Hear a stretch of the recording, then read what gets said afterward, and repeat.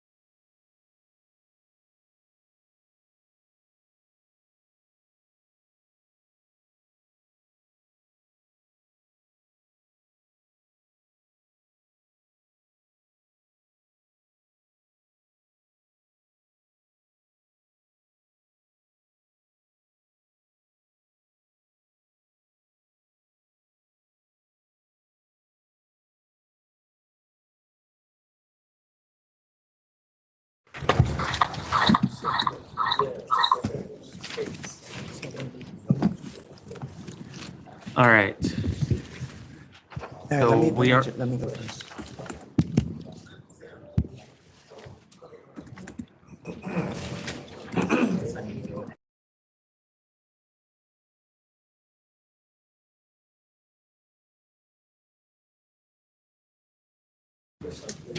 So we are back. The technical issues have been resolved. I know I told some people that we'd be back at 11:30, so I will pull some things that I know are here. But first, before I do that, let me actually start the meeting, which I didn't do. Good cause. So good morning, everybody. Thank you for bearing with us and being patient. Today's date is February 20th, 2025. This is a regular meeting of the members of the State Liquor Authority being conducted in our New York City office with video conferencing to our offices in Albany and Buffalo. This meeting is also being live streamed on the Authority's YouTube channel, where you can also find the recordings of all of our past meetings, most of our past meetings. Present today are Chair Lily Fan, Commissioner Edgar De Leon, and Commissioner John Maya.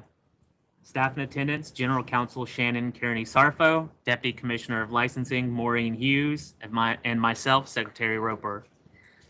I'll make this announcement again, though I did at the very beginning.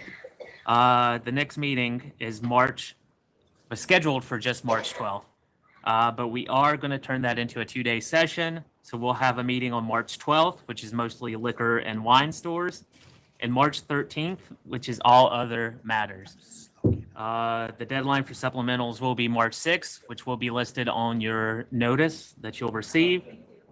Some notices with the incorrect date did go out. Those individuals should have since received an email update with the correct date. And if you previously were held over to March 12th and you are a non-liquor or wine store application, then my office is in the process of confirming if you can attend the March 13th. If you can't make March 13th, we'll try to squeeze you into March 12th. We will squeeze you into March 12th if you are available, or offer another date. We do apologize for the inconvenience and confusion that this has caused. Again, thank you for bearing with us. A banner with this information is on the front page of the State Liquor Authority website. We've also posted an updated list of full board meeting dates, which also has another update on there. So what was originally scheduled for September 17th has been moved to September 18th.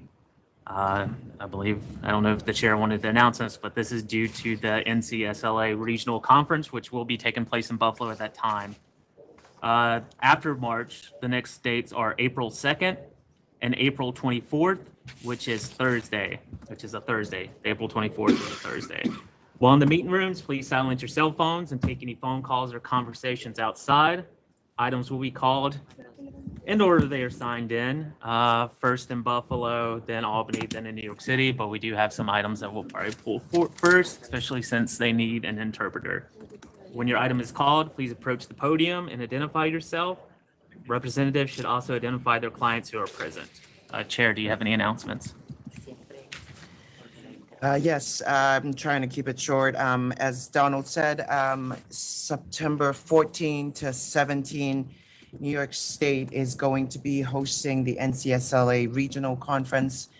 This is a directive from the governor and the National Committee on State Liquor Administrators is an organization that 43 out of the 50 states administrators participate. There are a lot of members that are industry members, trade members, practitioners, and it's a really great organization where alcohol law developments get discussed. Again, the state has not hosted this conference for 41 years, so we're bringing it back to Buffalo in September. I encourage all of you to look it up. It's ncsla.org.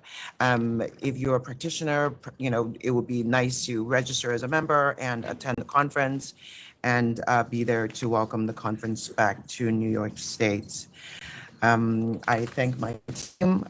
The prep except for this, hour plus long delay that got us slowdown here, our prep team have actually been doing really amazing and getting all the members ready for full board. So I congratulate them. It's a system that we've been working on internally for the past 18 months or so, and we are getting there. And as you know, Donald mentioned a few times now, we have to have a double day in March because there are so many items that licensing board is getting ready. It's also because there is just a faster movement in licensing board and things that are ready for full board. And we're trying to get people open and operating and address. And so that's why we're doing a double header in March. All of you know that outdoor dining is also coming down the pipe, so stay tuned. There's an opportunity that we're going to also do a double day sometime in the summer to address those, but we are relying on another agency's work on that, so we will try to get there as soon as we can. Take a look at the calendar. There are a lot of Tuesdays and Thursdays meeting for the remainder of the year. Again, March 13, April 26 is a Tuesday, September 18 is a Thursday, October 9th is a Thursday. So just be aware of those odd days. We adjust those based on holiday calendars. And with that, All right. Again, we do have an item that needs a Spanish interpreter. That item is number 70, El Rey de Oros Corp.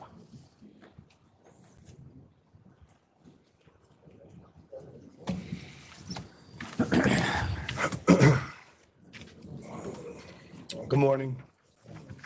buenos días. Neil Vasaki for the applicant. May I say a few things before we get started? Sure, just let the interpreter put her name on the record, please. Oh, yeah. Hello, this is the Spanish-English interpreter, Stephanie Ramirez. Thank you. What's the applicant's name? Leslie Duarte, El Rey de Oros Corp.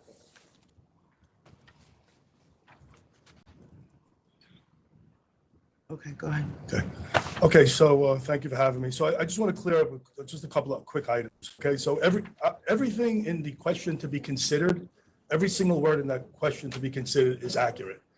And when I submitted the application, it's my mistake, and I overlooked it, unfortunately. In her personal questionnaire, naturally, where you have the question, do you know the prior business owner or prior licensees? And she put no. I'll take full blame for not picking up on that, and I think that's the crux of one of the problems, or the major problem here. The prior licensee who was denied, Rigoberto and the other woman, they're relatives of hers, and she basically, upon herself, agreed to basically now run this business and do everything that she would have to do as far as what we're looking for, in an applicant. So we filed everything. There are a lot of similarities, naturally, because we weren't reinventing the wheel. She tells me she's there every single day. He is simply a cook in the place. The business supports 2 families, and it's for a beer and wine. And like I said, I know the big thing is making the connection between the prior licensees and the applicant in front of you.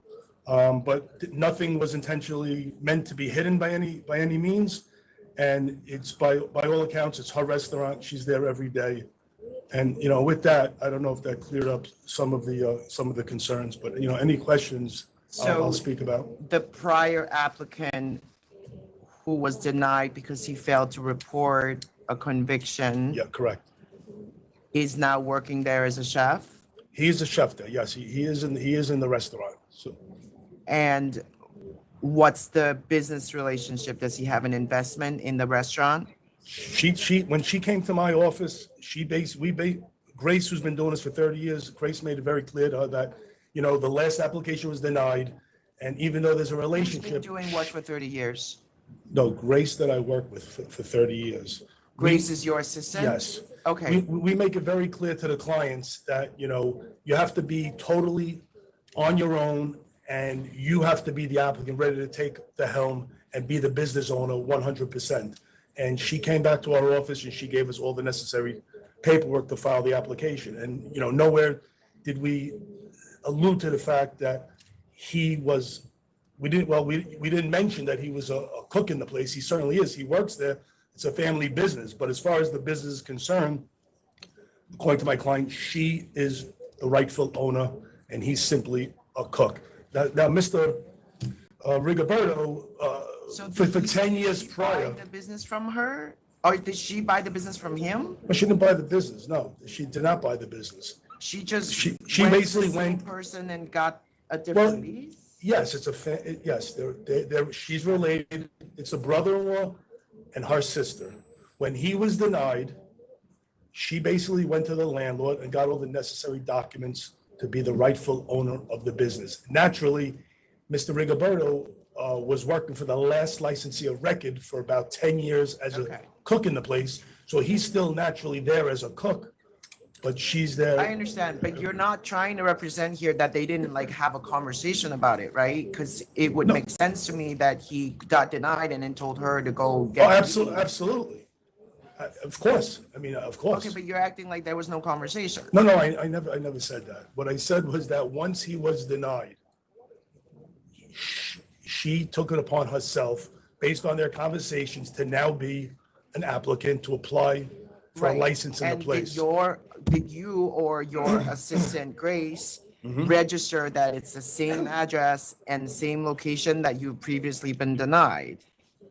Well, everything was in the application as, we filled out the application as if she's going in as a new applicant. We didn't, nothing was hidden I except for the fact. understand, but you So, didn't disclose that she knew them. I mean, that's. No, the I point here. initially said that when I filed the application, I failed to pick that up on her personal questionnaire. I missed that point. Had I saw that, I would immediately change that answer and stated that there was a relationship. I missed that point. I filed it. And she answered it incorrectly on the personal questionnaire. I'm not sure why. You'll have to ask her why she answered that incorrectly, but I missed that. Believe me, these things don't slip by me. I've done a lot of There applications. was no money exchange between her and him. Like she didn't buy his company. I don't have any knowledge of that. I don't have any knowledge of that whatsoever. Can we ask? Can we Of ask? course, you'd ask her, naturally, you ask her everything you want. She's here to take all questions. He didn't answer your question. Yeah, he does. Yes. Yeah, ask him. Yeah, let me ask you this, because I didn't hear the answer. I think Chair asked, does Reyes have any investment? And I will add, or is he the note holder? Is he holding any money? Does he have any investment in this business? Well, we filled out the financial questionnaire. I don't What's the believe. answer? Is I it don't yes or Ask her no? the question. Ask her the question. I 'Cause you're don't not believe- I answering don't- the question. Ask her the question. Okay. Ask her the question. Okay. I'll wait for you Sí, to porque catch up. somos socios los tres. Yes. Somos socios, sí. Rigoberto, mi hermana y yo. Yeah, she said yes because we are all sorry, business partners. Okay, how much investment does he have in the business? 20,000. $20,000. What percentage is that? That's 100% Como what we have. It's 20,000. What do you mean by percentage? How much is hers? Percent of that? The whole thing is 20,000. Let's see what she says. Do you want to? The investment is 20,000. All of it is his. So I can get my file. From what I remember, basically, she gave her own bank statements, Yeah, et cetera, she et cetera. did. She I don't, gave her own bank look, I want to be perfectly clear. When I filed this application, as I do all my applications, the financial disclosure is, all the money has to come from her. And if I go into my briefcase and I pull it out, I'm sure she supplied the bank statements. You know, what, if anything, anybody does behind the scenes or whatever, I have no knowledge of that. And I put it in as a very clean application, except for the fact that I failed to pick up on that one question, which is very important, that she had a relationship. Because I would have simply put, yes, brother-in-law, and that would have been it. So we do have that she invested $20,000 of her own money. Huh? But when asked if he has any investment, she just said $20,000. Is So that that's was new to said? me, and whatever the authority wants to do, do you want to withdraw? I don't. You're knowingly asking me to approve an availer, like right now. Right, So right, okay. Now that it's apparent that he has a $20,000 investment, if you want, absolutely, it should be withdrawn. all right. I'll just, could we kindly explain that to her? Because I didn't know that until right this very second. All right, go ahead. I mean, you can take it outside. Okay. Thank you. They need the interpreter. That's the best Spanish interpreter. Very good. Can we have the Like box closer? Oh, yeah. What's the interpreter's name? I don't know. All right, so that's gonna be a second call. No, I don't think it's necessary. He withdrew. Oh, he withdrew. I'm sorry, I was working on something else. So the application was withdrawn? Yes.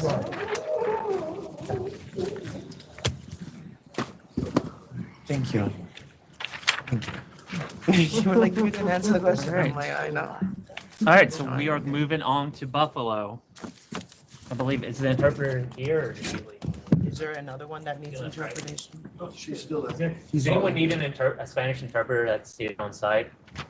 Okay. One more. 35, I just see it now. So 35, Coming back. I pull it up right now. So if you want to come up for who needs the interpreter,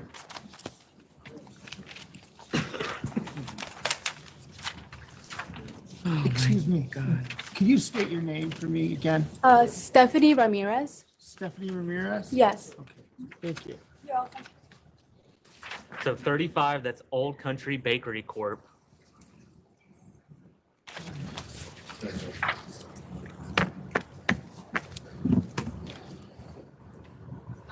Sorry, are you the rep or? Yes, I'm the representative. Okay, go ahead.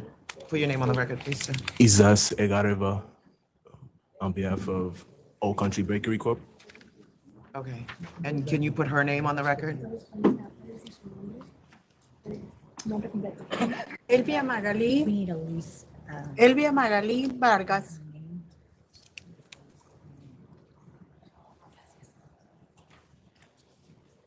All right,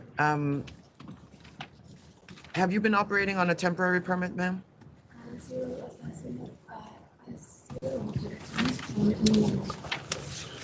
Sorry, can you repeat the question again? Have you been operating on a temporary permit?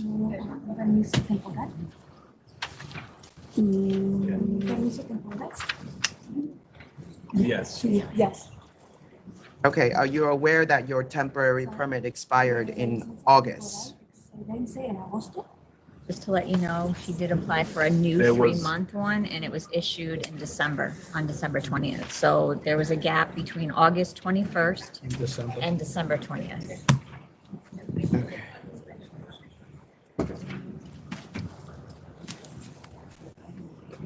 What's the answer? There was a new temporary permit that we applied for. There was in a 4-month December. gap. What happened there? During the 4-month gap, she wasn't operating, selling any liquor. But Can you pull the microphone closer? sorry, Thank you. through the 4-month gap, she wasn't operating with selling any liquor or beers. But as her temporary got it approved in December, then she started operating again. Okay. There was a mishap with the original application, so through that gap, I don't know if the liquor license authority didn't receive the original one, so through that gap, she wasn't operating until her application got approved in December. What are your hours? De 5 de la mañana From 5 a.m. a 10 de la noche. till 10 p.m. at night. 5 a.m.? 5 de la mañana? Yeah, es donde se hace el desayuno. Yes, we prepare, well, we do the breakfast. We cook the breakfast. Okay. She's not allowed to serve between 4 and 8. 4 and 8. Okay. So are you aware that you're not allowed to serve alcohol between 4 and 8 a.m.? I just want to make that clear. Exacto. So even at breakfast, there's no service before 8 a.m.? No. Okay. Here, we generally only care what time you close, but the 8 a.m. is across the board. No. It's 10 a.m. on Sunday, no? Desayuno. For on premise, it's on. We only sell breakfast. What? Yeah, de las 5 a las 10, 12, 11. From 5 till 10, 11. It's 11 now? What time do you close? A las 10 de la noche. We close at 10 p.m. Okay.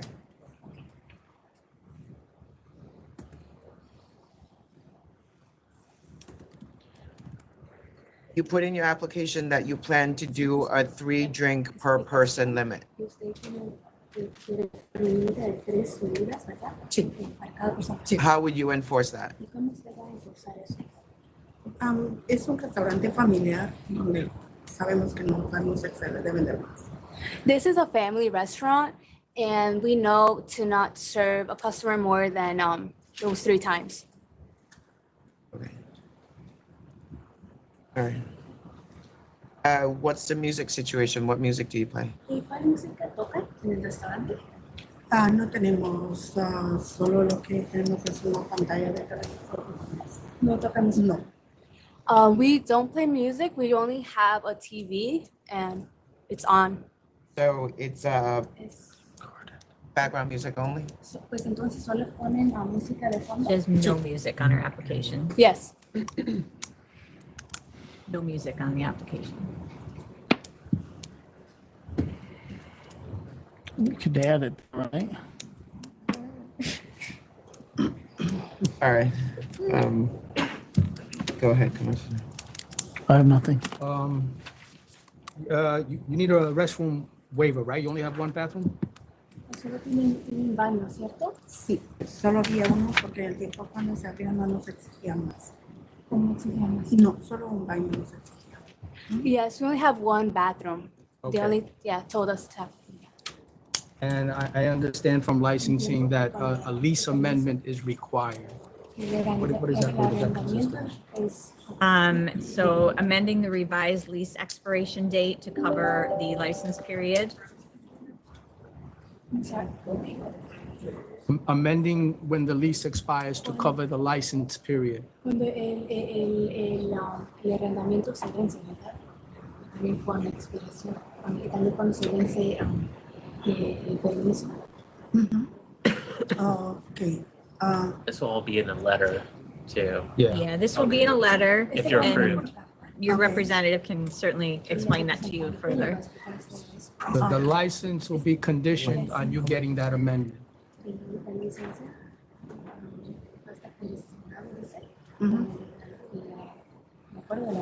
Del arrendamiento. Okay. Está bien. Okay.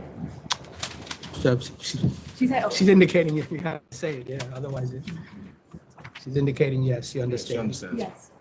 Yes. Yeah, we all know what they're saying.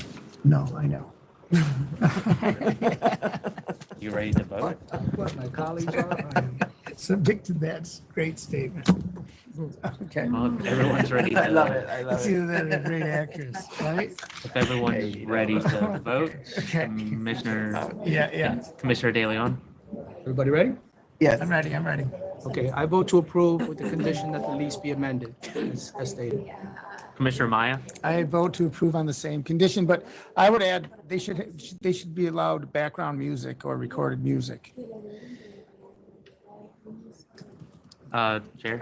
All right, I'm going to vote to approve midnight across the board, background music allowed, and the bathroom waiver is allowed. Just to be clear, the service starts at 8 a.m. during the week and 10 a.m. on Sundays. And Commissioner De Leon, you okay with the conditions? Yeah, yes. And Commissioner Maya, the rest? Yes. Okay. Oh, I like them. No, it's just that maybe if we're going to do the Ms. conditions. Ramirez, Ms. Ramirez, do you have a card? Could you leave a card with the secretary? Sorry? Your interpreter card? That's how. Do you have a business card? No, I don't. Okay, you have the information? Yeah. Okay, Yeah, we have an email and everything Okay. confirming her appearance. Sorry. thank you. Yeah, Solo pidió para mi tarjeta de negocio. yeah, been approved, you'll get a letter. Okay, thank you very much. Muchas gracias. Welcome. All right. All right, we have one more that needs an interpreter. One more, 25106 Wine and Liquor Store, Inc. What number? 55. 25. 25. Very true. Did you say 25? 25. So the are you opposition? And you the applicant, sir? Can you put your name? Angel Office Night? Do you have a representative, like an attorney? No. Okay. So we do have opposition here, so they go first. Right there.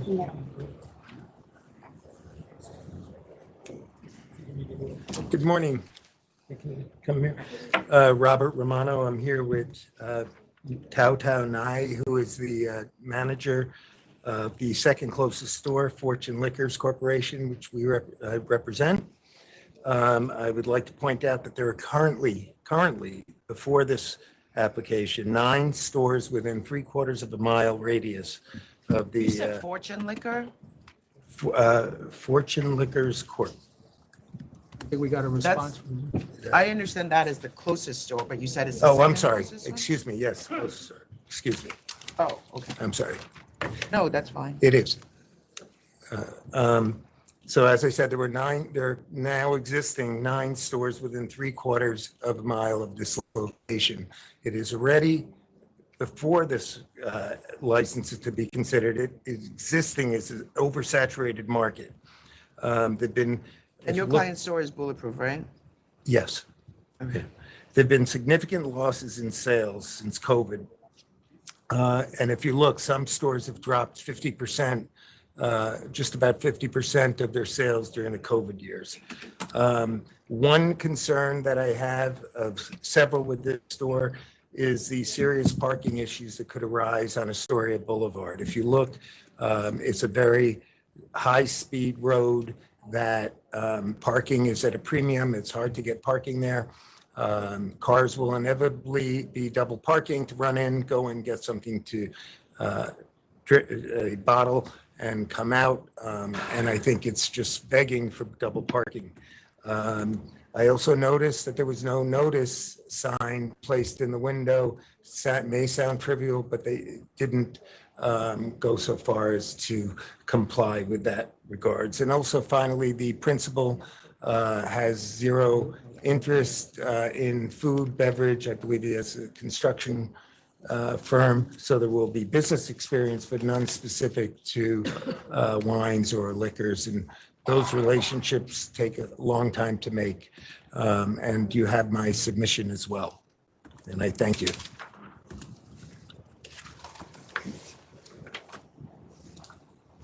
Oh, do you want to say? Oh, this is bulletproof, right, Shannon? I don't remember. Let me see. So if the applicant can It's come a back out. non-bulletproof store We with have a bulletproof bulletproof cell. glass. Yeah, okay. Cell okay, area. okay.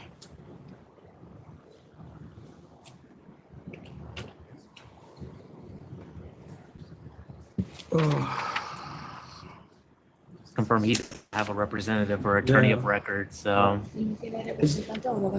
Is there anything you want us to know before we make a decision, just based on the application?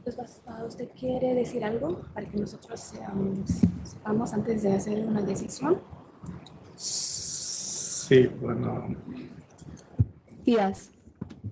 okay, so, yo sé que en ese, I know en esa avenida hay in that avenue that there is muchos negocios de a lot todo of business, of every type of business. y también es And una avenida que it's an es avenue bien that amplia y, has a lot of movement, y hay mucho parqueo and there's a lot of parking.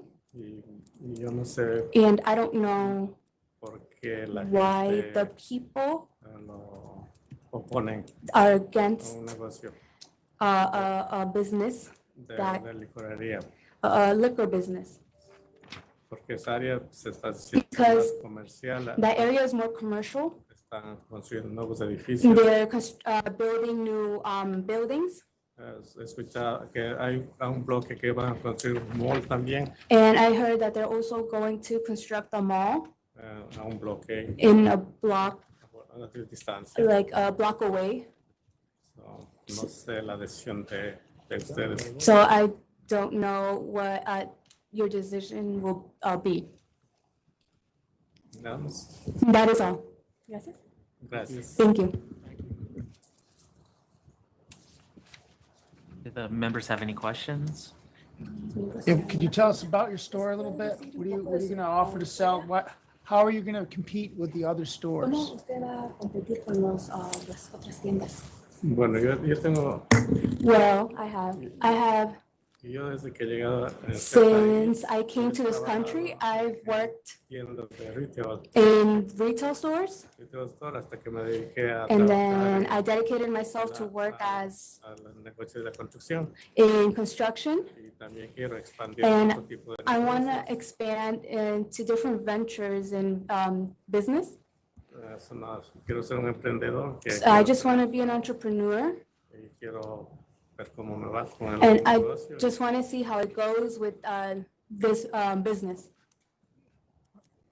Well, okay. Okay. I'm gonna ask you a follow-up question. Shall I wait for the opposition, You Chair? can keep on. I mean, she's- Okay, No, let him finish. okay, then here's my next question. I respect all your hard work. What makes your place that you propose special? What's the special customer attraction to your business? ¿Qué es algo Plan. especial que usted hace o que va a hacer para atraer más clientes? Bueno, hacer Well, propaganda do en pues, website, do a website to promote como y también vender en línea. and sell online. And ¿Qué más puedo hacer? well, what else can I do? Puedo poner unos advertisements que exalten el negocio, que ¿Poner se, qué? unos, como son advertisements, Oh yes, and put out advertisements que se pueda that can llamar la atención al cliente. to grab the attention of the clients. Did you fill out your application or did you have someone help you? ¿Usted mismo rellenó su aplicación o necesitó a alguien que la ayudó? La señora que trabaja para mí está acá atrás, ella me llenó la aplicación. The lady that works with me, who's in the back, she helped me fill out the form. Thank you. Do you know where you buy your alcohol from? ¿En dónde usted compra el alcohol? Bueno, estaba chequeando. en Well, línea I was para- checking online a ver dónde lo puedo comprar. to see where I can buy it wholesale. Y And yeah, porque yo anteriormente yo compraba mercancía, because beforehand I used to buy merchandise, pero no alcohol, sino but not alcohol. pero yo sé cómo comprar la But mercancía. I know how to buy merchandise. Does he know there are only 2 distributors in New York that he can buy from? Usted sabe que hay solo dos No, let's not say distribuidores that. para comprar That's not true. alcohol. I'm not supposed to say that. No, no, no. So Entonces, in the alcohol world, en el mundo del you are required by law to buy from a licensed wholesaler. Wholesale, correcto. Ajá, Sí, que tiene la licencia para sí, vender este sí, yo alcohol. sé. Ah. Okay, yes, I know. Thank you. All right, so let's hear from the other protests. I have an exhibit if you guys could take a look. What's the story? My name is Pablo Moreno. I represent PPO United. My name is Pablo Moreno and I represent PPO United. Are you the owner or? Yes. Okay, so just, allow the record to reflect that the closest store, Fortune Liquors, is protesting. The second store, PPL United, is also appearing. And then also the third store, Chinquito, also sent a letter in protest. That is the third closest store. Go ahead, you can, Okay. You?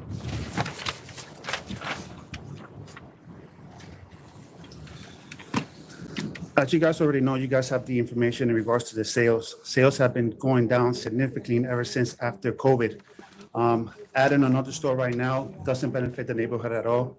And if you guys could take a look at the exhibit I just provided to you, within a 12-block radius, there's a total of 6 stores already open. One that was recently opened about a year ago. So another addition to another liquor store would just be roadkill.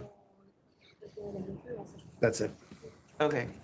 Do you have another copy? Do you want to give? Yes. You want to give it to him? He should probably have it. I So don't know. can I ask you another question, sir? Can you come up? So his store, it's about 5 blocks away on the same avenue. Our decision standard, it's public convenience and advantage. So do you have anything in response to say to why your location is more convenient for the consumer than perhaps another one that's very close by? Are you closer to a bus station or subway station or anything like that?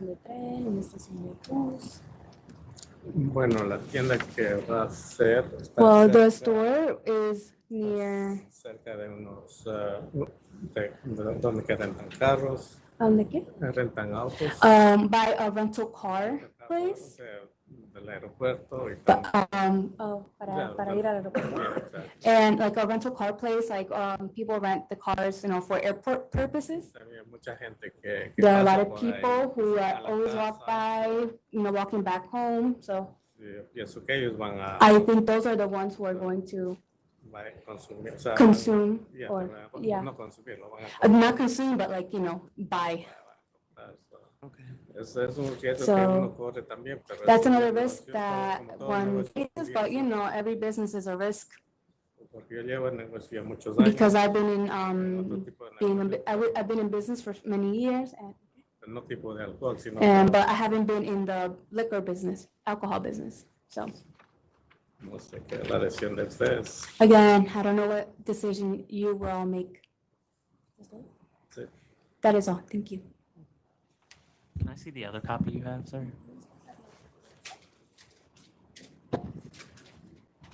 Thank you.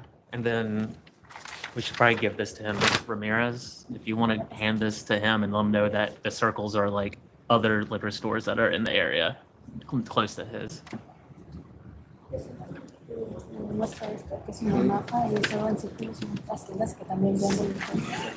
So are you going into, so are you going into a new building?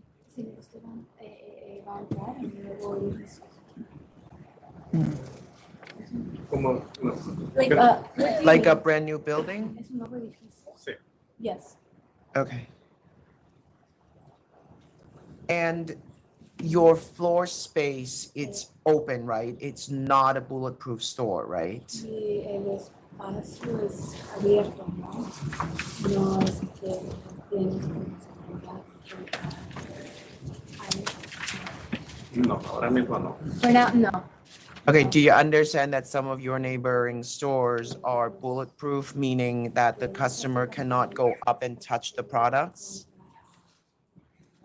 Bueno, si me dan la licencia, yo tendría Yes, if you or if you all approve the license, puedo hacer modificaciones. I can make modifications. Poner I know, but protección. right now you're Protection? proposing to not have a bulletproof store, which is what is in the public's convenience and advantage.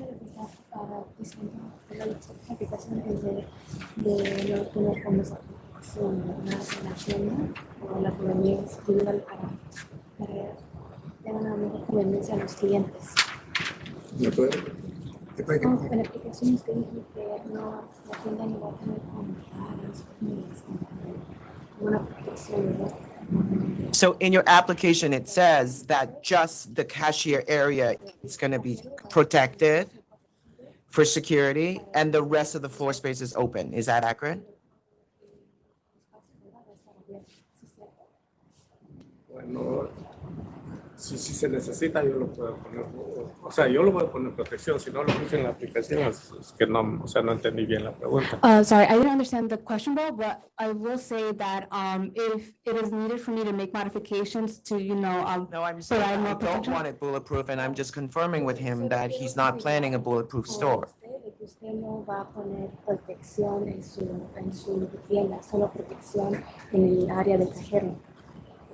Así lo puso en aplicación. Sí, sí, así lo puso la señora que trabaja para mí. Yes, the lady who works with me, she put it down like that. She answered the question like that. Pero si necesito poner alguna protección por dentro, yo sé que tengo que poner una protección para la entrada, para el cristal. Also, yes, I do. I also need to provide protection, like in the front entrance. I will put that as well.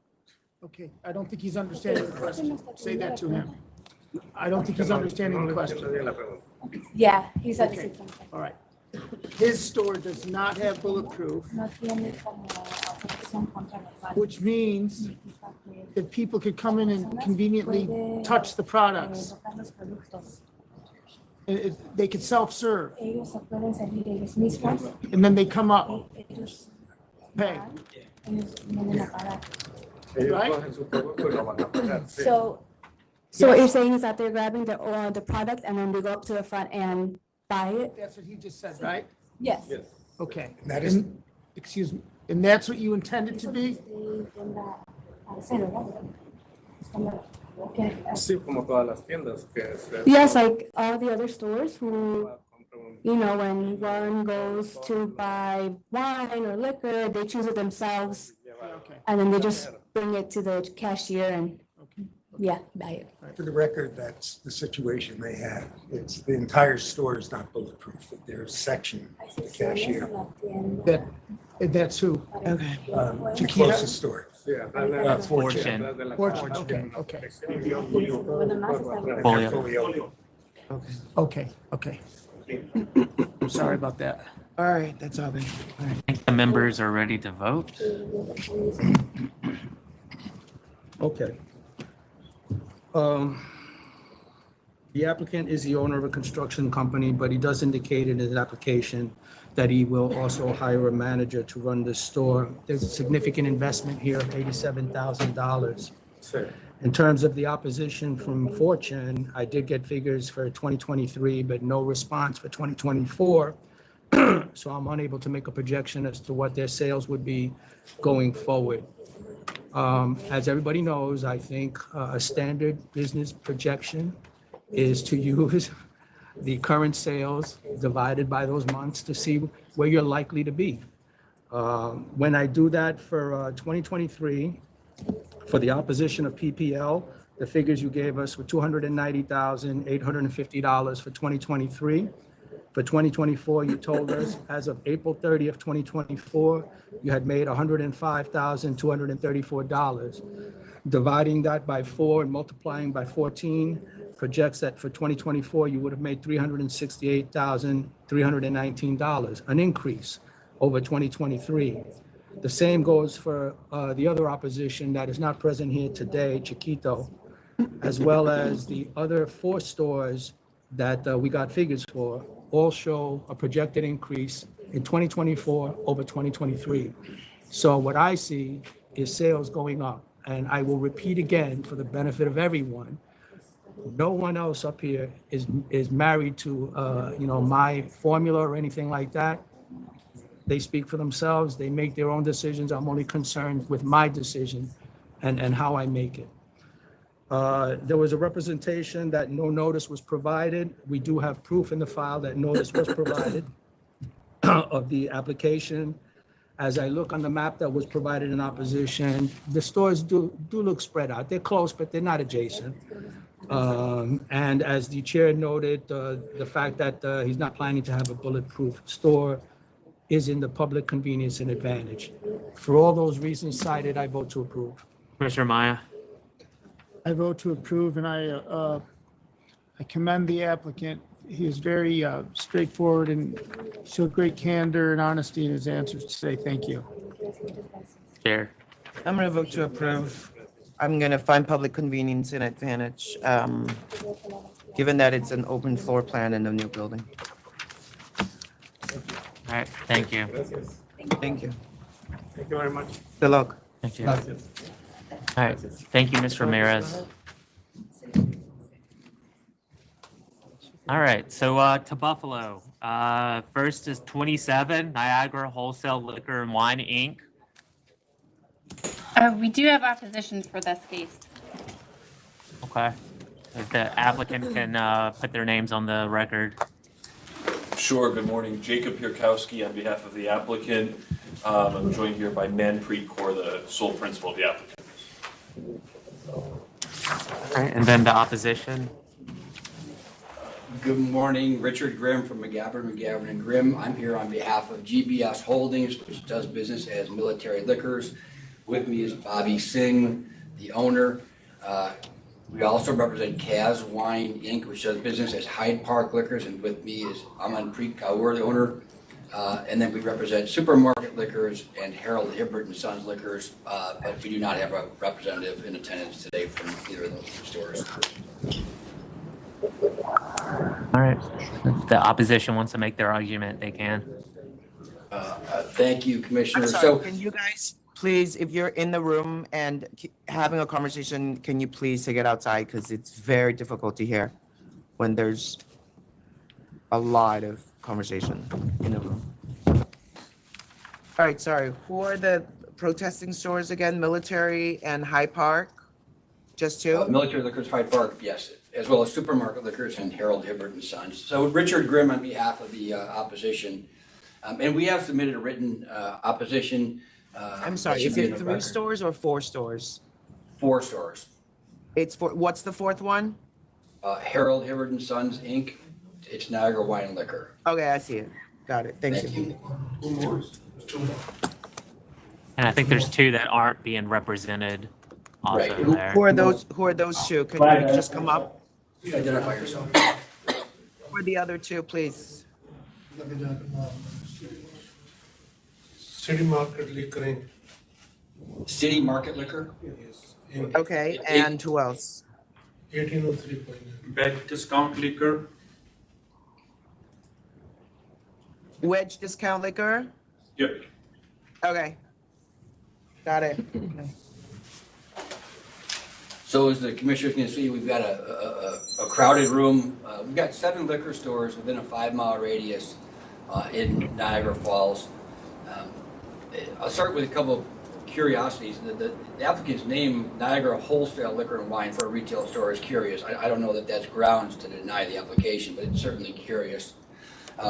But really, we have 3 issues with the application. Number 1 is the number of stores in proximity. Number 2, the fact that the applicant appears seriously undercapitalized.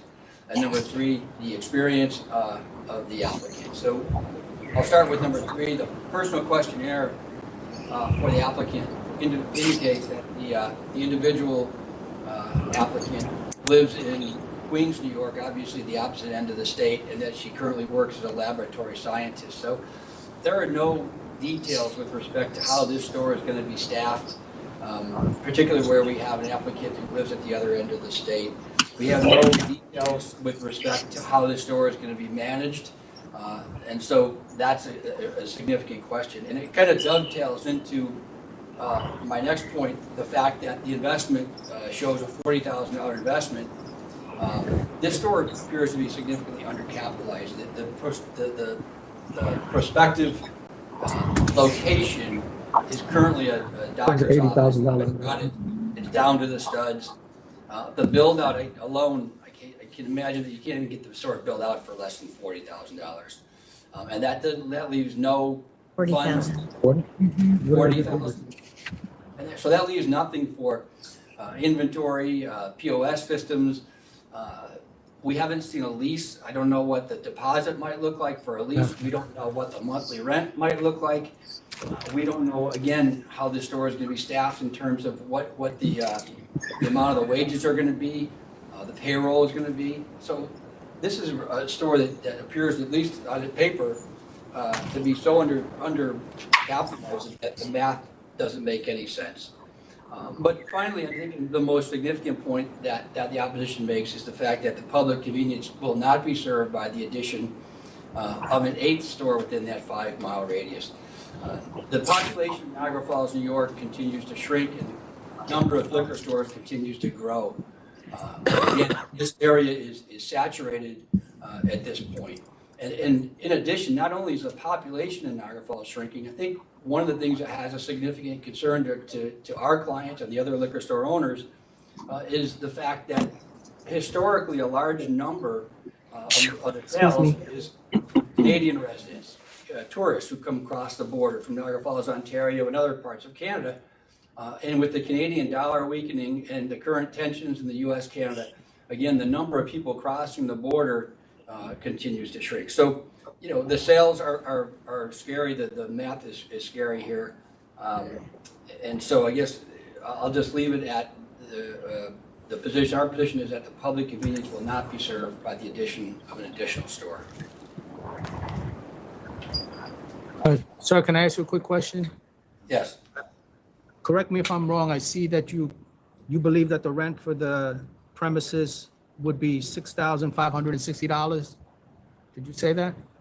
I think that was a number that my partner, I'm pitch hitting for my partner, Sean McKenzie, who filed the opposition. That was a number he included. I don't know where he got that number candidly. Okay. I think he just took an average or just kind of was ballparking a number based on some of the rents and leases that he's seen in the neighborhood in the area. So I don't think that's based on any firsthand knowledge. Okay, thank you. Thank you.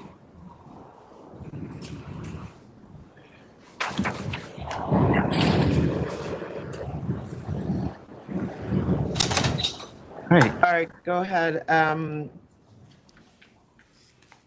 The other two stores, you guys want to come up? You have something to say? City Mart and City Mart Liquors and Wedge Discount. Go ahead. Do you want to add anything?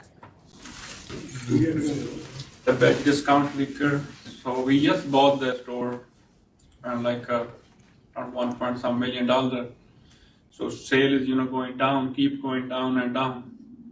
So I don't know how we're gonna survive if it's another store came in there, because we know I have numbers worth the back in years, So I don't think very good, to have another store there. All right, so we don't vote to protect your existing business, your 7,500 size store. Yes. Do you have anything to say about their public convenience and advantage? Or lack thereof? So I don't understand what's that mean? How is the addition of the store add to the public convenience is the question. So I don't think so.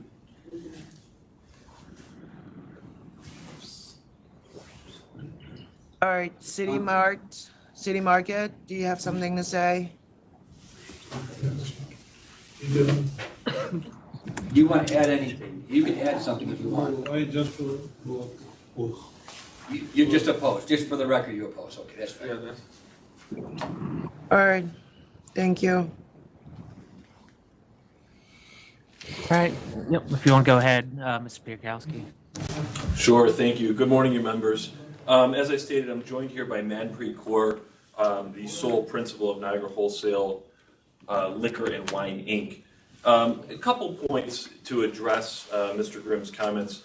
At the outset, Ms. Kaur does work as a laboratory scientist. She does have a high-level degree, but her intention here is to move to the Niagara Falls area. And just to be clear, the store is actually in the town of Niagara, not Niagara Falls, which is a separate and distinct municipality. In the letter of support from the supervisor of the town of Niagara. So does she live in Queens or does she live in Western New York? Where does she actually live? Currently lives in Queens, will be moving to Western New York. She's a single mom. She's going to be relocating her son to a school here. She has family in the area, and that's the driving motivation to come to this part of the state. So she flew to Buffalo to appear in that room? I don't understand.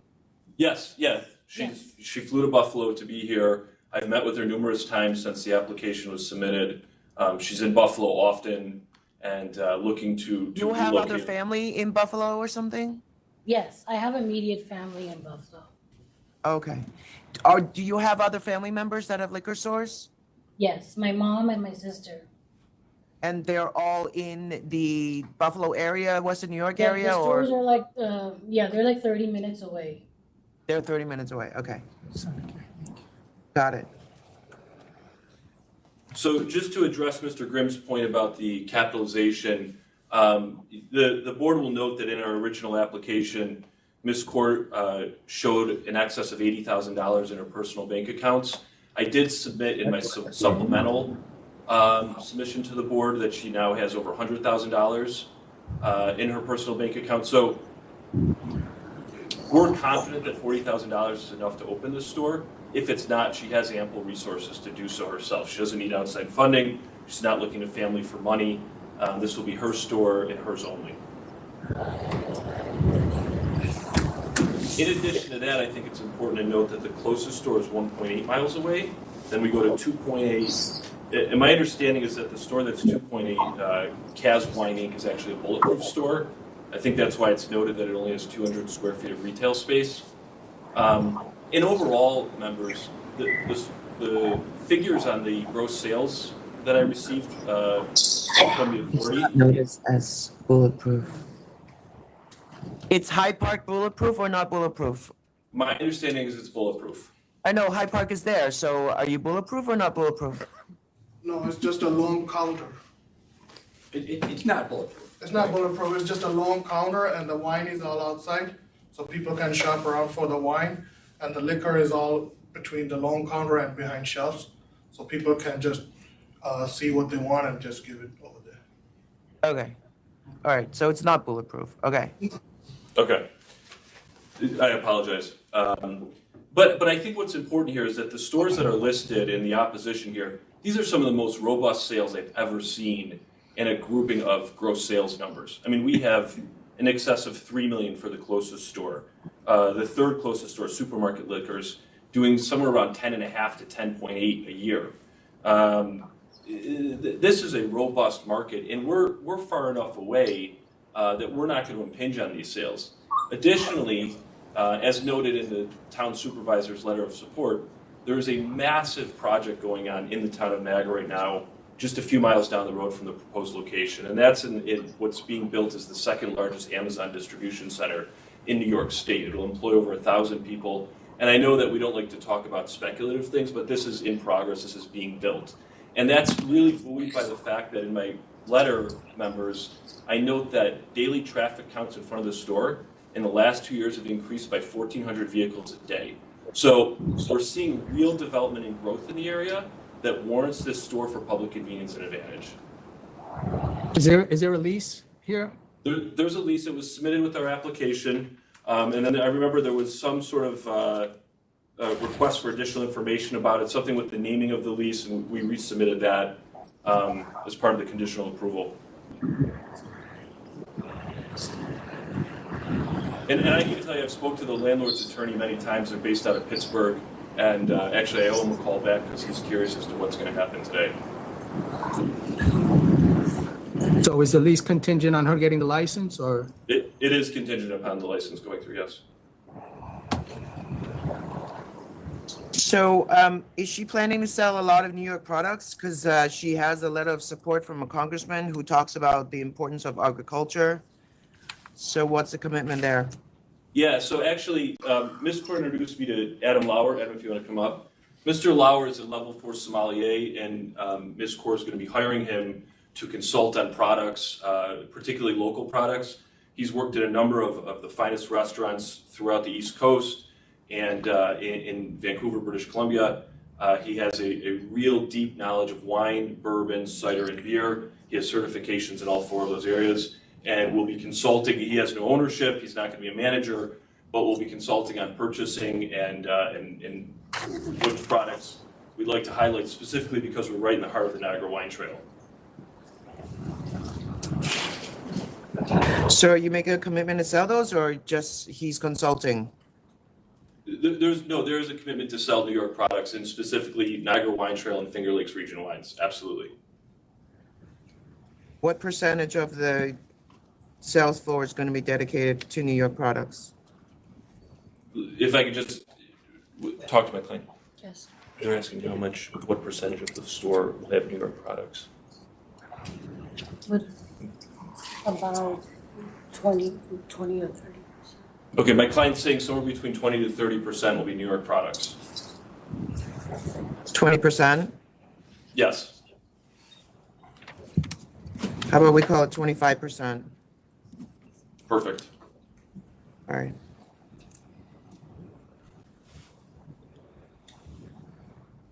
Can I ask a question? To the member. Just to is Gurpreet, I don't know how to say your surname. Is it Kaur? Kaur? Yes, How do I say Kaur. your last name? Kaur? Kaur, Is yes. Gurpreet Kaur, is he related to you? Yes, she's my sister.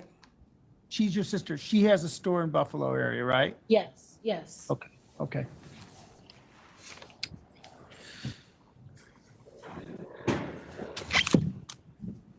So you're going to quit your lab sciences job and move up to Niagara? Is that the plan? Yes, I will be relocating to Niagara. And you're going to do this full time? Yes. Okay.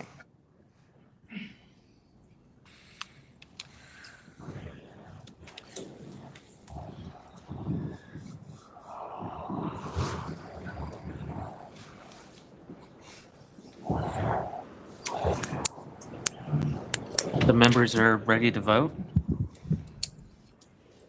Commissioner De Leon? I'm ready. Everybody's ready? Yeah.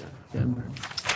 Okay, I did have some concerns about a lab technician in Queens running a store in Niagara Falls, but that has been clarified for me.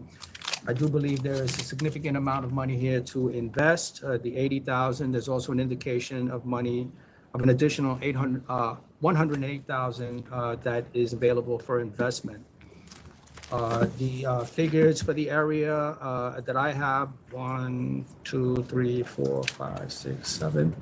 Out of the 7 that we received, 4 are projected to have increased sales or have had increased sales in 2024 over 2023.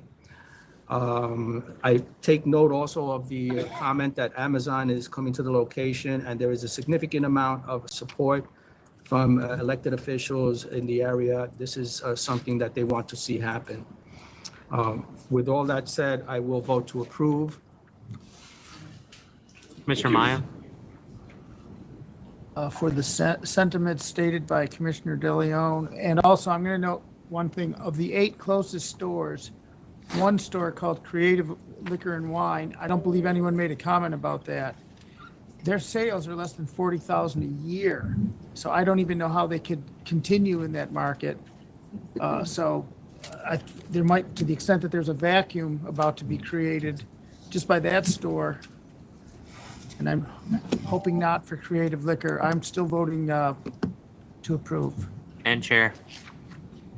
All right, I'm gonna vote to approve with 2 conditions. I think I agree with opposition counsel that the numbers are not fully disclosed here. So Jacob, I'm gonna ask you to just really look at how much she's spending and update that as one of the conditions.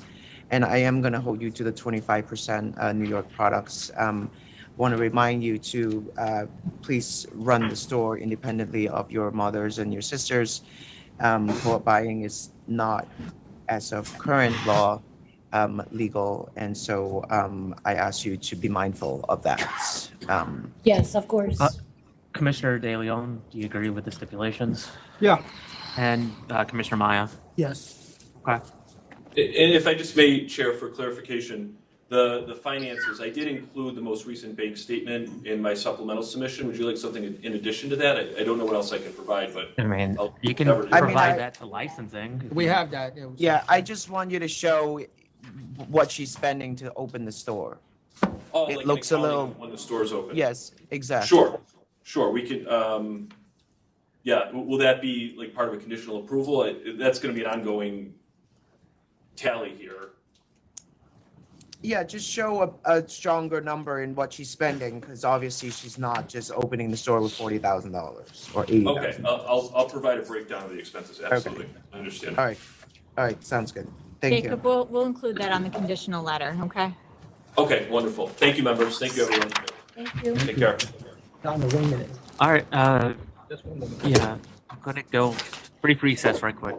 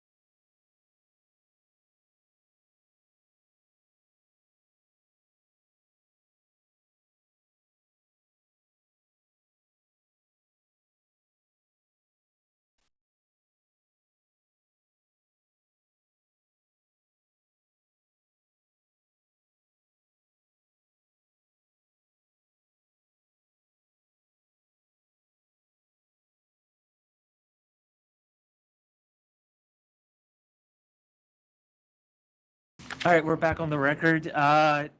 Next item is 34, Henry's Wine and Spirits, Inc.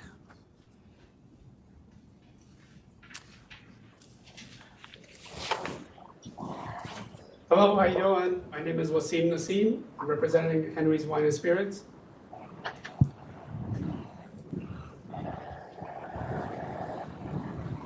What do you mean representing? You're the applicant? I'm the client. My attorney couldn't be here today, so I'm doing it myself. You want to adjourn and come back when you have your lawyer? Because we have some questions. No, I should be ready for every question you have. Okay.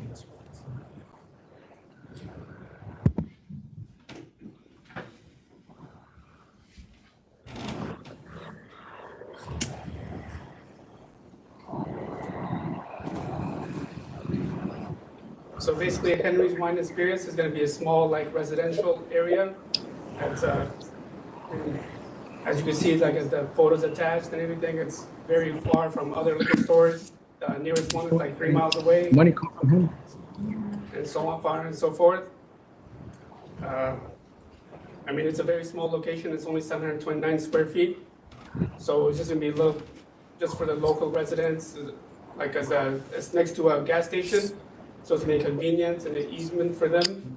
Just stop by, grab their wine, liquor beverages. So let me ask you, so it's concerning to us that the gas station that's next to you and the store that you used to work at are both owned by your prior employer, is that right? So your employer, you work for 451 Denise Road, which is a liquor store?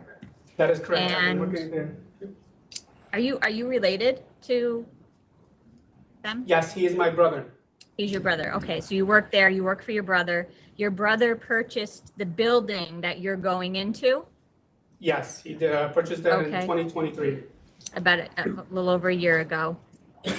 Can I ask what the significance is for Henry's, the name Henry's? Because your brother has a store, his doing business as is Henry's. Henry's Your Liquor, corporate- Yep. Your corporate name is Henry's Wine and Spirits. And the gas store next door is also Henry's Gas and Goods. Can you just explain the significance of Henry's? There's no significance. It's just because the next door is Henry's Gas and Convenience, and my brother is he's the investor basically. He that's what he does. If you look at his profile, he invests in different properties and businesses. He owns like 3 commercial convenience stores, and he only has 1 liquor store for now. And the Henry's Why Wine did and you? The only reason I chose that name is because the Henry's Gas and Goods. So I just wanted to be like, because they're next to each other. So But that's why are we you chose- calling your entity Henry's? It's just Where'd that because come it's from?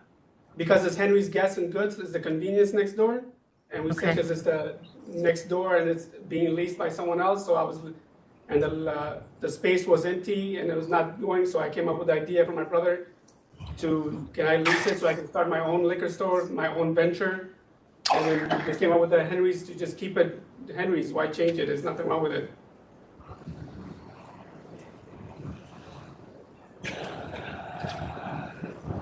Thank you. Yeah, of course.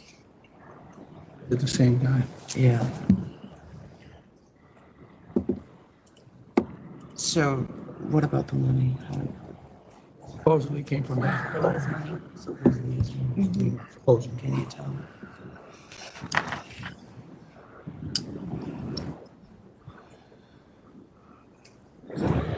Does it count? You're forthright. Can you tell us a little bit about the financing for this venture? The financing, we're gonna be investing. I'm gonna be investing $60,000. Where's the money basically. coming from? Where's the My money income. coming from? So my Your income, I income. work for 451 Denise Road Inc., which I make about $3,000 a month, and my expenses are 0 to like it's less than it's basically nothing. I had a car payment, but my car crashed last year in June, which I received $25,000 from the insurance company. So that's adding to this, to the investment, and then also just my income, just my savings over time. Do you have a lease for the property? We do have a lease. It should be attached there. I believe maybe my attorney should give you the leases, but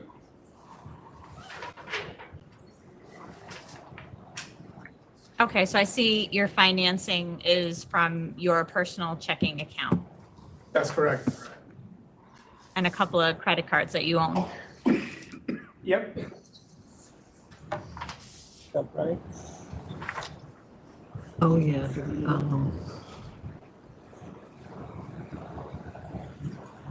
I don't know. I don't really believe him, but We'll see. The issue here is. Did I miss a lease on this?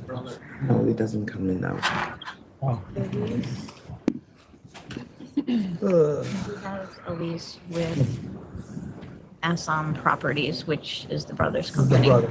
Yeah, I don't think so. For how much?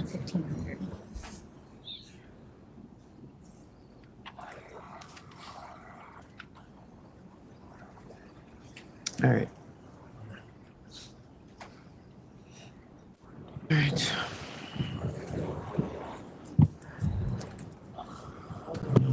The brother submitting, I don't have an affidavit or anything from the brother saying he's not gonna be involved. Just, whoa.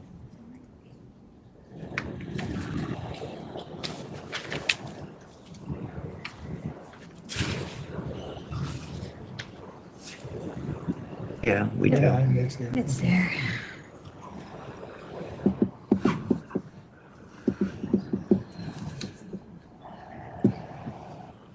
It's a toss up for me. Oh, you're good.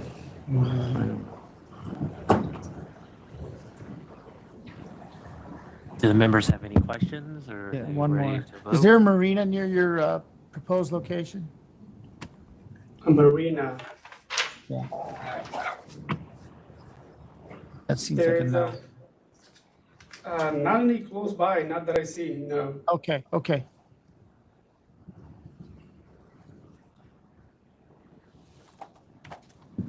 When you, all the way out there, I don't even know why you would have a store out there. Is there a public beach out there? It's by the lake, but there is no beach nearby. Okay, It's by the lake. okay.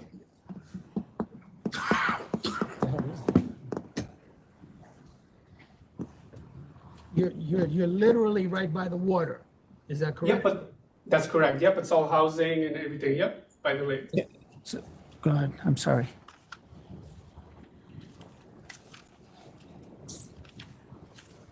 Can I ask a question, another one? Yes, of course. You still, I didn't know if something was going to. Why do you want to be next to a wildlife management area with no marina and no beach? Well, because the residential area, there's there's the only liquor store there. Then the people demanded basically, since my brother opened up the other liquor store, I've worked for him for almost 4 years now at the 451 Denise Road Inc.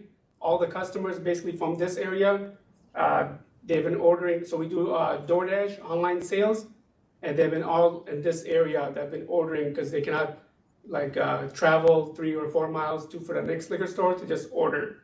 And then we've been receiving calls and people are they want demanding, like the residents, they want a liquor store there basically. Is this just a gas station next door or a convenience with no gas? There is a gas station there, yes, there is.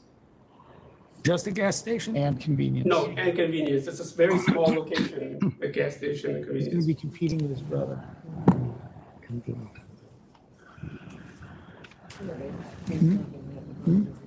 What's that? Brother does not. Oh, yeah, you're right, his other store, yeah, I'm sorry. So- Ask for. You're going to be competing with your brother? Not really, no, because it's still like for the residents, like they order through DoorDash. So for some people that don't have DoorDash or the capability of Okay, order through online, they cannot reach other liquor stores. okay, thank you. Yes. You understand that the concern here that this is really your brother, he's the landlord, that he's really going to be the owner of the store. You understand that that is our concern? Well, if you like look at my brother's profile, he does, this is basically what he does for a living. He invests in like businesses and then he leases them out to other people. Like the one next to like the gas and goods next to this location is leased out to somebody else. And basically I came up with the idea to, instead of leasing to someone else, why don't I just start my own venture? And then once this happens, I have my letter of resignation and I'll be quitting my job and not working for him, basically. You're gonna need to show that it is truly a separate entity, and you do that by, essentially creating a paper trail, right? You have a valid lease, you pay rent, it's documented that you pay the rent to whatever entity the lease is. We know that he's the owner, whatever entity named he has on the lease, but you're gonna need to show us that this is actually you as the owner, that this is your business and not your brother's. Of course. And I would suggest that you create a good paper trail to do that, because if it is approved, we will check. Of course, yes, 100%. And if approved, you can't share inventory, right? Oh, 100%. Oh, yes, that's against the law in New York State, yes.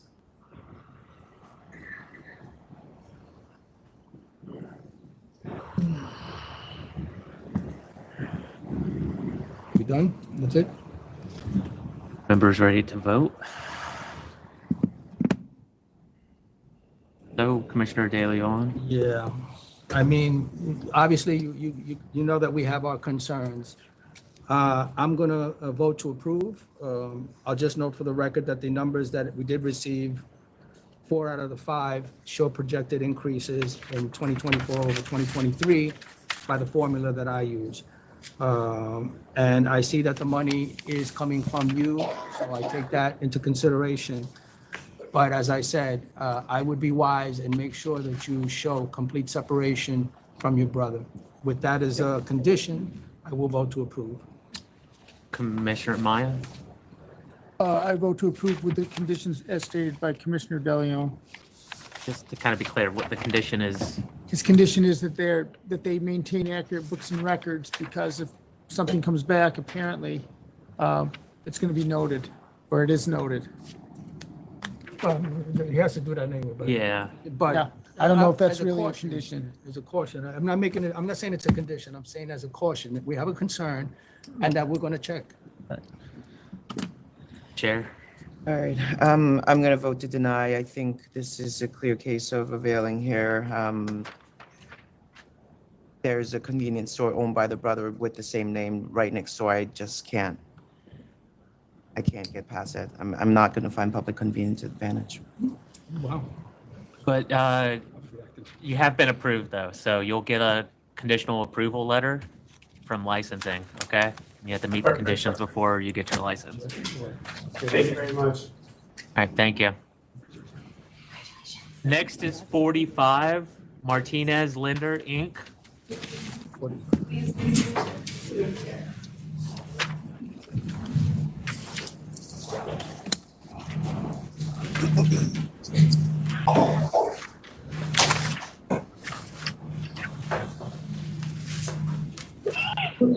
Moving.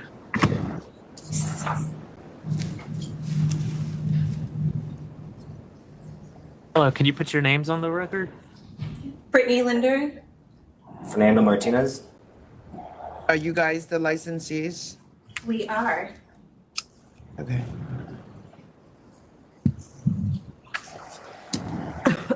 When did you buy the store? We closed March of last year, so 2024. Okay. And what's wrong with the prior landlord? So when we first bought it, well, when we first went under contract, we had storage area. When we went back through for our final walkthrough before closing, he had walled off all of the storage and given it to the tenants next door. So we did end up closing because we figured it's still a great deal, it's a great opportunity, but that just in the future we would look for something with storage.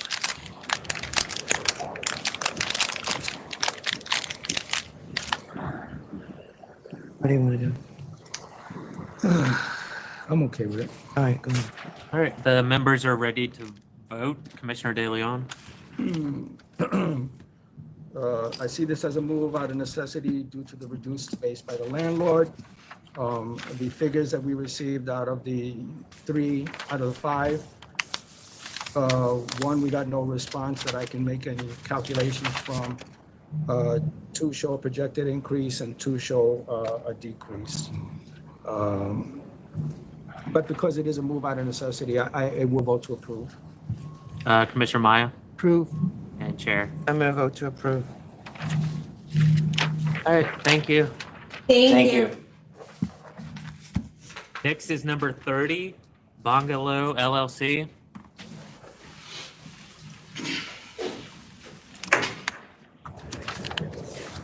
Dear Lewis.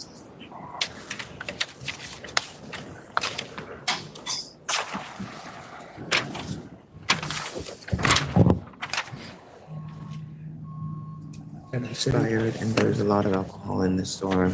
Illegal parties, the city opposes. Right, that's a good thing. Okay.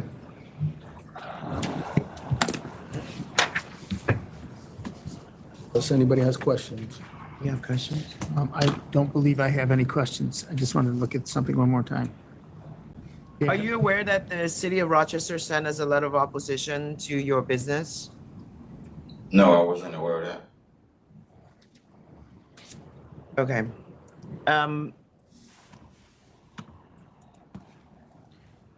There are allegations that you're having a lot of illegal parties at the location. Your temp has expired and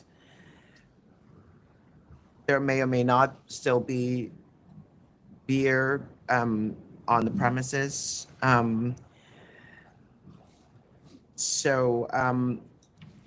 We're gonna adjourn this since he's not represented, and can someone print him the file in the Buffalo office, please? So that would be over to March 13th. March 13th. Gotcha. We're gonna give you the file and just take a look at it, and you can come back on March 13. Nicole, I don't know if you have the access to that file, do you? So I we might don't, just I'm have, sorry. yeah. Can you So if just it's email okay, it we to can. her? In the meantime, if your temp is expired, you will need to apply for it again, sir. You can't just keep selling or have alcohol laying around if your temp is not active. I do not have alcohol since my temp was expired, and I do not have, because prior to that, I didn't really have much sales. It's just the fact that. All right, you need to look closely in your store to see if there's alcohol lying around. Go ahead and do that and take a look at the City of Rochester objection letter. 'Cause Okay. I can't have this conversation until you see what's in our record. They're saying that you're having illegal parties. Yours is not a license where you can be playing loud music and having gatherings and all Right. that. So you can also try to take the letter to go talk to the City of Rochester and see if they will change their position. Okay. Okay? But take a look at the file, and we're gonna adjourn this to March 13, which is a Thursday. I want to. Okay. Okay?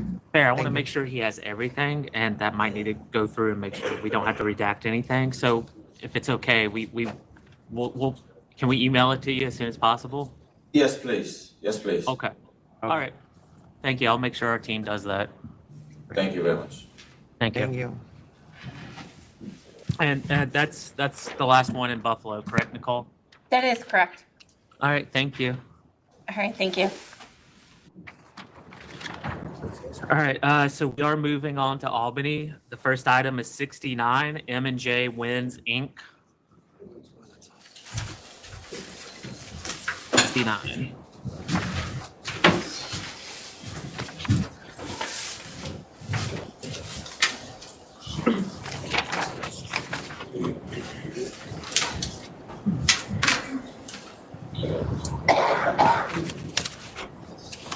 All right, thank you for returning. So, again, this is a lot of police and recorded activity through the year since 2022. I accept that perhaps some of it is other businesses that's in your parking lot. I see your plan to avoid overservice, no double shots, ATAP training, which is really required by law for all your servers and for all your bartenders anyway. You're gonna serve food until 2 a.m., hire appropriate security guard, patrol outside, and commit to a 3 a.m. close. Is that accurate? Yes, it is. Okay. So with those conditions, I'm going to accept 6,000. I'm sorry, what were the conditions? What was that again? It's in the email. It's Okay. no OSHA service, no double shot, ATAP training, food until 2 a.m., appropriate security guard patrolling outside, 3 a.m. close. Commissioner De Leon? Right. You mentioned the kitchen, food until 2 a.m., right? I think you mentioned. Yes. Okay. I mean, really, this is in recognition of the fact that you've been around for 33 years. This is a bad history here. And it's really all in 2023. I mean, that was just a bad year. Yes. So we hope that you have no further problems. Thank you for your efforts at remediation. I accept $6,000. Mr. Maya? Accept. All right, so I guess you're the one that introduced the conditions, right? So you're okay, because you'll need a new license certificate. So you're okay with the penalty amount, which is $6,000, and then all the conditions that'll be on your license? Yes. Okay. Yep. All right, thank you. All right. Hey, thank you very much. Thank you for coming in. Next in Buffalo is number 10, Orange Wine and Liquor Corp.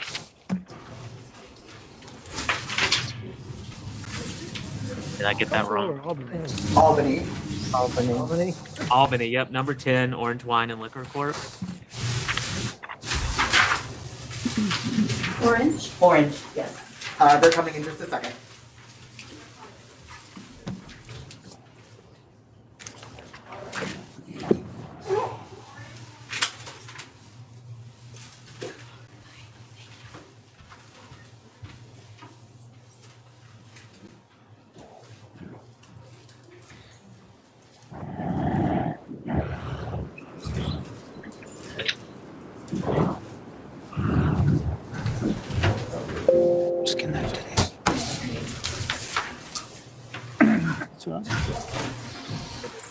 Okay, good afternoon, Chair Fan, Commissioner De Leon, Commissioner Maya. My name is Mastin Sansom. I'm the attorney for the applicant. I'm joined here by Narinder Singh. He is the owner, as well as Ranjit Singh. He is the manager for Orange Wine and Liquor Corp, located at 402 Balltown Road, Schenectady, New York. The application before you is for a liquor store. Based on our calculations, there are 3 of the 4 closest stores have increased sales. The population has also increased. We have a couple of support letters from some local officials. And also, the applicant will be providing a variety of conveniences for the public, including curbside pickup, tastings, delivery services, and they'll be open the maximum hours possible, according to the county laws. This location would provide exceptional access to those shopping at the Mohawk Commons shopping center. It's a very, very busy plaza with a Price Chopper grocery store, a large Price Chopper that is located right there. And there'd be a designated customer base for this store, quite frankly. Not too far down the road, well, about a mile down the road, is a Hannaford. And that also supports a large customer base as well. I'm going to turn it over to Narinder here to talk a little bit more about that customer base and how many people actually do come to that specific shopping center. Good afternoon, everyone. My name is Narinder Singh. Thank you for having us. This plaza would be serving 4.2 million visitors. That comes to that plaza every year. That comes down to 11,000 visitors per day. As for convenient to the locality. And out of that, I believe there is 14% of people that are local, local senior citizen over 65 year and old. You know, if they come to Price Chopper or they come to Target or come to Burlington, you know, or come to Marshall, and that's same shopping center, I would believe they would want to go to that liquor store for as for their convenience. Nobody over 65 or 70-year-olds would want to make another stop going to a different plaza to get their bottle of wine. And I go to that shopping center. I'm a local resident, and you know, we have to go pretty far away to get our liquor. Also, coming from State Street, which is 4.7 miles a strip, there is no liquor store within the 4.7 mile strip. Along with that, we ensure, you know, we will be providing top-notch services to the local community and do the best we can for the local community.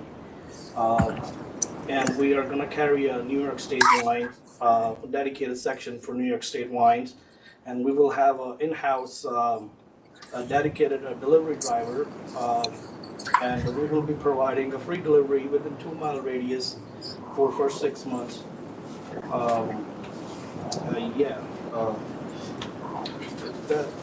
That's all for now.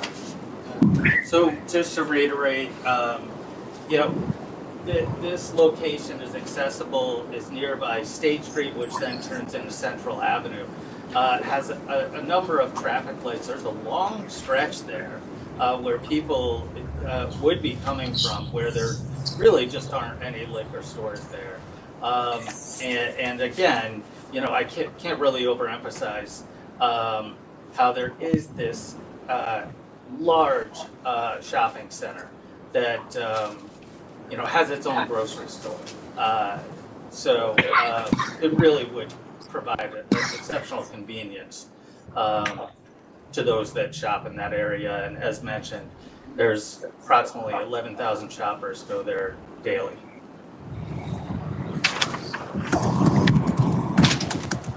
Members have any questions? Are you selling orange wine? Why is it called orange wine? It's just a branding name that we came up with, Orange Wine and Liquor, and have a little unique name. As far as, you know, many of other liquor stores has like discount wine and liquor, you know, and that's the best name that we thought of, Orange Wine and Liquor. What percentage of your products will be New York products? We are thinking about like probably like anywhere between 15 to 20%. All right. Can we hold you to 20% if you were approved? Yes.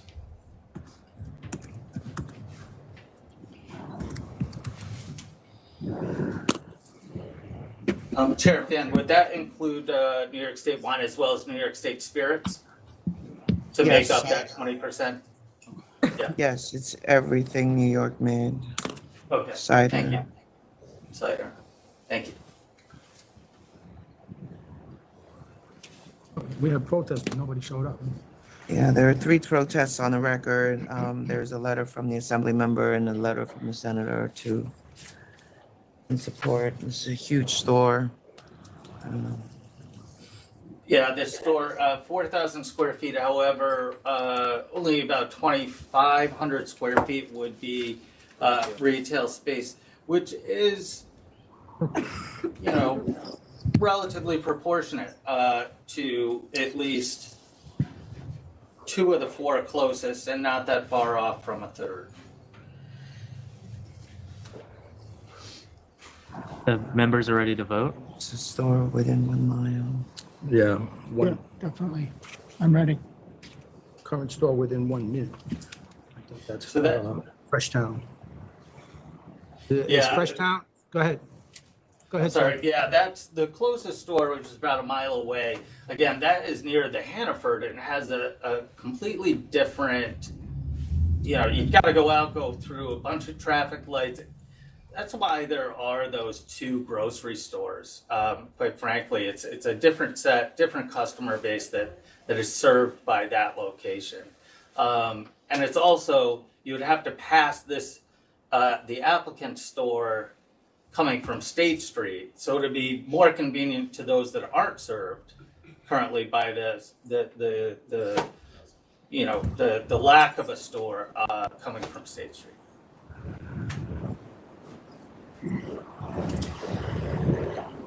There's 4, 3, I would say 3 of the closest 7 are doing decreasing numbers. For 2024, not for 2023, 2024 compared to 2023.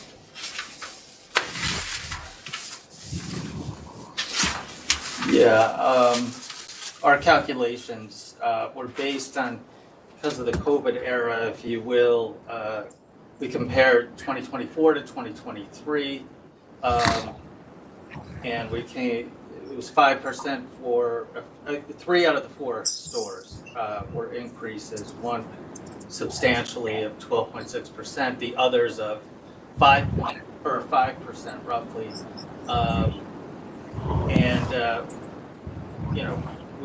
We took the monthly average, increased it 20% for November and December, but that monthly average, which I think is reasonable, and those are the figures.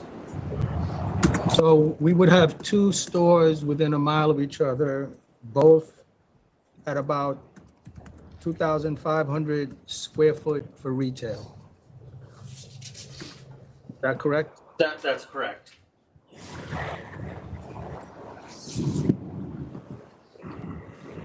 Again, at different shopping centers. But what's in your shopping center? It's Mohawk Commons. We are anchored by Target and Burlington and Lowe's and Bright Shopper supermarket. Okay. Marshalls, I believe. Marshalls, yeah. Okay.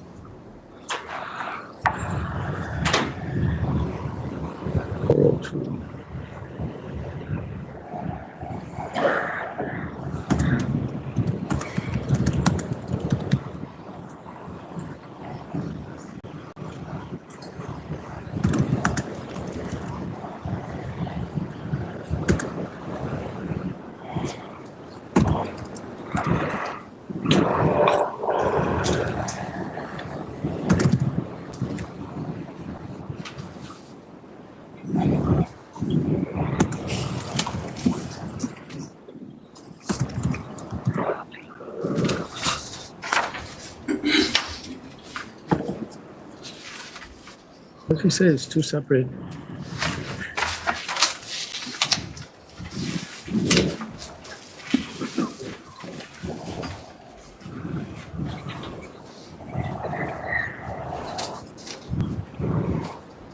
A big one. Okay. We voting? Yeah, if you're ready, Commissioner De Leon. Yeah, as the chair noted, we note the support that you have from the assembly person. Significant investment here of $248,000. I am concerned about 2 stores of that size being in such close proximity. But you do indicate that these are 2 separate malls. That's correct. And in terms of the 2023 to 2024 figures, I do see projected increases for 1, 2, 3, 4, 5 out of the 6 stores that we received. There was protest, but no one has showed up in person. I'm going to vote to approve. Commissioner Maya? I vote to approve. I know they're very convenient location. The Target, Lowe's, Price Chopper, car dealerships, big shopping area. So yes. Chair? I'm going to find public convenience advantage and vote to approve. All right. Thank you very much. Thank you very much. Thank you very much, members. Thank you. Next, they has appearances in Albany and New York City. It's 71 FRESHTOWN Liquor, LLC.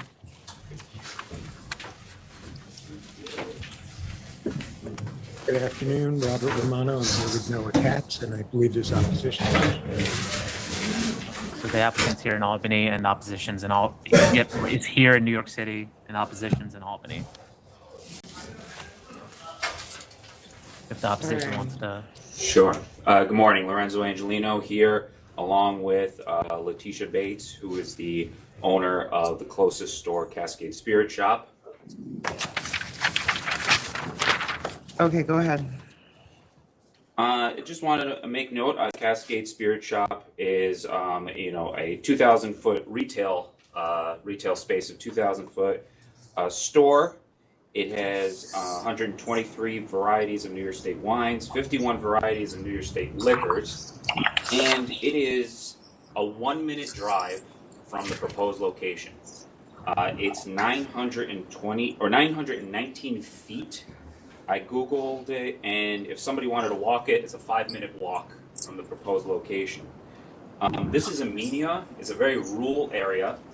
If you satellite map the area, you're going to see a ton of green. You'll see some small pockets of residential area, but mostly farmland and green space. And the numbers from the closest stores, I actually had Ms. Bates update her numbers through 2024. We show a 15% decrease from 21 through 24 through the end of 24. The other stores are showing the other closest stores are showing significant decreases as well. 28% for Millerton and 17% for Millerton Super Inc. In different areas, but they're still all showing decreases. The population, the census data that I was able to pull from the census shows a decrease in the population for the whole town of Amenia. It also has the hamlet of Amenia as a census designated place, so we actually have numbers for the 1.2 square mile area of the hamlet, which shows a population decrease of 24% from the 2010 census to the 2020 census. The other websites I was able to locate some projections of decreases in population coming up. There's no major residential areas being built or proposed or anything like that. I feel that there really isn't much of a public convenience here, as we're literally a 1-minute drive from the proposed location.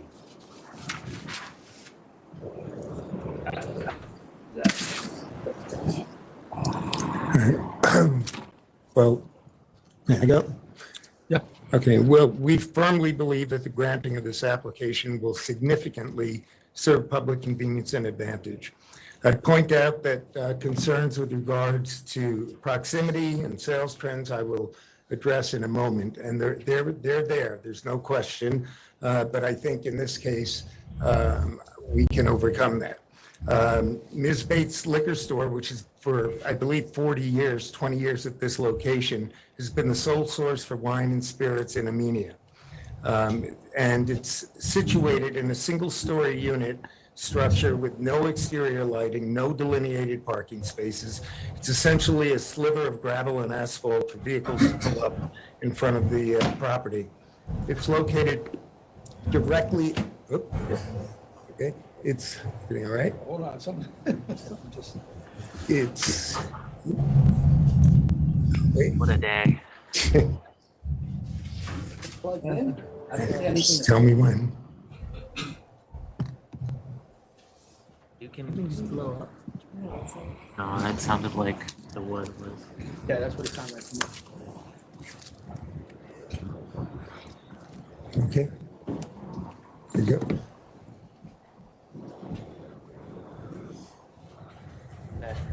Found it? No, still no. So. All right. Yeah. Okay.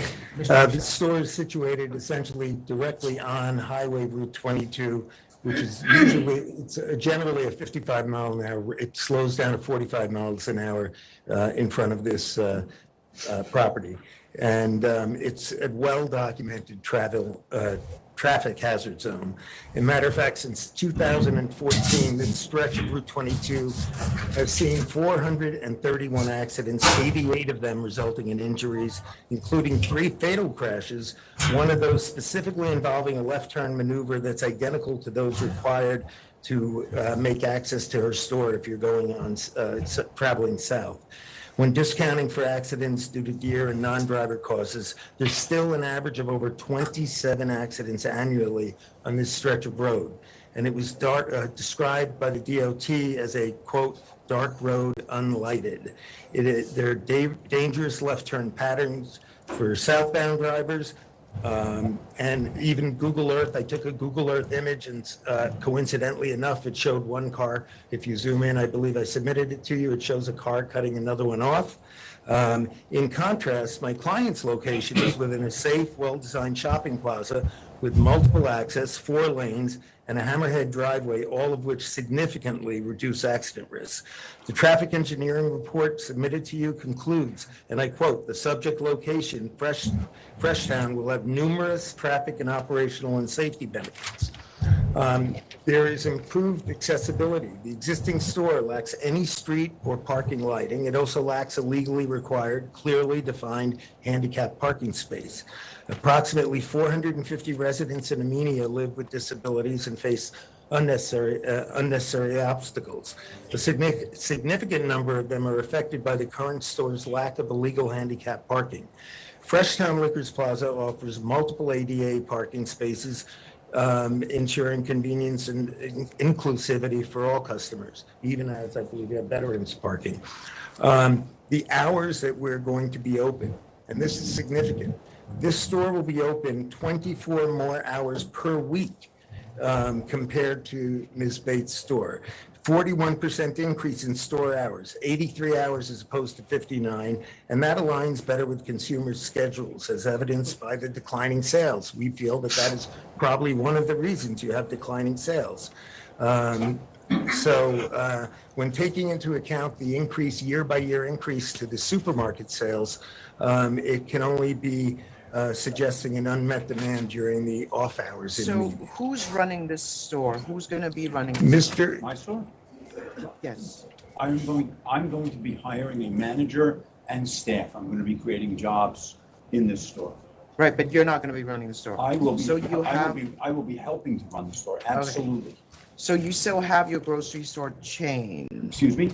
You have a chain of grocery stores? I am the president of a grocery store chain that I do not own anymore. We transitioned that company from an employee-owned company in 2021. I don't own that company anymore, but it is next door to the store that I am proposing. But you still run the grocery chain? I'm the president. Okay, so, and there are 13 of them, and then there are 6 that are in process of being applied for. We opened up, we have a chain of grocery stores that I am the president of. Yes, that is correct. And you don't know how many are in the chain? I know exactly. We opened up our 19th store actually today in Newburgh. Okay. But it's an employee-owned company. Your wife also recently applied for a liquor store. My wife owns a liquor store in a completely different part of New York State, on Livingston Manor.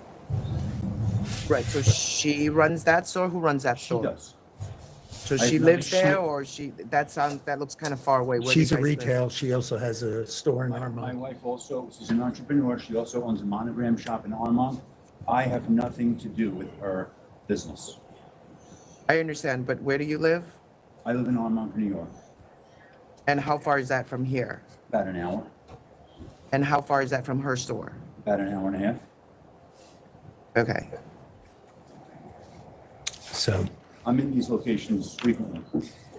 So I'm on the road all day. Okay, it's just unusual that you're going from the grocery business into the liquor store business right now. Well, I can explain that. do you want? Please do. Yep. The supermarket is employee-owned, and there are statistics that when there is a liquor store directly next door to a grocery store, it does also help the grocery store. So this will help the employee owners of that store. It will provide a tremendous convenience. If I may, and I thank you, please let me explain. That grocery store, FRESHTOWN, draws from a very wide radius. There's also a Tractor Supply in the shopping center. And we don't just draw from a median. We have 4,000, that grocery store has 4,000 transactions a week. And we draw from Millerton, we draw from Pine Plains, we draw from Sharon, we draw from Dover Plains, we draw from Millville. I've been serving that community myself, for 22 years. Very familiar with the entire area. I know many, many of the residents. I've worked in that store, and I work there now. I was there on Saturday. And I don't believe that this is going to impact Miss Bates' liquor store as much as many might think, because we draw from a wider radius. People come grocery shopping in our grocery store. They don't go, it's very, I understand what everyone's saying, that it's kind of close to where our store is, but I must share something with you. When you leave our plaza, let's say somebody comes from Millerton, a mom with some kids, to do some shopping, and they want to buy a bottle of wine. They're not going to her liquor store necessarily, and I can explain why. With all due respect, I say this with all due respect, her liquor store is on the side of the road. There is no parking, there is no lighting. Think about 5:30 at night. It is pitch black out, okay? There is the parking is very haphazard, and I have pictures to show you. People park this way, then tomorrow they're parking this way. I pulled up Saturday, and a man was backing in off of Route 22, and a car went right in front of me. I have the picture. I'm happy to show it to you if you would like. A mom, elderly, they're not going to do that. They're not going to try to find that liquor store at 8 o'clock, 7 o'clock at night.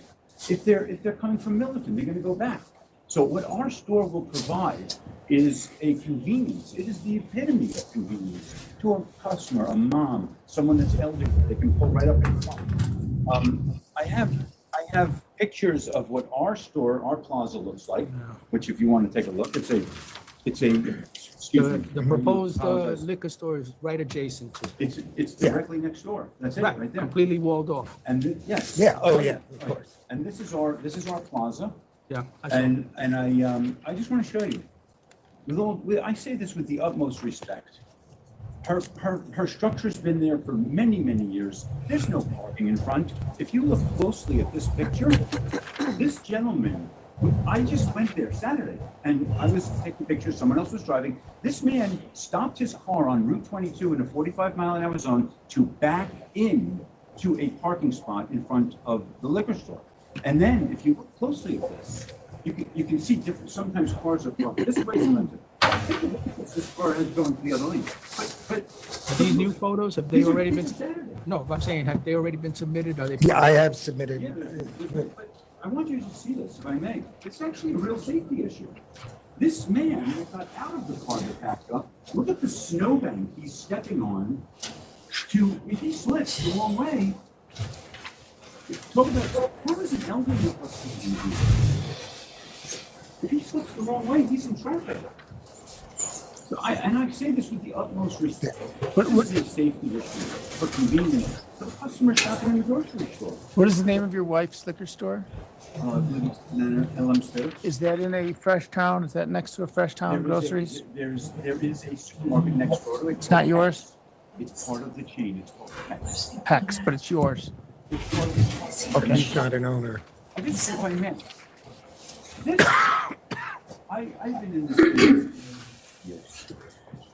I called up the barracks over class. This is where the shoes are. And I've known those guys. They shop in the store. I asked one of the troopers, and gentlemen, I can tell you his name if you want to know what it is. But this liquor store. When people come south on Route 22, if you see this picture, if people come south on Route 22 and they make essentially a U-turn into her parking lot, they're legal. He said no. And here it is, I do, this is Saturday. And if you, It's not even a legal term. So what am I saying there? If you leave my parking plaza, the FRESHTOWN Plaza, and you want to go to our store, with all due respect, again, that's the turn you have to make if you want to hook in. All right, ma'am, can I just ask you a question? Outside of Cascade, how many parking spots do you have? I have approximately 8 up on the top level, and down below I have more. Probably 10. So you have 8 parking spots in the front, and then you have 8 to 10 like behind, or Down the side of the building. down the there's side of the another, building? And then Okay. behind them. I took a picture of that. There are 4 spots. No one goes down there. Sir, let me ask her the questions, because pictures could be deceiving. If you take it from this angle, I can't see anything. You're just taking a picture of the road, I can't even see the building. That is slightly unfair to her, so I just want to get a clear understanding of what the convenience for customers is. She's saying that there are between 17 to 18 parking spots, which your picture is showing that as well. Wait, no. She does not have 17 to 18 parking spots. That's No, not- she said she has 8 in front and 10 but she doesn't, outside. she has 4 in front. Okay, so, yeah, but we can see She it. said 8. I mean, there's a significant amount of parking in the front. I mean, you can see it yourself. With all due respect. Look at that. No. All right, I'm sorry. All right. That's, We're not really arguing that. It looks like it's. there's 0 delineated parking. And it's asphalt. Well, I'm sorry. There is, it looks like there's a significant amount of space directly in front. On any given day, at any given moment, some cars could be facing one way, facing the other way. Yeah. I have pictures here to show you that. It's not accurate. She, Her numbers are showing significant drops, so. and there is no handicap parking there. That's, Yes, there is. I have a sign. All of them are showing significant drops. If you go club- back years, yeah, you're gonna see that. If you go back years, if you go compared to what the projection is, it's different. And if you look, Yeah, The just so club- we can have this, looking at your figures, ma'am, I'm talking to the lady from Cascade. In 2023, you gave us a figure of 626,333. For 2024, you gave us figures up to August 19th, 2024. And at that time, you said you had gross figures of $365,790. Because you gave us August 19th, when you're closer to the end of the month, I give you the entire month. When you're closer to the beginning of the month, I use the beginning of the month. Again, this is not a perfect science. It's not meant to be. So if you take that $365,000 figure and divide it by 8, multiply by 14 to account for the holiday bump, for 2024, you were projected to make a slight increase. Not huge, I'll grant you that. Maybe 14, 15,000, but certainly not a decrease in terms of sales. All the other figures that we have for stores are significantly far away. You know, this is the real concern is your store. In terms of the parking space that you have, what I can see online is you have a significant amount of space in front for cars to park, and even some on the side. A real concern here is the traffic, the double yellow line, as indicated by the gentleman. If someone was to come from the south, they would have to cross that double yellow line to get into your property. And also, there's a traffic study, and it's a significant traffic study that was done here, indicating that there is a benefit to traffic and safety by having a store at that location. So I wanted to say that to give you an opportunity to address it. Oh, well, 2 things. I mean, I did look up the VTL traffic law, and there is no law against crossing a double line into a driveway. There's 2 entrances into the store. This is also, again, this is Amenia. We're not talking about a major highway here. This is a 2-lane road, Route 22, very rural, very countryside area of Dutchess County. We're not talking about tractor trailers going 80 miles an hour here. We're talking about just regular commuters. And, you know, and she does have a handicap sign, a handicap parking spot. It's there. It's hanging up on the building. And there is extra parking on the side, like we said. Never had an issue. Do you recall ever an accident in your store or near your store? There was one outside the store. Yeah, Mhm. just one that I know of. There was more outside of Freshtown. Yeah, Freshtown has, she recalls more accidents in front of Freshtown than in front of her store. So I take it as it may, but it's just we're trying to put a store 1 minute from another store in a very rural area. I mean, if you can move it a couple of miles, that'd be great. But since he's the owner of the grocery chain that he wants to put his liquor store right next to, and also take the employee-owned, quote-unquote, with a grain of salt. I've read a lot more. I'm not going to go into it, but again, that's our position here. And you know, if he wants to open a store a couple miles away, you know, the better. But 900 feet away, I think we're asking too close here. What are your projections, sir? The projections in business? Yeah, for the store that you're proposing. What's your first year gonna look like? You must have projections. You look like a guy who definitely has them. I mean, I've got to believe that this store should do at least $10,000 to $15,000 a week in sales at minimum. And we have 4,000 customers a week coming through Freshtown. That's my point, that it draws from a larger radius. And Tractor Supply as well. It's the only Tractor Supply on this entire side of Dutchess County. If I could say something about there are tractor trailers going up and down Route 22 all day long. And this is what our entrance of our plaza looks like. There's 4 lanes to come in and out. I know you've already made your point about that, but so you're saying your store's gonna do less than $1 million a year, that's it? At least. I mean, Okay. Our burden is to prove that it's No, I public understand, convenience and advantage. but Right. when you see a big store relatively, maybe we've seen other cases here where something came to dominate the field. Right. That's why I'm asking I that think- sort of yeah. question to your I gentleman. do say this with the utmost respect. I do believe it is a different customer that's coming from a wider radius, shopping in my store, that's not going to her store. Where she serves the local community, we're serving a wider radius. The nearest large grocery store you mentioned to me, 20 The nearest large grocery store is 20 miles away. So we are serving from a very wide radius. And you're really acting with a Tractor Supply, because they go from a very wide radius. Members ready to vote? Yeah, I'm ready if everybody else is. And that accident that occurred was a fatality of a 2-year-old, right? Somebody making a left turn. Commissioner De Leon. You know, as been stated today, the standard and as noted by council is whether or not there's public convenience and advantage. I certainly appreciate the concerns as a business person of having another establishment so close to yours. But as I indicated, you know, your sales are projected to do a little better, were projected to do a little better in 2024 than 2023. I kind of, you know, I think I accept your representation as to the number of people coming into that mall because you run the supermarket there. You know how many sales you're making and that kind of stuff. And I'm sure that you're in touch with the rest of the business persons that are in that area. Handicap access, 650 daily shoppers I have in the notes.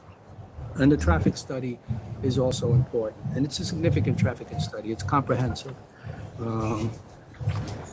The other stores that we have figures for, 2 would be projected to go down for 2024 and 2 are projected to make an increase, but they are from 8 to 11.5 miles away.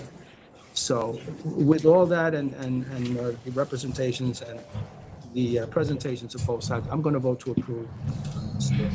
Commissioner Maya. I'm also going to vote to approve. I appreciate the assertions made by the opponent. It looks like public convenience and advantage to me. And we're going to vote to approve. Thank you very much. Thank you. Thank you. Next in Albany is number 38, Wild Upstate LLC.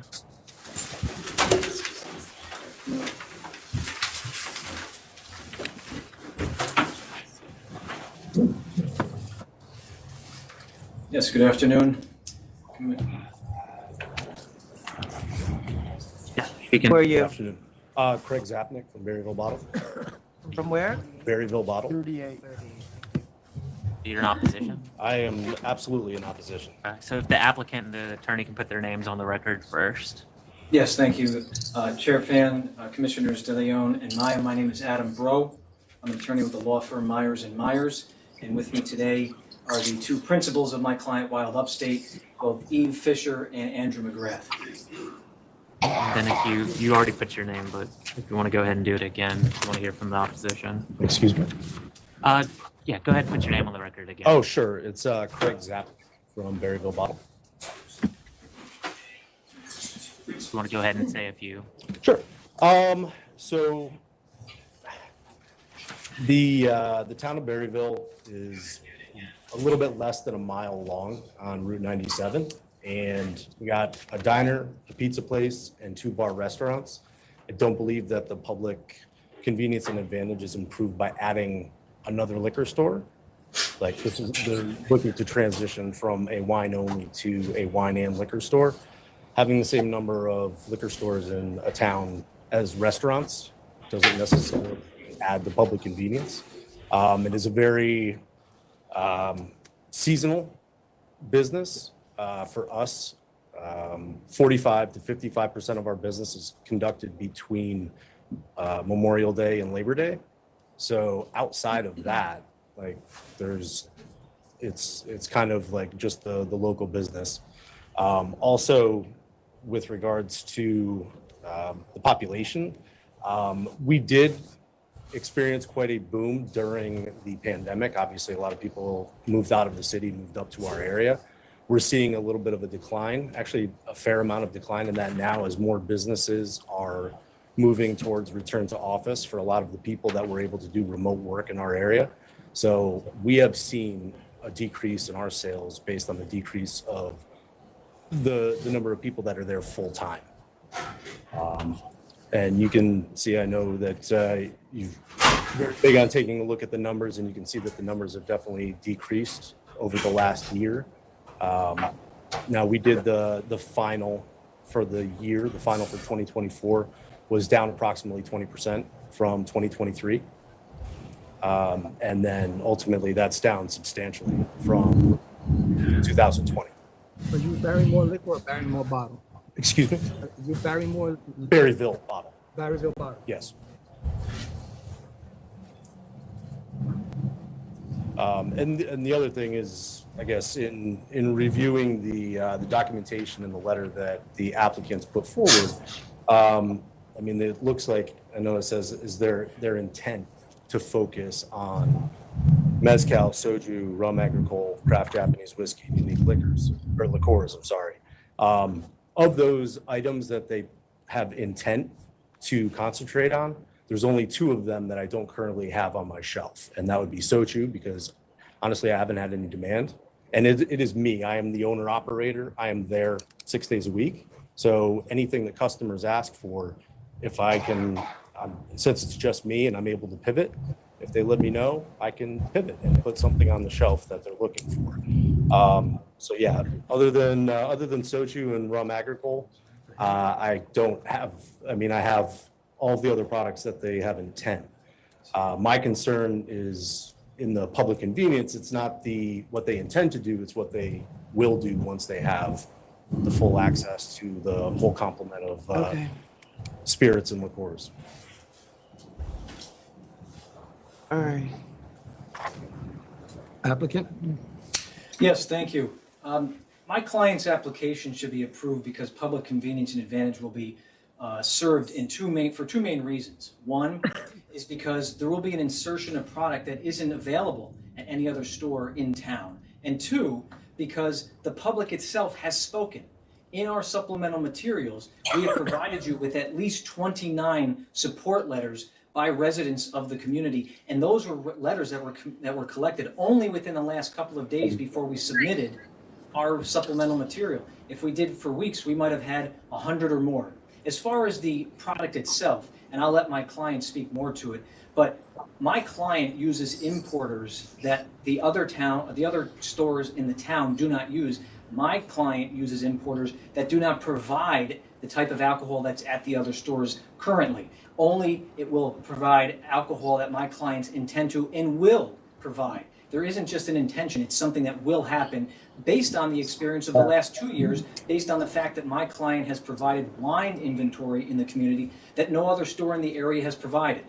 So for those two main reasons, public convenience and advantage will be served. And if my clients wish, or if the members wish to hear, my clients are fully prepared to provide an overview of the inventory that they plan on shelving in their store. And one other point to make, this isn't going to be another liquor store in the community. How my clients right now are a wine store only.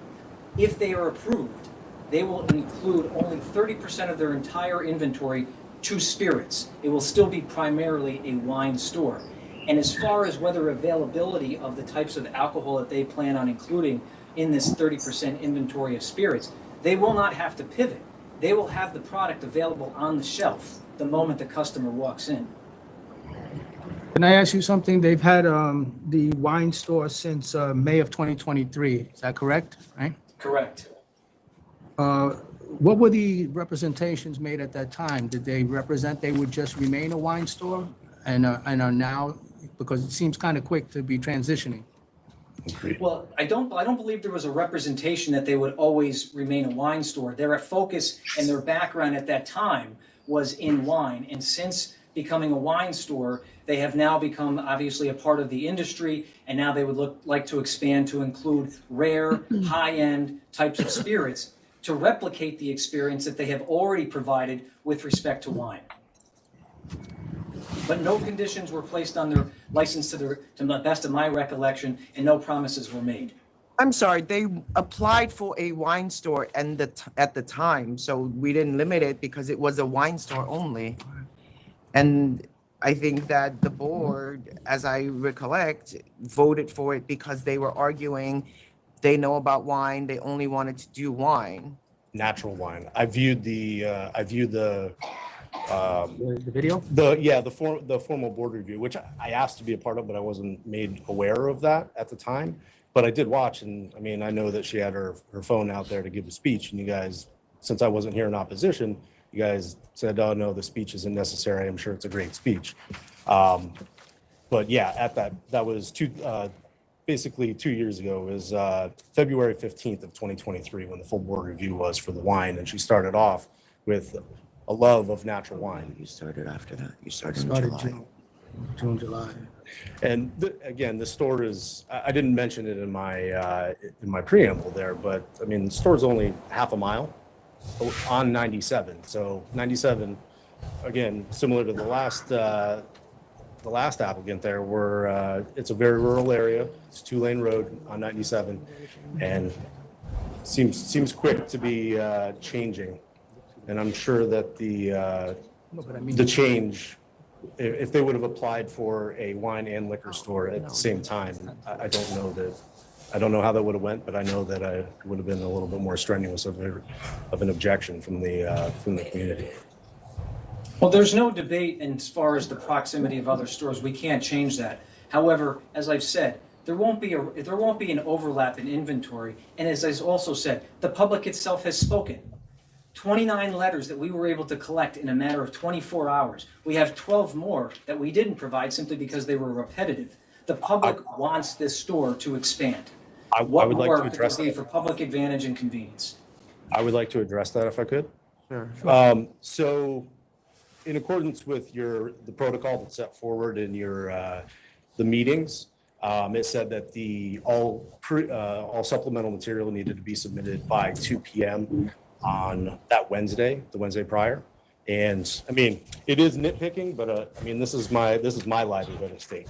And the email was submitted on the 13th at 2:26. So while 26 minutes it may be nitpicking, but it is Then we would have realistic. just adjourned it and heard it next time, and you would have to come back. So Right. Yeah, you can't unsee the letters, but they're all form letters. So I get it. I understand that. But people were still willing to put their name to them regardless of whether they're I formats or understand your not. concern, sir, but they're committing to no overlap of any items. So Right, but that I know people that only that change so happens. much, but they're That happened, like the intent is there, but then once you have the license, it's not like the distributors that are selling product are not going to sell them whatever they no, want. but if they're going to commit to no overlap, they have to commit to no overlap, and you guys have to figure out how to enforce that over time. I have to enforce what they put on their shelf. I Yeah, don't essentially, understand that. you can, if you care, You take you would complaints. give them, Okay. you will give them a list of your SKUs and items that you order, and then they are not allowed to order those. And you can give them a list. I mean, this is how we do this. Okay. It's not perfect, obviously, but we also take complaints. We take anonymous complaints. We take whatever. I don't do anything anonymous. We, but that's how we try to navigate the competition, you know, because we can also do nothing and just let them self-discipline based on what they want to do. Is it's different from what you're doing now. At least that's what they're proposing, even though obviously they told us something different in 23, which was just 2 years ago, and now they're changing their mind about what they want to do. Can I just add something? My client, Mr. McGrath, would like to add something, may he? Go ahead.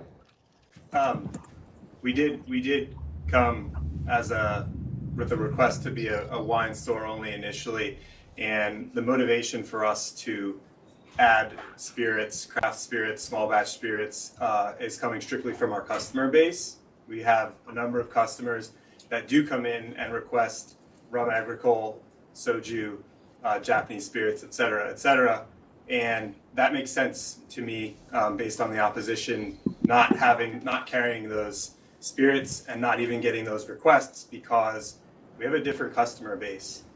Many of our customers are second homeowners. Many of our customers are Airbnb guests coming from urban locations where they're accustomed to small batch and they desire small batch craft spirits that are not standard in most liquor stores.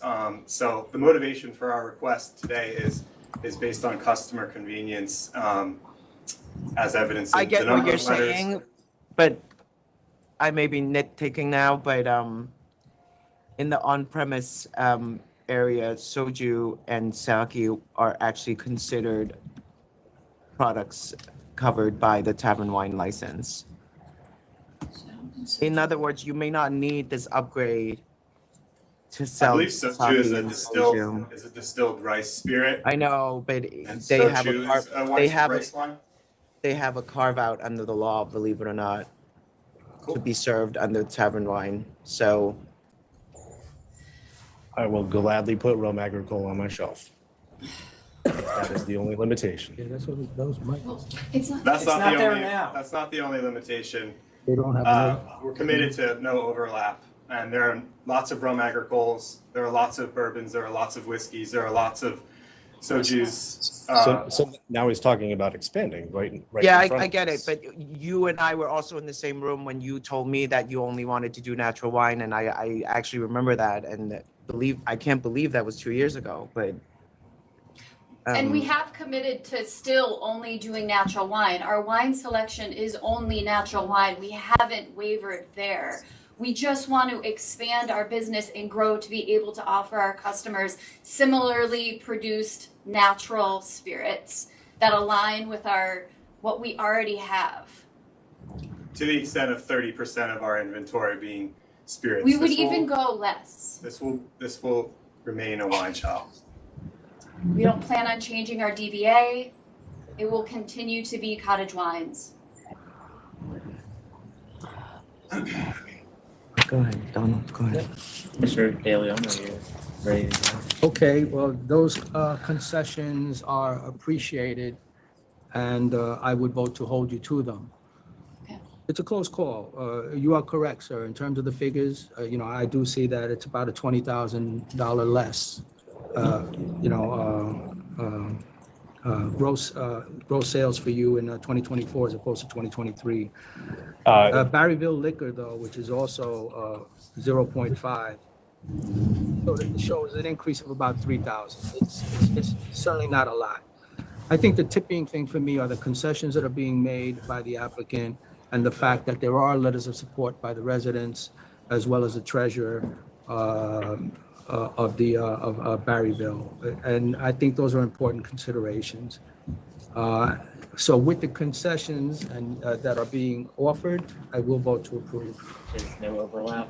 No overlap. With the 20%. stores. Yeah, was it 20%? 20%. No, you said 20. Oh, we'll do 20. We'll do 20. 20% spirits. No overlap with which stores? All right. Barryville bottle. Which is Berryville? Correct? Correct with you guys? Yeah. Commissioner Maya? Yeah, if I understand it correctly, just state it once more, please. So the conditions are, so inventory is limited to 20% spirits. Yep. And there can be no overlap with this Berryville. With the store, okay. Yeah, I'm gonna, on those conditions, I will approve, but I want to make it clear because too many times and all the time, we see somebody coming in like yourself, sir. We're not here, I don't believe, the way I'm reading the law, that's what I've been thinking about for the last several minutes. The objective is the objective is to get competition, and it's not to protect. I understand. So those conditions kind of put me to the yes. But I'm basically talking to the room and not just you. Understood. Okay. I mean, my. So I say yes on those conditions. I understand. I mean, I appreciate the position. I mean, for me, because it is my business, I have no other way to put it than personally. So. And you go head to head and you Right. show them who's boss. Well, so actually, I do have a question on that. Sorry. All right, I'm gonna vote to approve 20% spirits and no overlap. Thank you. Can I just have, before we adjourn, can I have just clarification with respect to the no overlap? Is it based upon product that's currently available in the Berryville bottle store? Or can the owner go out today and buy whatever he can possibly find and shut my client out for buying that precise type of alcohol? Or can it be, if my client eventually buys it, puts it on the shelf, can he go out and buy it and say, now there's overlap, you guys are shut out of it? Let's make it mutual. Should be. It should be as of what he has in his inventory today. Thank you very much, I appreciate it. Usually we ask him to provide you a list, but that's up to him. Very good, thank you. Thank you. All right, thanks. Take care, Ron. What's your question? Appreciate the sentiment. I'm still disappointed. I know, I'm sorry. There are a lot of other pressures as well, as you understand, Understood, but you know. again, for me on the personal level, it's hard not to take it. Yeah, no, I get it. I get it, and it's not personal. You know, you see me shaking my head here. No, we're good. Thank you. All right, let's go, guys. How many more do we have in all minutes? All right, let's go. What numbers? They are all free for each other. Everyone knows.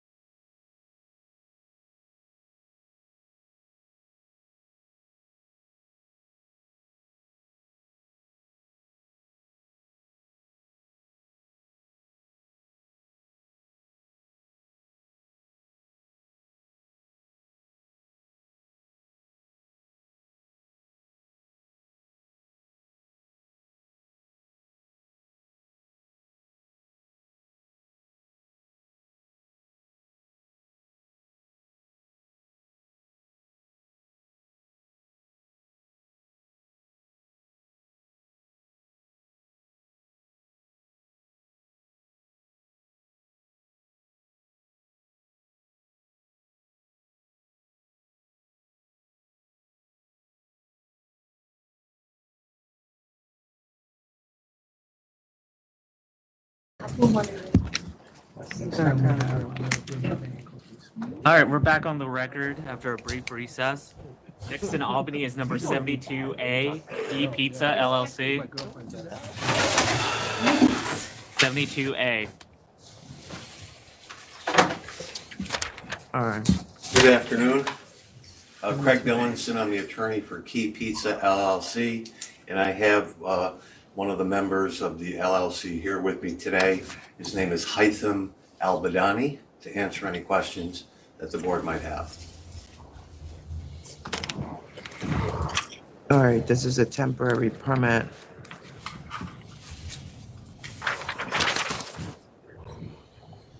You were not the owner. Oh, you were the owner of Happy Mart? Yes. That got disapproved? Yes. Was it you with a partner or just you? Just me. It was just you? Yes. Okay. And you were selling THC products there? He wasn't exactly. He's responsible for that, obviously, as the owner of the store. This was back in 2021. I wasn't personally involved. I've just discussed this with my My records client. show that it was in 22. That's when it was disapproved. Yes, that's correct, October of 22. But he was an absentee owner, if you will. He lives in Baldwinsville, New York, and this store was in Cazenovia, which is in the next county, probably about an hour drive away. And he had a couple of employees who were operating the store because he couldn't be there on a daily basis. And as it turns out, he became aware of the illegal sales of the THC because he got a letter from the Madison County Health Department, and they were enforcing, I think, the ban in the village of Cazenovia on those types of sales.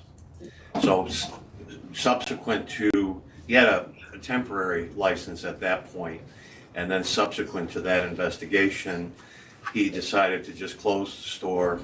He paid the fine to the state for the illicit activities that were taking place. He decided to close the store. He just couldn't manage it from that distance.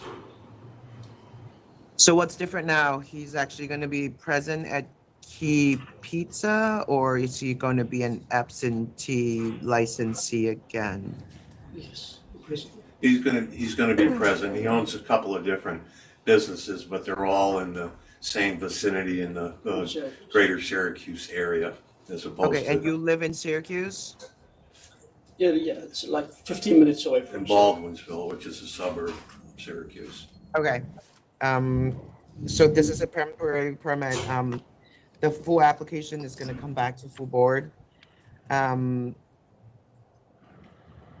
You understand that temporary permit is valid for 6 months, and then you can renew it after that until Yes. your full application comes to this board. And I encourage you to stay in compliance during this time because we will check. What are your hours? from 8 a.m. to 3 a.m. I'm sorry, what? 8 a.m. to 3 a.m.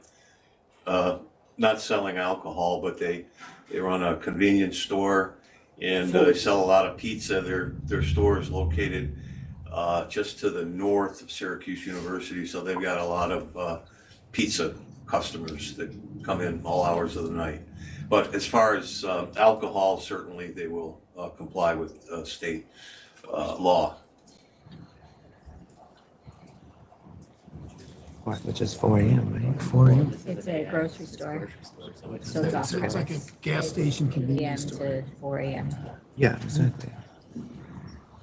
Your gas station too, right? Does he have a gas station there? Yeah. Yeah. Valero? It's a Valero gas station. Yeah. Okay. All right, we don't need to mention that. All right, I'm going to vote to approve. Yeah, me too. Approve. Commissioner De Leon. Yeah, it's never persuasive when I hear that, I'm responsible, but it's not my fault. You're always responsible and it's always your fault.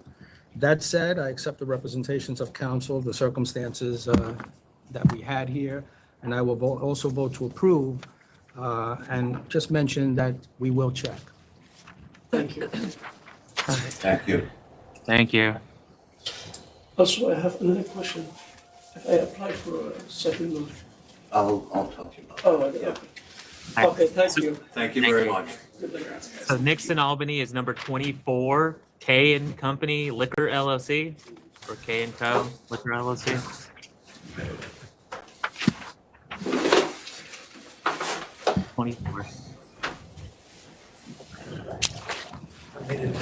You the applicants? Yes, I'm the applicant, Keelina O'Brien, and this is my husband. I'm John O'Brien. I'm representing myself today. My lawyer, Megan Zedek, isn't with me.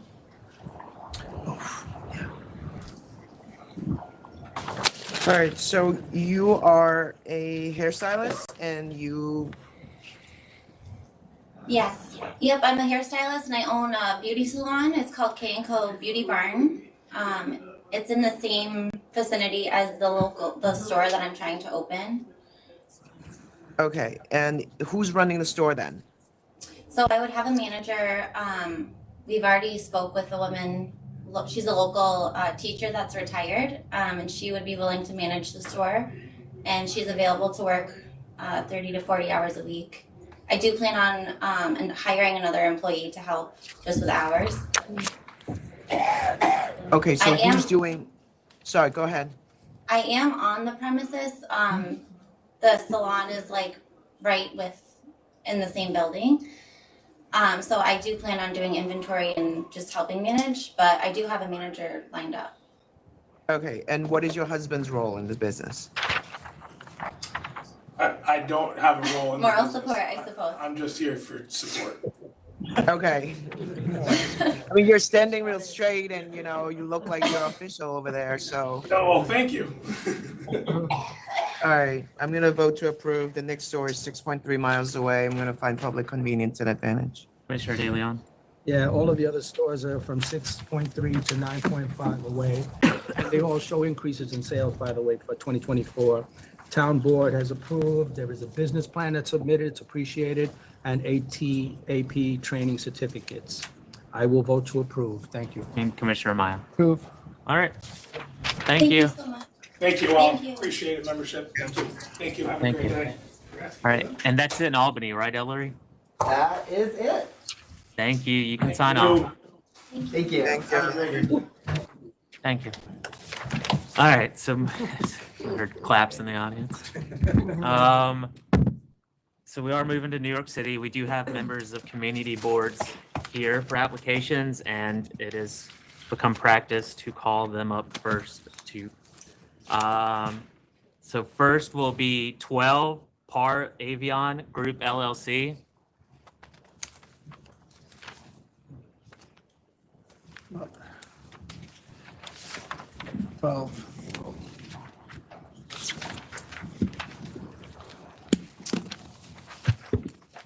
Hi, everybody. I'll go ahead and put our names on the record, and then I think there's opposition coming behind me. Matt Colton, Helbron Levy, representing Par Avion Group LLC. This is a beer and wine application, 37 Carmine Street.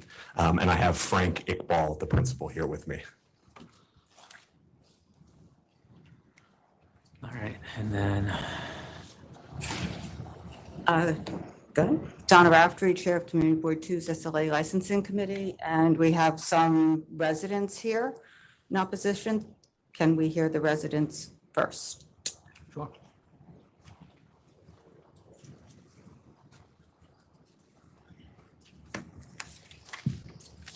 Go ahead, Nick. What's your name? My name is Rebecca Morton, and I share a wall with the Nightingale Bar. Sure, can you explain slightly about the structure there? Is it two side-by-side tenement buildings or something? 37 Carmine, which houses Nightingale. I don't know what it is. I don't think it's a tenement. I know I'm a tenement. 39 Carmine is, and I live in the front apartment facing the street, which shares the wall with Nightingale. Got it. So that's my first, I have 3 question marks. So with that one, starting in January, there was construction, drilling and hammering. And so after going over a couple times, it was after hours construction, so I had to go over a couple times to ask them to, keep within construction hours. I ran into Frank. Sorry, ma'am, what's your address? It's 39. 39, okay, got it. I ran into Frank and I said, what's going on with construction? And he said, oh, I'm soundproofing the basement. And I said, well, speaking of soundproofing, can you soundproof our walls? The bar's been open since like August or September of the previous fall. And he said, we don't need to do that because it's a brick wall and it's very, very thick. It's very old. And I said, well, the thing is, I can tell you the moment there's more than 10 people in your bar. I can hear if there's a shared joke. I can hear the woohoo at like 11 o'clock at night as people start getting buzzier. And then at a certain point, the music turns up and it gets very bassy. And so all those things are a profound distraction to my Okay, what life was in external. that space before this? Well, I think there's been a video store. I've lived there for 30 years. I understand. There was a video store back in the day. Then there was a printing house or some sort of graphic design company. And then it was empty. And then there was Frank. Okay. Got it. Okay. So then the second thing I have is, so that's the interior of my apartment. I have one window and it's sort of becomes a standing area for the bar for drinking, smoking, ending the night. What floor are you? Ground floor. Who's on the ground floor? Okay, I'm sorry. It's the window with the AC unit sticking out of it, or is the other The window? the next one. It's the one on the, Yeah. if you're facing the building, the Yes. left one. Okay. And you should think of it like a duck blind. Like there's an unawareness of people's on the street. They're not really aware that there's a human being living there with my boyfriend. I get it. So I hear everything. I hear how the bar is doing. I hear very intimate conversations between couples. I hear screaming fights, and there's constant smoke and drinking. Not constant, but they are, especially on the weekends. What I'm asking for is, can they move the street traffic to the other side of the bar, which is 37 Carmine proper, and just have the drinking, smoking happen there, away from my window? I know that's a delusional thing to ask for because they don't have a whatever they're called, the guy that stands security. Doorman? But I want, that's the thing that's very, very hard. So my life is interior fighting the noise, and then on the exterior fighting too. And it's a lot for my little life on Carmine Street, having lived there for 30 years and never had anything like this before. And I guess the third thing I'd say is the hours, that if they do get a spirits licensing thing, if they stick to late night hours on the weekends, my worry is that they're going to try and become like a late cocktail bar during the week, Right, and now that will they've be the end of agreed me. to midnight Sunday to Thursday, Yes. 2 a.m. Friday, Saturday. Yes, which would be, that would be great for me. I'm just worried that if they get a hard liquor Okay, license, you can they'll also expand. put a sign outside your own property saying, I live here, please I be could put quiet. up the sign. Yes. Okay, because my landlord, yeah, would probably, I'll have to take that up with them. I'm just a renter. Put it up until they take it down. Yeah. Okay. You live Those are there. my things. You're welcome.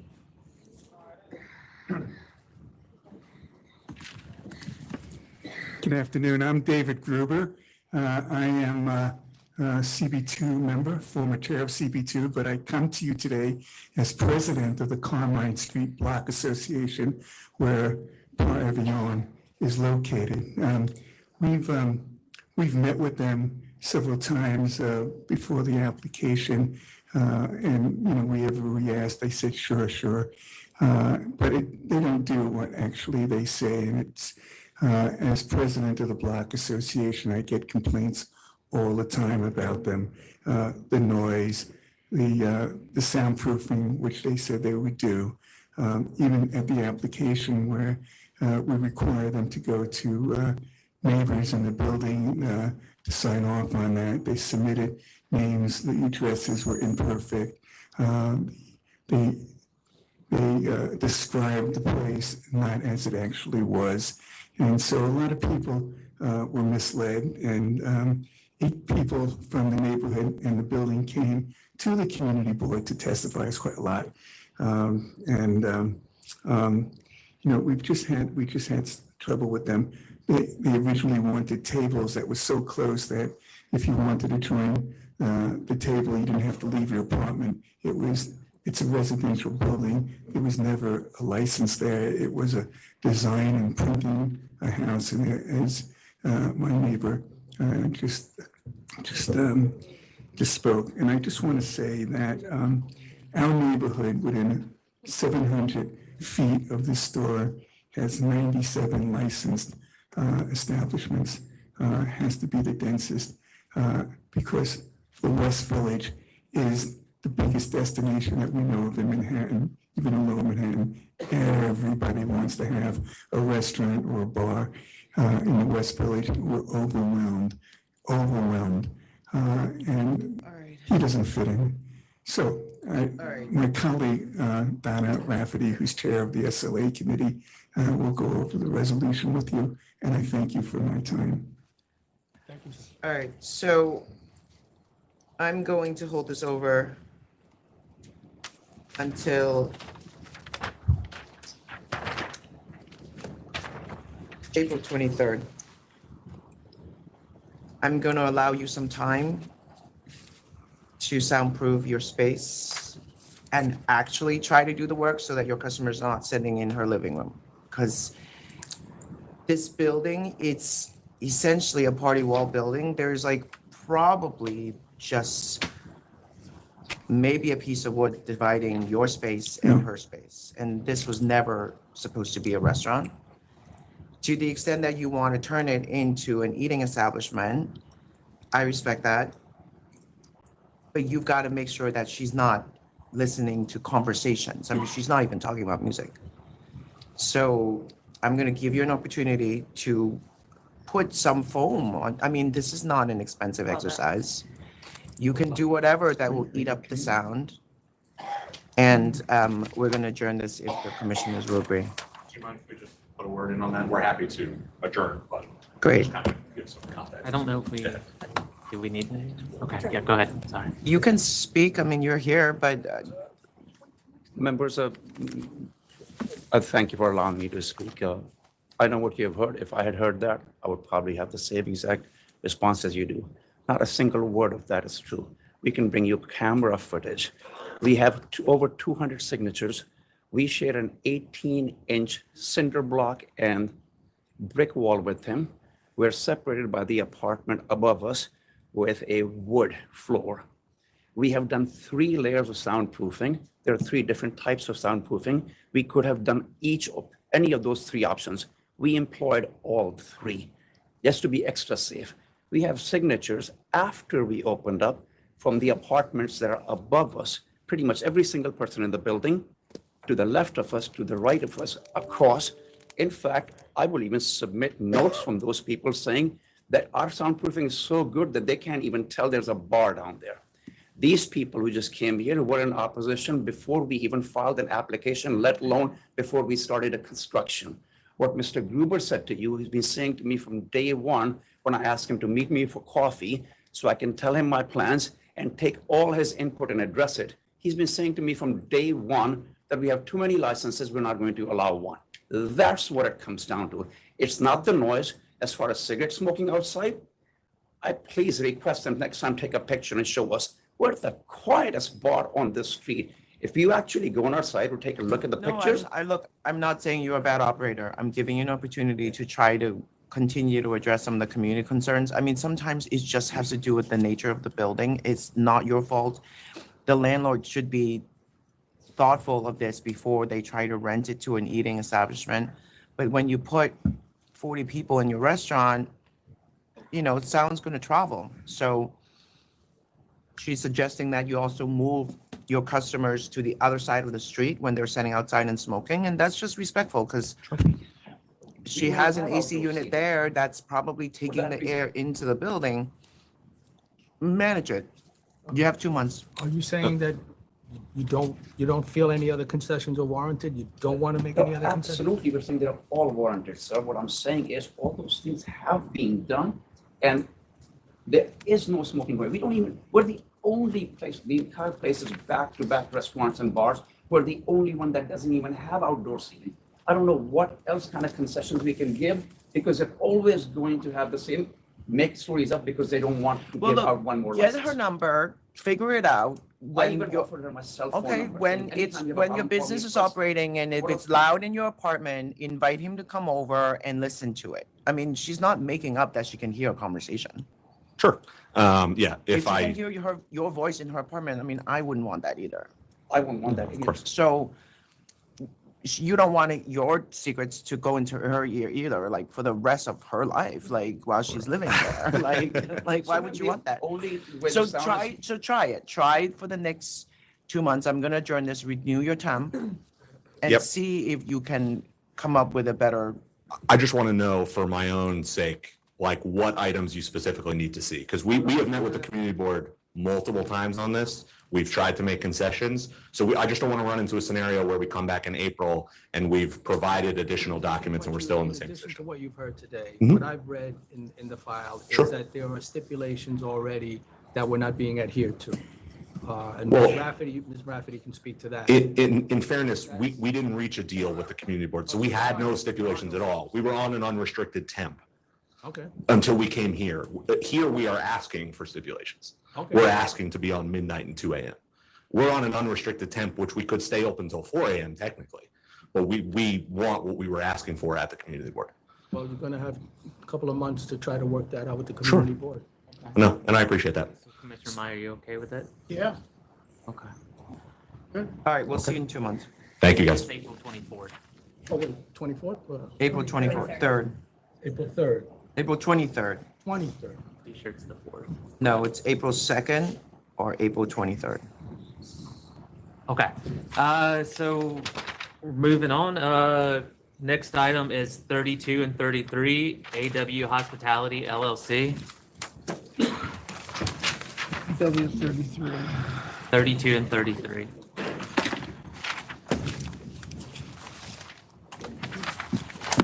Joseph Levy here on behalf of AW Hospitality LLC. I have with me one of the licensed principals. The community board is also here. Just reading the digest for this matter, it seems as though the authority either did not receive a new resolution from the community board or did not understand that the community board is supporting this. So maybe we can hear from them first. Because I also have a question about who Victor Dre. Yes. Who's that? That is Dustin Dre's father. Am I supposed to know who that is? So I've sent in a number of stipulations over the last 6 months as this item's appeared on the calendar a number of times. And if you recall, these gentlemen, especially Kevin standing next to me here, has been involved in this project since 2021 due to a number of issues. This license was previously conditionally approved. They couldn't comply with a C of O issue, which is now no longer an issue. They had to reapply. They ran out of money. Dustin Dre is Kevin's friend who had lent him some money to keep this thing going, to hopefully get them to this point where they could open for business. Dustin is the individual that we've been forthcoming to the authority and the community board about, that has been sort of the lender of money to bridge the gap to get them open. And Dre's is obviously his last name, and that's his dad. Right. So the family But they owns have the. no interest in it, but the business is called Dre's So the Supper family owns the trademark. It's their last name. And as we mentioned previously, it's a loan arrangement now. There is hopefully going to be a conversion to equity, but it all hinges on when the actual business can fully open, which hinges on when the license gets issued, at which point in time they'll take a calculation of how much money has actually gone in and there'll be a conversion. This application has been in various stages of being written up for the full board and not for the last 4 months, and we weren't at a position where we could introduce a new principal at this point. That's why it was structured as a loan, and if we need to file a corporate change the day this gets approved, we're happy to do that. If you're willing to accept as a conditional item those materials, we're happy to provide those as well. Having trouble. Well, it's not, I mean, you have to fully disclose who the owners are if they're above 10%, like. We have. It's not. He's not an equity holder at this point. He's licensing the name and he's lending money. The hope is once this. And I have a record of the licensing of the name. Is there an agreement? It's just loose between friends, but it does not cross a 10% threshold, so it wouldn't be filed anyway. But the hope here is that this license gets issued and we can add him as a principal. There will be a conversion based on a calculation at that point in time. But it varies obviously every day as there's still money being put into it. There is a stipulation with the community board dated February 12, 2025. Correct. This all was disclosed to the community board at our last meeting at the end in January as well as in prior disclosures to the What's authority. the corporate change that you would file? Because you just mentioned a corporate change. There'll be a conversion from debt to equity once the business can open and they take an account of how much money Dustin has put into this business, which we don't know because we're not there yet. So it's still a moving target. But the original principals, including Kevin, who's here today, are still going to be part of the license. The question is just how much equity is going to convert to Dustin as opposed to debt, which it is right now as a loan. And how much money is that? A lot of money. How much money is that? You have an idea of how much money? Expensive is an opinion. Upwards of $2 million. Again, this place was ready to go and then couldn't move forward. And it's been sitting for almost 4 years.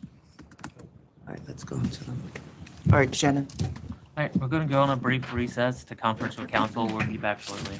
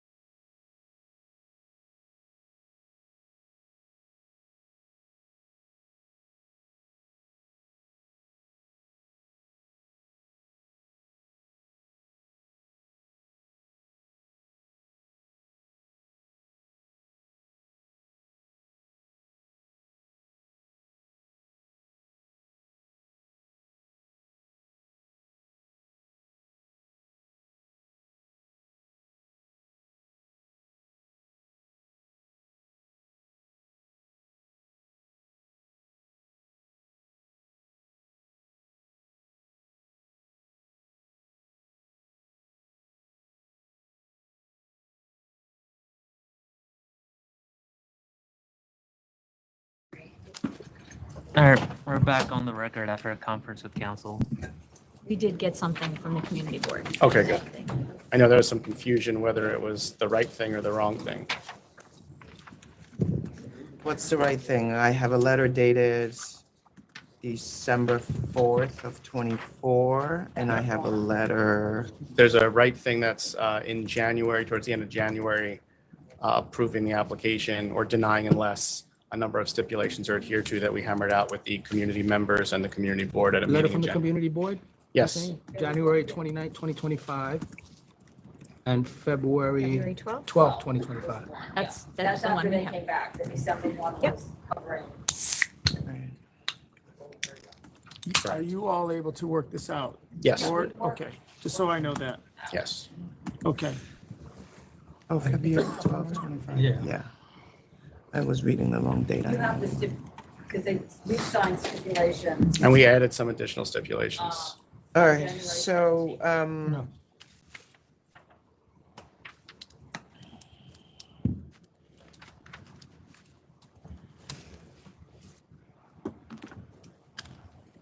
I just adjourn this, right? Or you want me to send it back and then you recue it? It's got to go back if that's what you want. Okay. All right, I'm not gonna approve the, but this is not a temp, this is the actual license. Is there a temp application?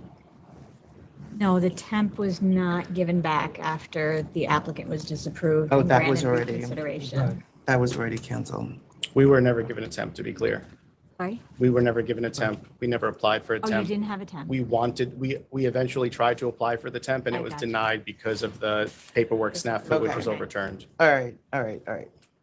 So we just have some disclosure issues here. This is not really that much to do with the hours or anything like that. This is more about who's actually interested in this business. Yes. And to the extent that our records show that there is a $350,000 investment and you're telling us that it's really more like eightfold of that. So we're going to ask you to just actually fully disclose that to licensing. Happy to.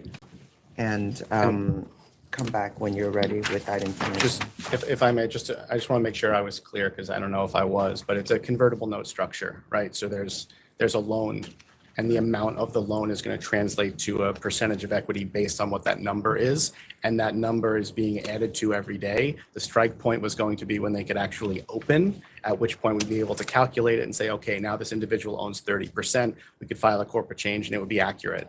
For me to do that before it happens, I could guess, but then I'd probably have to file a corporate change to clean it up, which is why I was hoping that we'd be able to have that moment. So I know, can but you're calculate it. also asking us to approve something that's clearly going to be availed and, you know, it's named after a whole other giant Right. corporation. So it's difficult for us. You I understand appreciate that, and that's why So we structured it as a loan plus a license That's fine, agreement so then that it just would. disclose the loan and it will move quickly. Okay, so we'll just do it, we'll just disclose it as a loan, not as equity, or maybe they can work it out. I don't know, and it's close. you have to Okay. tell us whatever the truth is. I don't know. I mean, No, the I'm- original I'm investment being is very 350 transparent and with now you. you're telling me they spent 2 million. I don't know who owns the business. Well, remember that the application was originally put in 4 years ago. So a lot- I get a it. lot's I changed over understand. time.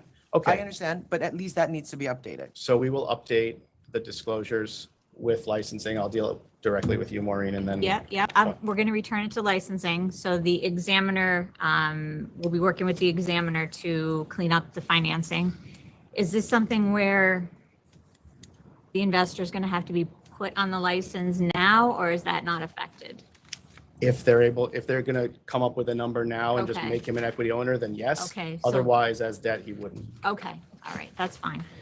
I will have, All right, let us know whatever the Can- story is. Update, so return to licensing to update the financial disclosure, and it's going to return here, or? Can we be on the next calendar? Because I mean, I can, this stuff will happen fast on my end. Or it's up to licensing. We'll see. It's up to Maureen. Okay. It's up to licensing. we'll get it back here as quick as we can. Okay. Okay, so Commissioner De Leon, you're okay with that? Commissioner am. Maya? Yes. Okay. All right. Thank you. So the last one with CB, Ms. Rafferty, you signed in for will be quick. It's a 19 6th Avenue Steam Buns Inc. I don't think they actually appeared Because 19.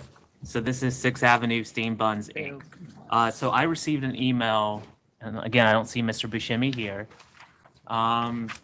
They want an adjournment request, which I didn't grant at the time, to the next meeting because they say one of the questions presented was about New York Luxury Cruise Inc. and their involvement in that.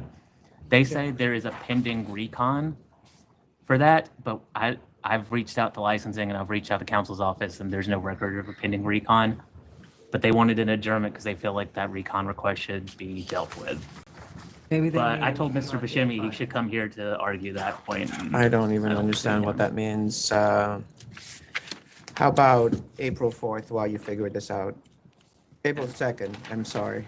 And can I just ask, do you have the community board stipulations and the issues you're having do they involve the community board? I'm just trying to figure it out. That specific issue. This is the same applicant as a bunch of other ones, right? I'll pull those up too. There are other ones that are not in your community board, okay, but so also that's- the same owner. We can Got pull it. them all up if they're not here today. It's 18, 19, 20. And 21. And 21. Are we adjourning all of them at the same They're time? all connected to the same attorney and principal, okay. so. All right, so let's just, I mean, these have been kicking over, so 4-2 for all of them. 18, 19, and 20. Thank you. All right, thank you. So, yep. That's 19, 18, which is ER Hotpot 8th Street Inc. All right, Is it 4-2 or 4-4? 4-2. 20 Meta Hotpot 3. All right, let's go. Sorry. Put my notes down. All right. Next is 11 BVR 217 LLC. 11. Thank you. Good afternoon, Commissioners DeLeon, Maya, Chairman Fan. Bruno Joffrey here on behalf of the applicant who's behind me, Kila Velasquez, her husband, who's the executive chef, is here.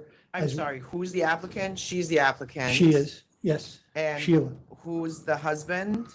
Benjamin Okay. Velasquez. And then also here is the manager, Mr. Bruno, no relation, but. Okay. So I understand the question to be considered is whether there's good cause to deny this application based upon the prior cancellation of the license, which happened, I believe the incidents happened back in April of 2023. I would state that how this board can be confident and should approve this application based on the fact that my client has operated this business since the prior license and the prior owner closed the business. My understanding, he came on some health issues. He had a stroke, wasn't able to supervise that well. He since surrendered in the license and the business. They ended up taking it over. My client's husband is the executive chef there. Has been there for quite some time. They've done away with all the issues that the prior license had with respect to Can I ask brunch you- parties. And Is the issue here that there is a synagogue that your argument is it's not exactly or completely a synagogue, not exclusively a synagogue? I was going to get to that. First, I thought you wanted to talk about the cancellation, but As a venue space, and you submitted one check as proof that it acts as a venue place at times. Do I have that correct? two proofs. Two checks? Two different rentals. No, I sent two rental agreements, one that was done last year, another one that was done recently, that they've rented out the space for private use as well, for public use, excuse me. Does that necessarily make it not a place of? Well, not exclusively, but in addition, there was no real break in just maybe a month period of time from when one business closed down and the other one opened. So it's still been continuously Donjito restaurant for the entire period of time prior to the church coming and then, or the synagogue coming, and then after. It's only been a month break between the two. That license was canceled in September of 2023. The prior license that had been previously approved prior to the synagogue moving in 2019. And my client's temporary permit started in September of 2023. So there was less than a month gap between one closing and the other one opening. Right. So, Are you good with the? and by the way, this was the temporary permit. Yeah, I know. It's That- only I- one month. I know that's So- his argument that it's grandfathered. Is that what our records show? I didn't see that. Yeah, I mean, it was canceled in September of 23 and the temp was issued. In September 2023. September of 23. And who was there prior? It's the owner that she worked for. Correct. before that. Okay. Correct, who had a stroke and he had some health issues. Got it, now I got it. So the problem is that when these bad things were happening and that they were charged for Vocal Point, Yes, both the applicant and her manager, now chef husband, Worked were there. both managers of the prior business. that's correct. And the way they've changed things since is they hired a new manager who's here before you. They've done away with all brunch issues. They've been under a temp for 18 months without incident. I think that's a clear indication that they're good operators. There hasn't been any problems. They had one stretch of a couple of months where there was an outside promoter that came in. They've done away with that too. It's strictly a family What's place. your manager's experience? Do you want to speak about your experience? I have 9 years in this industry. I was a waiter in Scottsdale, one Italian restaurant. I was in New York City, in Guantanamera, Cuban cuisine restaurant. And I was in Junkers, in Salsa Bembe, former, it's closed right now, in Junkers. The Guantanamera, where was that located? Which one? We're in Yonkers. Guantanamera. Where was that located? In McLean Avenue. Okay. 811 McLean Avenue. So, I mean, one thing that we'd obviously be willing to do is stipulate, no outside promoters, no, brunch parties. They do have brunch offered, but it's a family place now. They're strictly, there was a small stretch where I believe they expanded to other things that they weren't doing and they've learned from it. And now for the last 18 months, haven't had an issue. They have a great relationship. The police department's literally around the corner. You can walk there.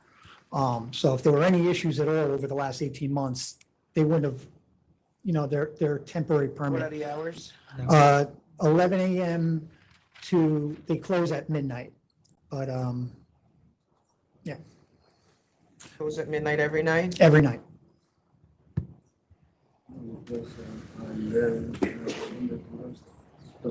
Why did we need Because there's a synagogue. Oh, I'm sorry. Friday and Saturday, He's just did overwork. He Okay, said that he's also Okay. grandfathered and it's not exclusively used. And they know what's resident. my apologies. My clients informed me that it's till midnight, except Friday and Saturdays, it's till 1. Can I just ask a quick question? This gentleman who will be the manager, did he have any role with the last establishment? None. None. He came on in September when they received their temp of 2023.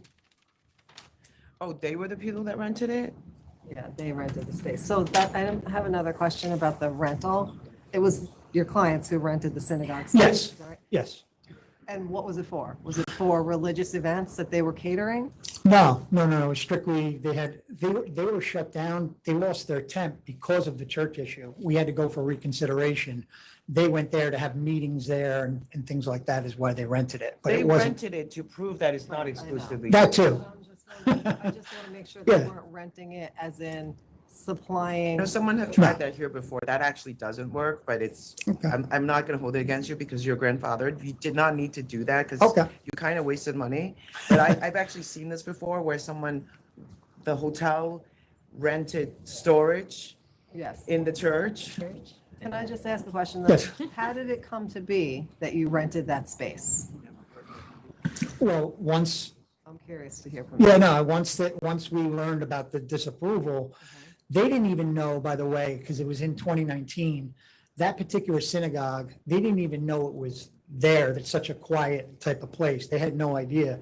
So when they found out about the disapproval of the tent based upon the distance of the church, they went ahead to rent, like Chairman Fan indicated. But so my question is, did they approach the synagogue and pitch the idea of renting, or were they already renting to people? Oh, no, they pitched it after the fact. What do you mean? After their temp was disapproved and they learned about this church, then they went to rent to show that it wasn't exclusively a church. And I'm asking, did they ask the synagogue for the first time ever to rent space to them, or were they also already renting to other people on other occasions for other events? They had heard that they did rent out to other people, but they wouldn't have any proof of that.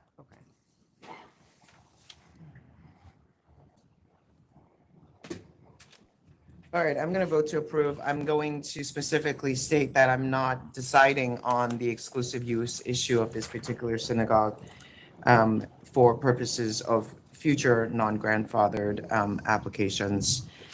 Because just what's in evidence here, it's just not clear that they're not operating exclusively as a synagogue. But with that, I'm going to vote to approve because of the grandfathering, midnight on Sunday to Thursday, Friday, Saturday, 1 a.m. No outside promoters, acoustic Mexican bands are allowed, otherwise recorded music, no dancing. Security guard as needed. Commissioner De Leon I approve with those conditions. and Commissioner Maya. Approve with conditions. Thank you, everyone. Have a great day.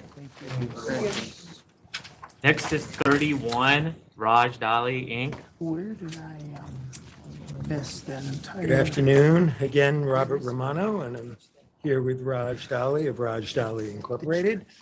We came to you about 10 months ago for a temporary permit.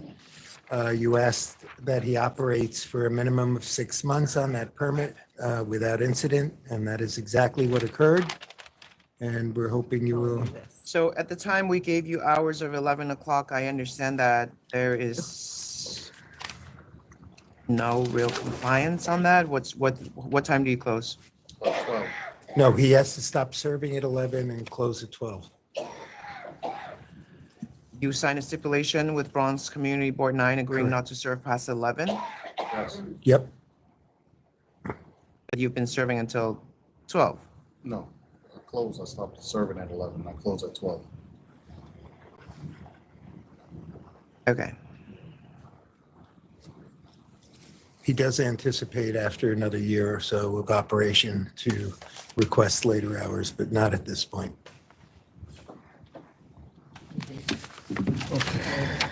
Yeah. Is it?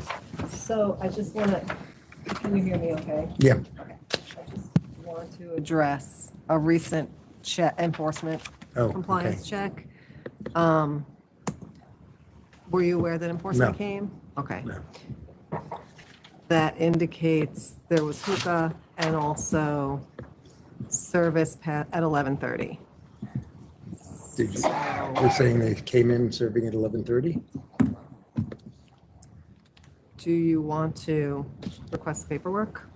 Request The paperwork? absolutely, but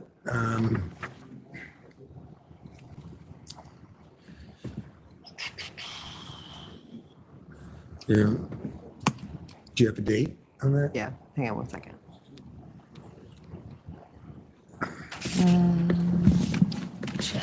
Yeah. Yeah.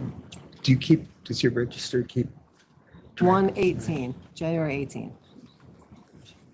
January 18? See what day of the week?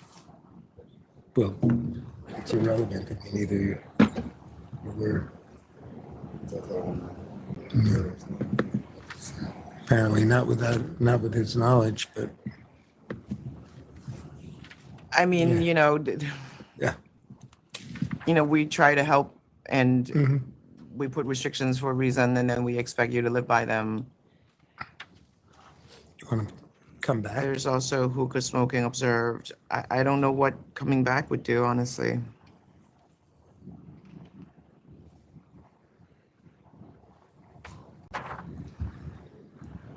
I mean, it becomes a cat and mouse game, and it's a lot of our resource to chase our own tail here.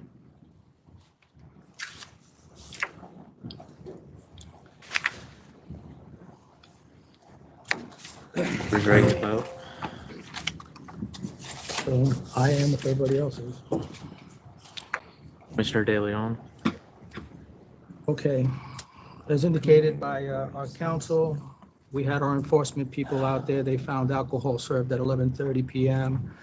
Despite an agreement with the community board not to serve alcohol after 11 p.m., they also observed, hookah was observed on January 18, 2025. Community Board 9 recommends denial. The New York City Police Department 43rd Precinct recommends denial. Shooting incident occurred there. They submitted a letter dated January 13, 2025. The applicant previously applied for a license that was denied for cause July 3rd, 2022. A shooting incident on July 3rd, 2022 prior to temporary license. August 24, 2022, the applicant in violation of selling alcohol not brought in New York State. On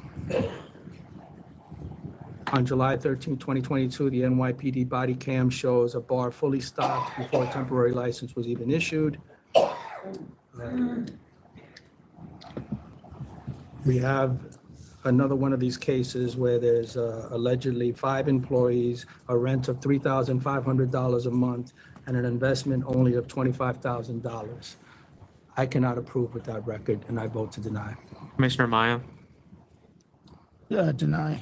And Chair? I'm gonna vote to deny. Thank you.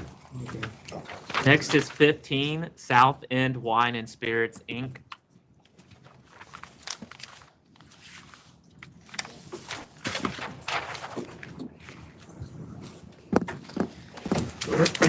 All right.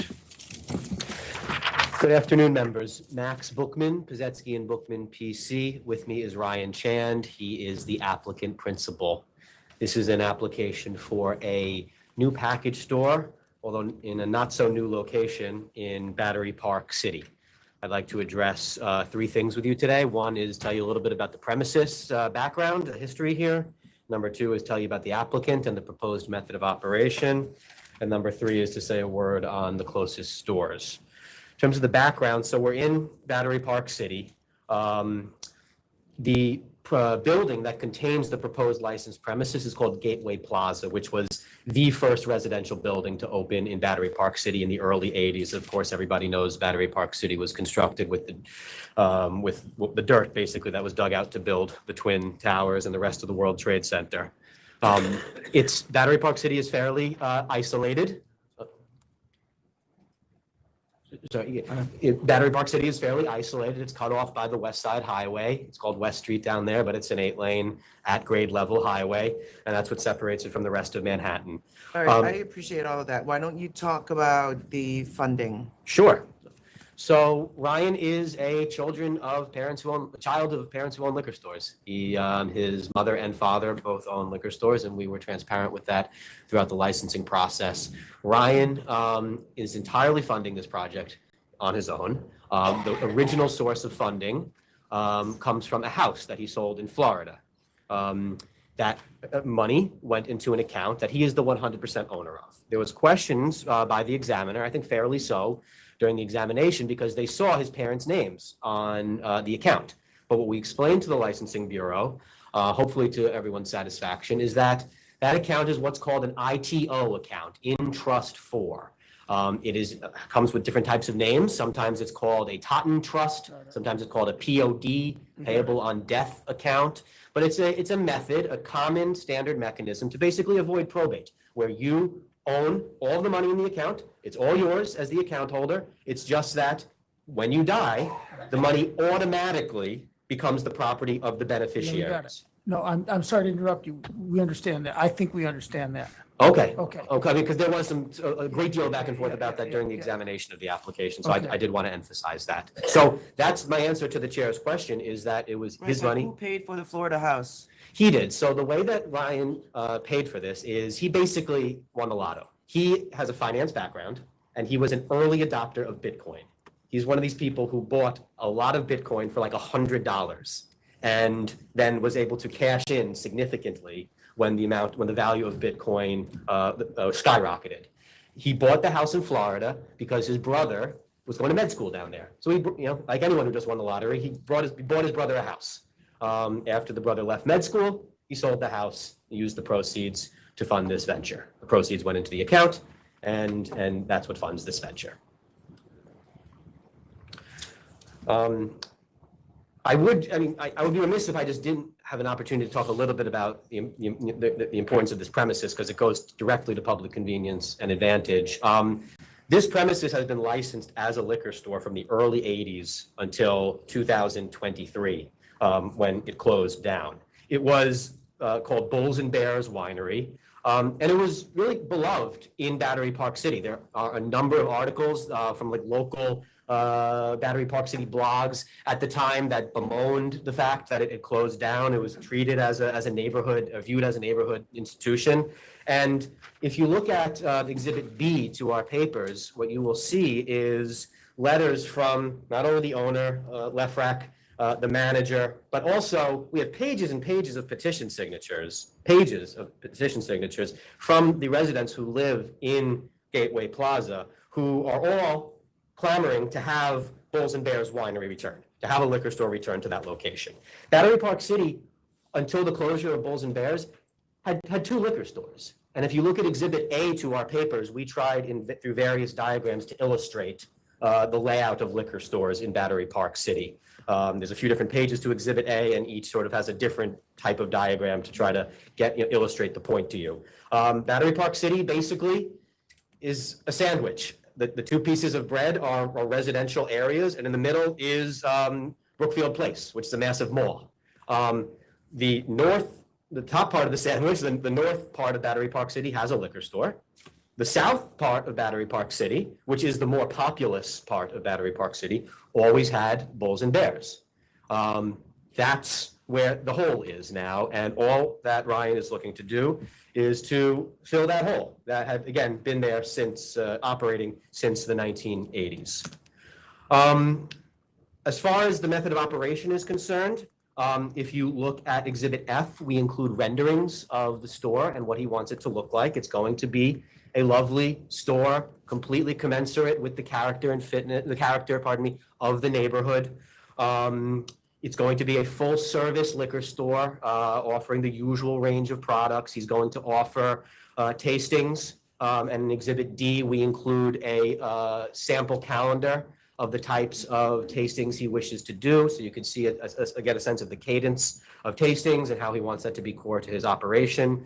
He will have a sommelier on staff, and we include evidence of the SOM's qualifications in Exhibit E.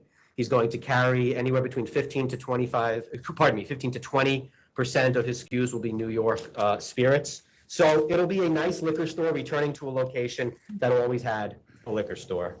And again, the only one in the south part of Battery Park City, one of only 2 in Battery Park City. The last thing I just want to touch on is there was some opposition, none standing here today. The authority notified 7 stores, and so I just want to say a few words on the other stores. As you've heard me say, of those 7 stores, only one of them, which is the second closest, is in Battery Park City. The first closest is across West Street. You've all been there, but we included photos of what West Street looks like at that intersection, the 8-lane highway that exists there. So that first store is across West Street, as well as all of the other stores, other than the one, the one I just mentioned. So again, 6 of the 7 stores that you notified are not in Battery Park City. They're on the other side of the West Side Highway. 3 of those stores put in papers. One was just to say, let me know when the board meeting is. The other 2, we addressed their papers in our papers, and essentially the point that we wish to make is that they really don't address public convenience and advantage. What they address is their own bottom line. But as you could see from our analysis of the gross sales are generally up, particularly with the closest store, which I think is interesting because if you, one might hypothesize that the reason Bulls and Bears closed was perhaps, they lost demand.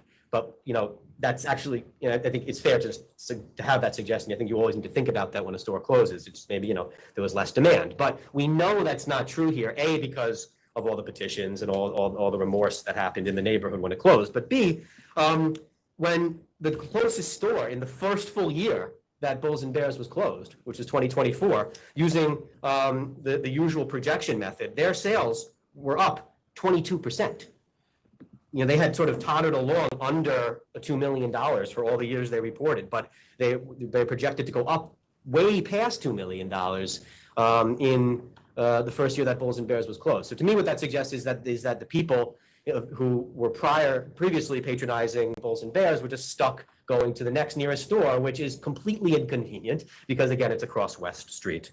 With that, we ask that the members find public, oh, sorry, one more thing I meant to mention is that there's a Gristedes supermarket in the same building, one storefront down from this premises. It is a regular supermarket, not a little deli or something like that, a full service Gristedes supermarket, which of course is a major public convenience and advantage factor. So in light of the petition signatures, the grocery store nearby, the fact that this has been licensed since the 1980s, all we're asking for you to do is find public convenience and advantage in returning to the status quo of an institution that had been there for all those years.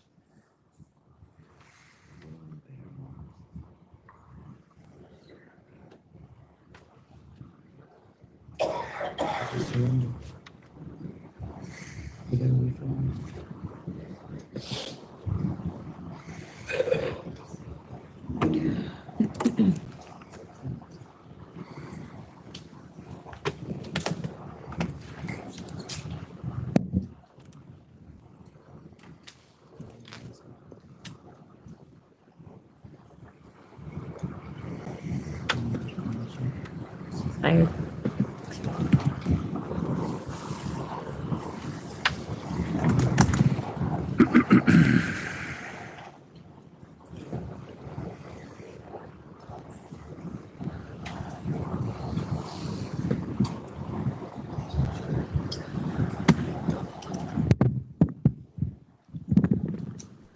Members ready to vote?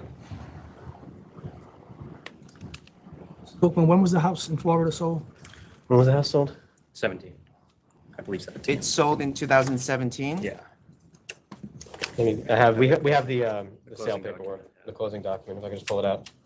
We'd also given it.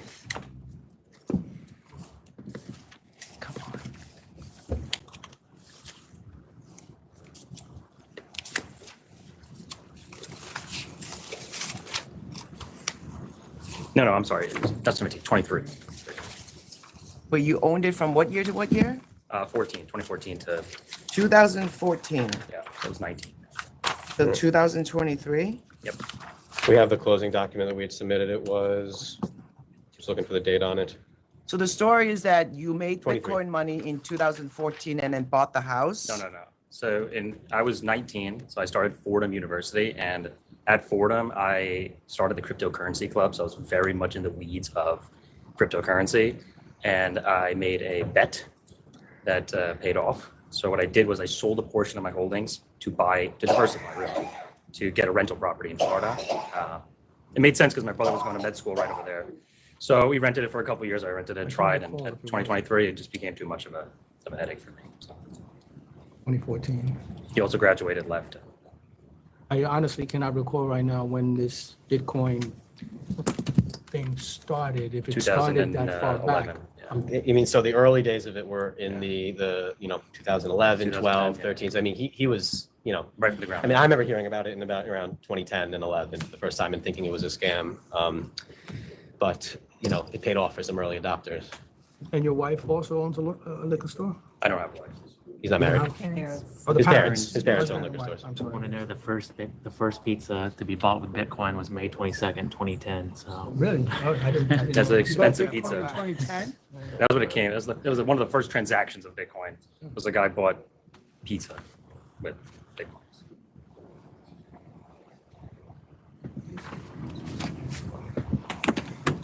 $40. Strange, I know. Did you drop any crystal balls down there? Yeah, right.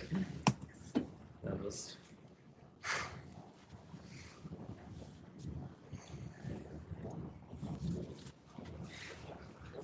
We're happy to answer additional questions that the members may have I on don't have this. any questions. If there's any, I mean, it's above, if there's any discomfort, please let us know what you're thinking so we could talk about it and try to And address this is it. a Taunton Trust. It's a POD account. Yeah, Yes, right. that's right. We have a And, letter and too. we have a letter from the bank that we submitted We confirming understand. just I that. think we all know what those are. Yeah. Yeah, if I was married, I would have. You're the only one who owns it. Yeah, I mean, People that's, present a death certificate when Yeah, I something mean- happens to you. I That's mean, it. I have one for my wife. I mean, I think the point is like, when you get married, you put your spouse Yeah, on, but exactly. he's not married, so he has his parents. Like, it's, I mean, it's standard,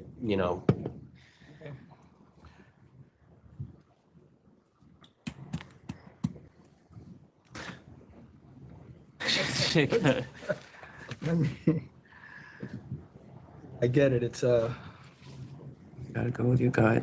yeah, it's a little interesting. It's a bit unorthodox. Yeah. I grant you that the figures do support the store, replacing a previous store, okay. Licensed since the 1980s. Owner and the developer support, of course. Got a petition in support. a lot. All right.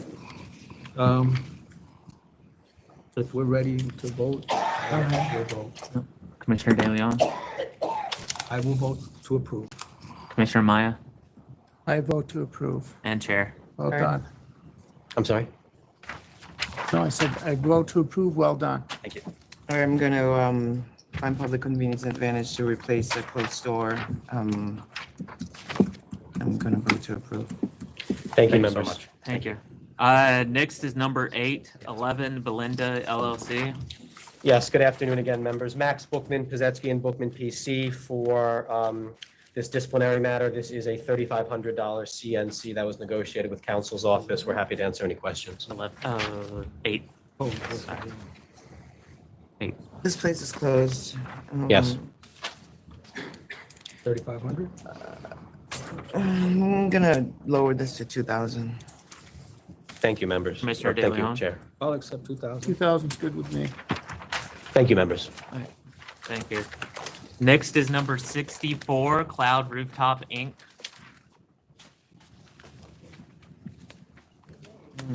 This is not good.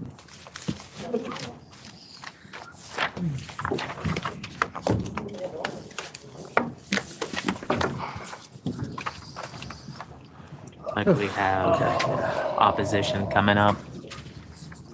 Is that what you are, opposition? Yeah. Do we have any more? Are they opposition too? No. People are coming. There's people coming. If you want to go ahead and put your name.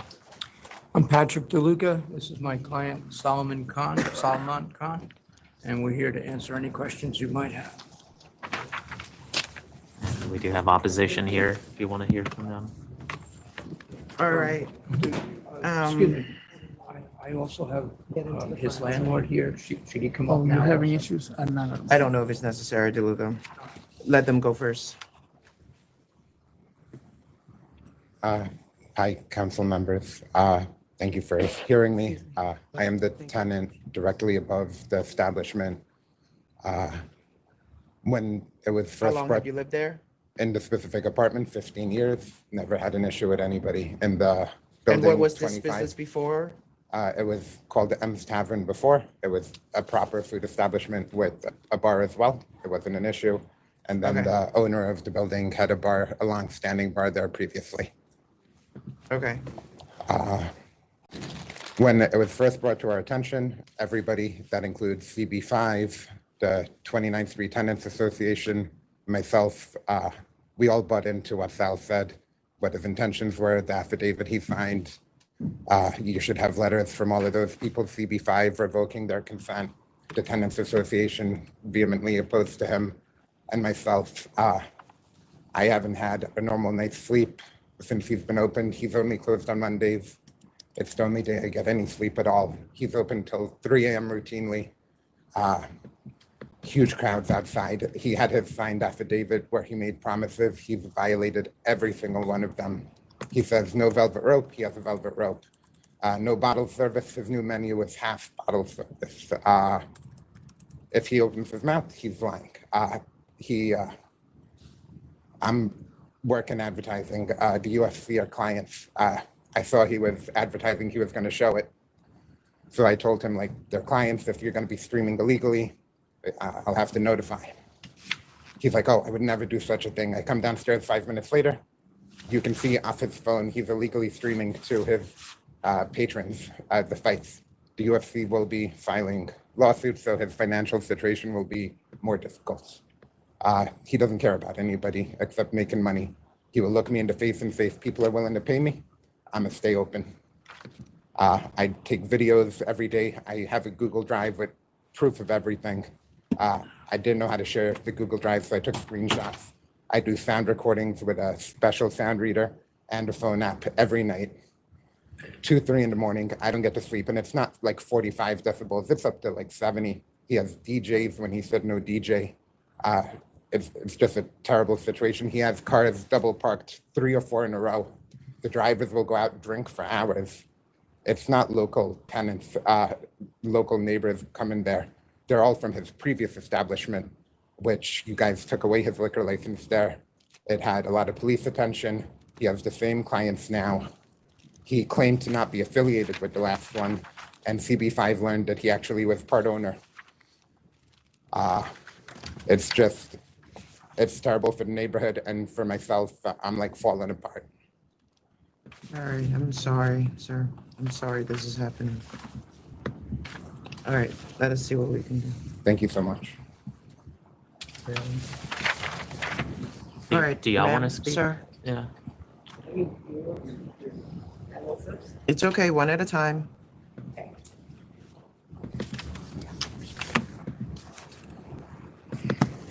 Very nice to meet you. Hi. And my name is Irit Heiblum. I'm a resident of the building.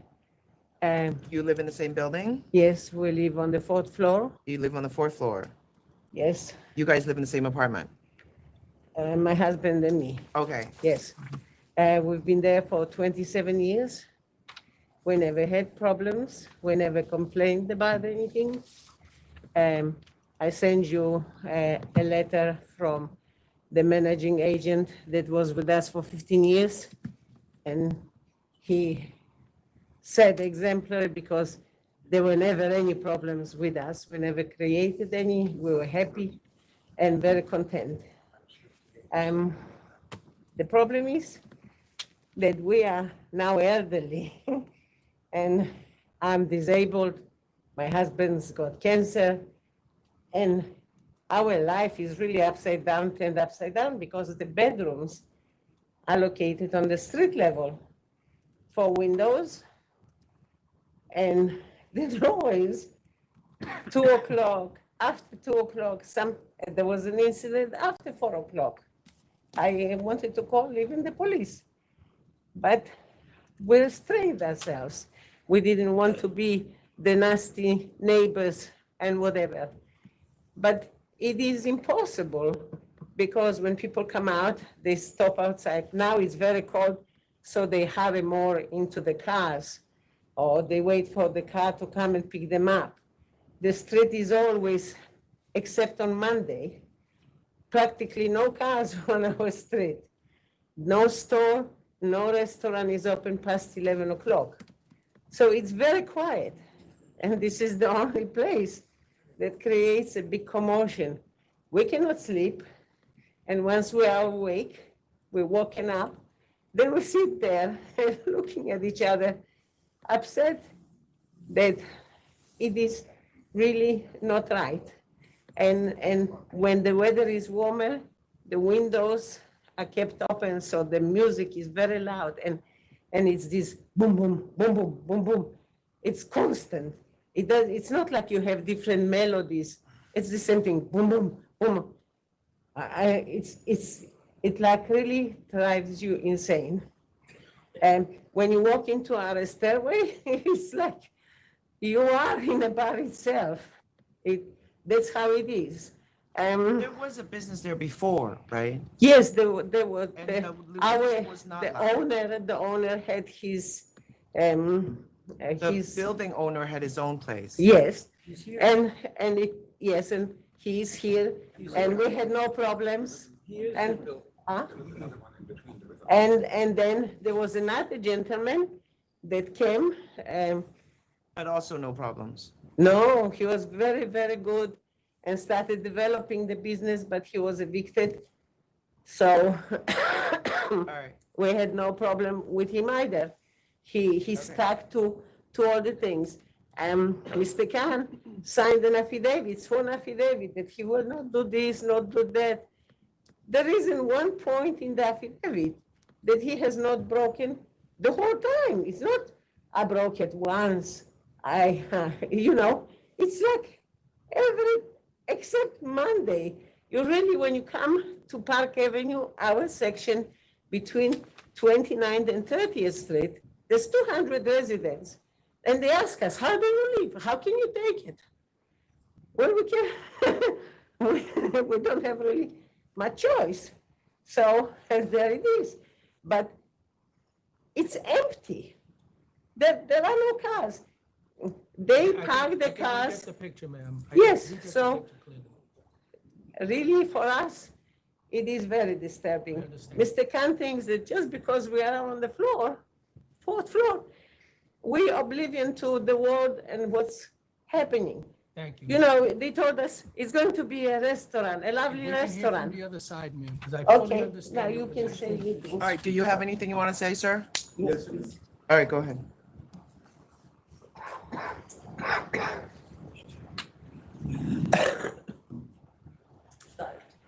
Nice to see you, young people. Yes, I live with my wife on the top floor. We've been there, as my wife says, for 27 years. Okay, you don't need to repeat what he said. Just Okay. add to what Okay. they both have not said yet.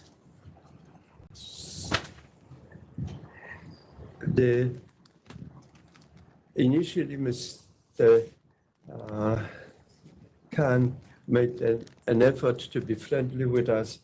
We were sitting just about every evening, weather permitting, on the step in front of the building. That was our little oasis.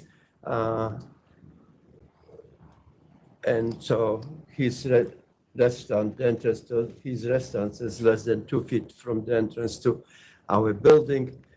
He was very friendly, telling us about the building, his plans, blah, blah, blah. We were just listening. We were aware of the affidavit that he made. We were very optimistic that he'll keep every point of the affidavit. On the contrary, he used the affidavit as a blueprint, not what to do, not what not to do, but what to do. He broke every. And he is regularly open until 3 a.m.? No, not regularly. Sometimes even later than 3 a.m. Oh, geez. On the weekends? On the weekend, definitely, especially on the weekend, yes. Okay. He's open 6 days a week. Monday is our, we call it, return to paradise. We can sleep. Okay. And he's using DJ? Yes. Velvet rope, bottle service, hookah? Absolutely. When we were sitting on the steps, people would come out from the restaurant and we would overhear or they would talk to us. What type of restaurant is that? There's no food. If we need food, we have to call for takes out. And we saw on a number of occasions. There's no food there. It's no food in the restaurant. No. Oh, I see. So you can order food from other delivery services? And they would, Unless it's a party. unless it's a private party. Then they yes. cater it? Then they cater it if there's a party? We don't know, but we don't see deliveries from our sort of single deliveries. Okay. Okay. Thank you. Could I bring up one point about the status of the building? Yes. Okay, so the building doesn't have a valid certificate of occupancy. We are loft tenants in the building. The landlord, he sent a letter, the landlord sent a letter, I think to you guys, but also to a tenants group, saying that I've sued him dozens of times. I've sued him once for tenant harassment. It's ongoing. It was actually approved by a judge. And part of the grounds of the claim was that he put Sal in there knowing what he does to try and drive us out of the building. There's no fire protection in the building. He's out doing hookah without a license, cooking on hot plates. That's part of the thing he has to do to legalize the building. So it's not just, it's unsafe in addition to being just unpleasant and terrible. Okay, got it. And he was, he had his license suspended or canceled at the previous location. We reached out to the people that participate in the protests outside the restaurant. They were friendly, very friendly to us when we asked them to come as witnesses. They said, no, they are bad people. Nobody wanted tourists come as a witness, but they were very friendly to us and were telling us the problems that they had previously. Okay. He shouldn't have been there in our location in the first place. He had his car. Well, everybody has a right to try a business. I mean, you No, know, but he sign had a a lease, business but and he then fell if there. he He enters had into the stipulations, he license. has to live by them. Okay. Okay. Leonards don't change the spots. Yeah, we understand. Okay, I think we're good. Thank you. Thank you Thank to all you. of you. Do you have their names? Did you put their names on the record, sir? Donald? Did you guys put your names on the record? I'm sorry. Did you give your names? Sorry? Yeah, you have to put your names on the record. Not here. Over there. Oh, no, yeah, you have it? Okay. Yeah, just say it on the record. No, Just say it, just say it in the record. Just say, I'll say it for the. Say it in the microphone. Say it in the microphone. That microphone. What would you like me to? Just say your name. My name is Leon Elion Hayblum, excuse me, Hayblum, and I reside with my wife on the, it's a walk-up building on the Say her fourth name. floor. Say her name. Her name, first name is IRITH, same last name. Okay, great, thank you. Thank you. Can we stay? Yes. My name is Daniel Hayblum. Sorry about my voice. No, that's okay. HAYBLUM. Yeah, you are. And I'm on the second floor. Okay, got it. Thank you.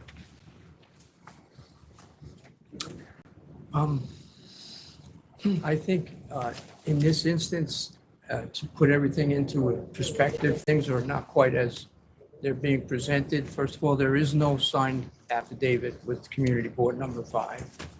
My client has documentation to that effect. Okay, so it doesn't And- matter because Well, there and- is a temporary permit that exists. Yes.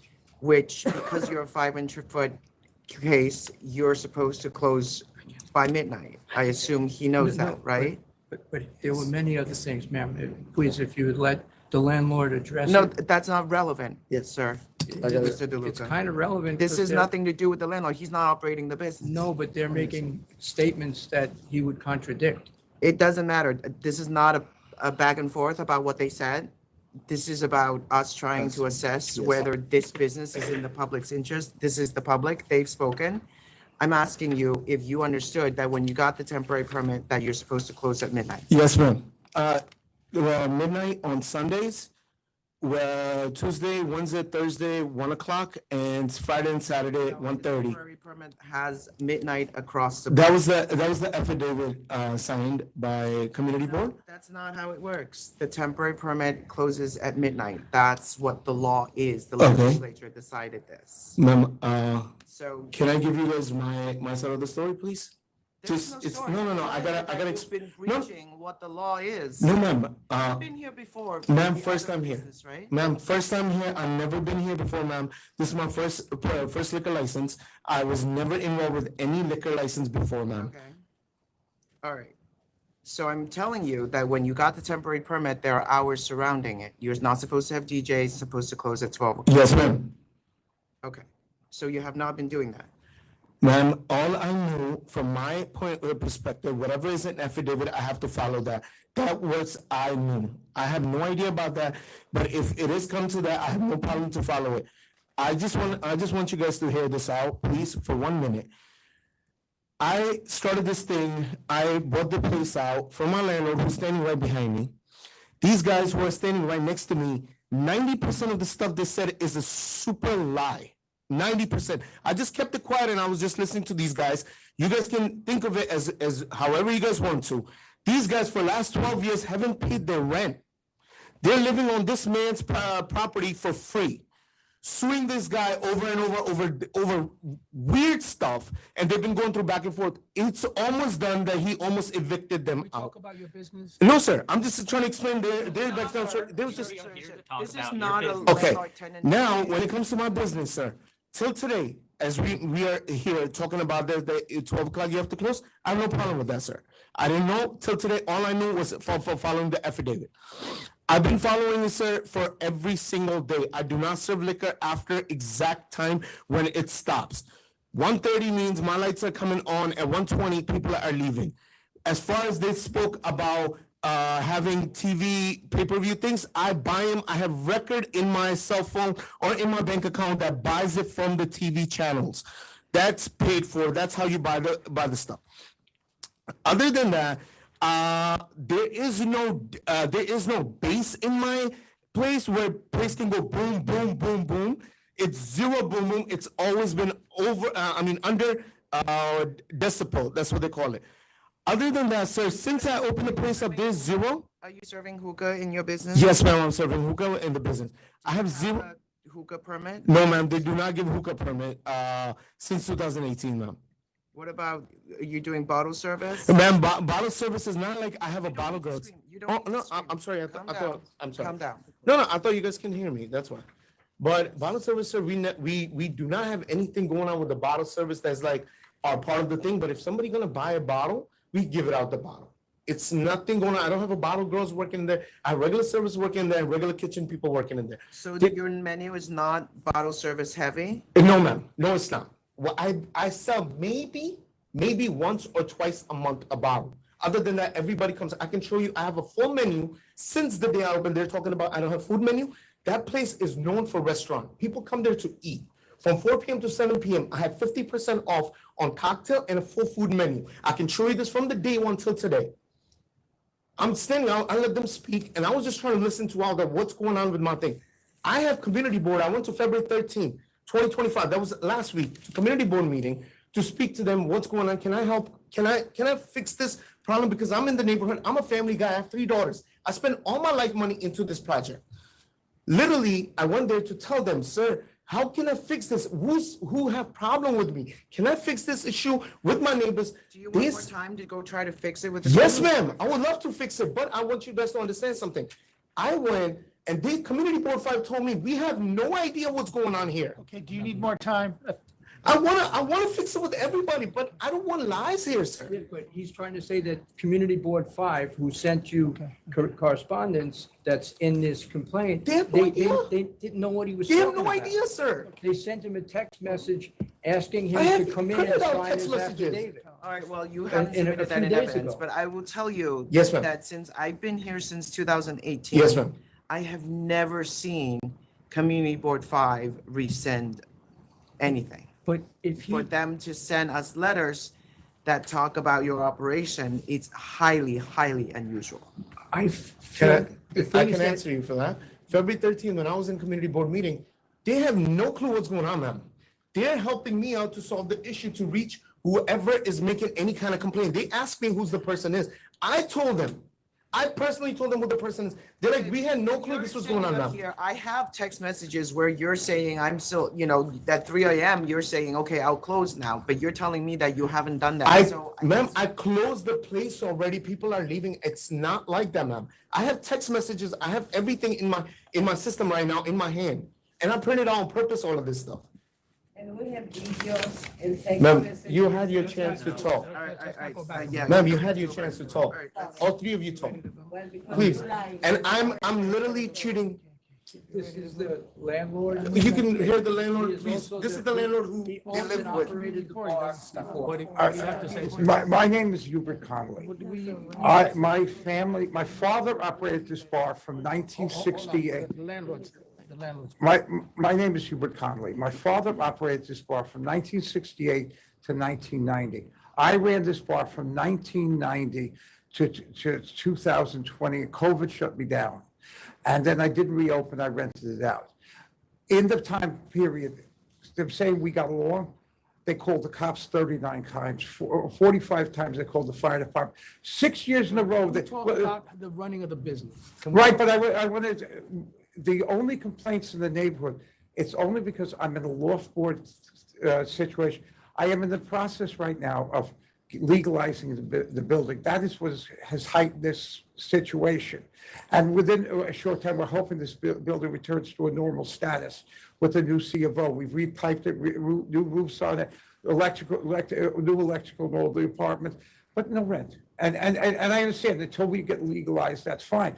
But this is an attempt to get rid of my one tenant that's paying rent, because I'm allowed the commercial tenants. I'm not allowed to collect from the residential tenants under loft board.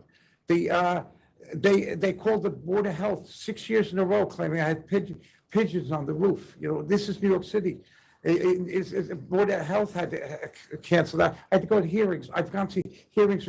They brought me to civil court, to housing court, to landlord-tenant court. They brought me to the building department. They brought me to everything. I am trying my best. I've spent a fortune. I'm paying taxes on the building. It's almost up to date. Everything is up to date in the building. And yet, you know, I'm getting harassment to no end. No, but I've been blackened here. No. What was said here about me here now is terrible, and this is awful. And I've got to tell you, I've got children. I've got children that worked in this bar. The things that have been said is wrong. Okay. I understand, but we have a gentleman here with a temporary. And whose only complaints against them are people who have an ulterior motive. I'm not, now this question is not to you, because I don't know, frankly, counsel, maybe you'd like to step up. And I apologize if I got excited, but this is very I don't know hurtful. what's going to happen with the board. Let me say what I need to say. Some suggestion might have been made that this gentleman needs to reconnoiter or retrieve whatever situation he has with the community board and with the community.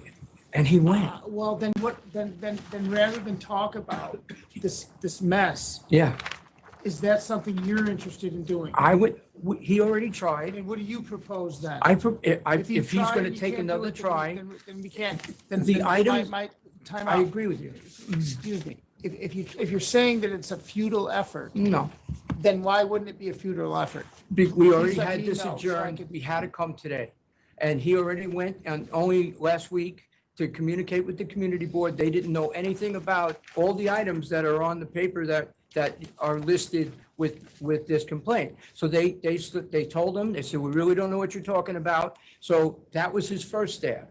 They've also communicated with him since then, and they give him the impression that they have no opposition to this. They're in opposition. The community board doesn't seem to be. And So last thing, and then I don't have any other questions. But I've heard enough, but the gentleman has obligations when he has a temporary. You know it probably better than I do, okay? I don't know how long you've represented him, but he has to do certain things so he could come back and get his permanent. I say make Correct? peace with the community board. That's what he went to do. All right, I don't have anything There's else to other say. things, right? You heard him just convey a variety of things that he did in violation of his temp. Right. Mhm. Perhaps instruct him and advise him on that. I can Right? do that. If we have the ability to come back, I think he can continue to try to get the community board to Here's what put I it don't in know writing. that Council, I'm if sorry. that man, he's admitted to violations, Mm-hmm. about 5 or 6 of them right today, right here. Well, he's admitted to these. What's he gonna do to rehabilitate or retrieve that situation? What's the plan if you can even come back? I don't know. All right. Okay. Are the members ready to vote? Can I just ask one question? Yes, ma'am. What kind of music do you have? Ma'am, we have a mix of everything. We play techno, we play Spanish. We But also. what kind? What is it? Is it a music Background system music? background? Yeah, ma'am. It's a restaurant background music we playing in the back. Okay. Yes, ma'am. I have zero bass in there, so there's no noise or bass. You can walk into right now. We can all walk in there. I'm not, I understand that. it's not it's everything, but it's not the music in particular. We don't have to talk about that, okay? I just want to know, so I could say what I need to say when the time comes. What is going to happen so that all of these violations that even I've heard today never, ever happen again? Because I've heard them myself right here. I'm actually a witness to his statement, so what could we do? My confusion, I have specific confusion when it comes to this. If all or any of these items happened, why has he been operating for 9 months without a single Okay, violation? all right. Because we don't charge against the temporary permit, Mr. DeLuca. But you I mean, go- You know that but you he's supposed go- to close at 12 o'clock, right? We have a list of violations. From enforcement or from them? Yes. Let's just vote. He's also telling us here. Yeah, I he know, just I admitted know. to all the The only violations. violation I admitted was being late. There was 0311 calls, like I'm explaining. Okay, to okay. you. There was also- But starting Yeah, today, license. starting today. Commissioner Stop. De Leon, I think we are going to vote. Commissioner Ready? De Leon, Yes. You know, there are many, many people out there who want licenses, who are going to be good actors. I don't feel the need to support someone who's going to be a bad actor.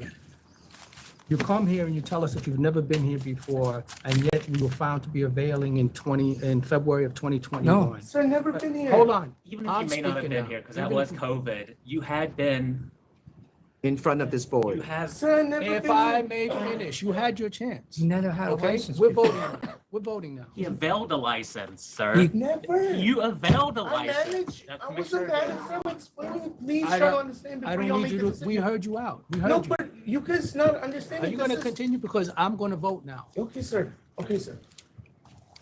You had the availing in 2021. You had an emergency suspension and a cancellation as a result of that in May of 2022. You had an extensive history of police attention, a shooting at a location where the applicant was shot in the head and groin. I'm the one, sir. Yeah. I'm the one got shot, sir. And I'm the one. Exactly, Yes. exactly. That's what I said. Enough, all right? So we have that. You admit violations today. We have text messages that were sent where you make admissions. In February 2018, in June 18th of 2024, we received those text messages where you had admitted to violations.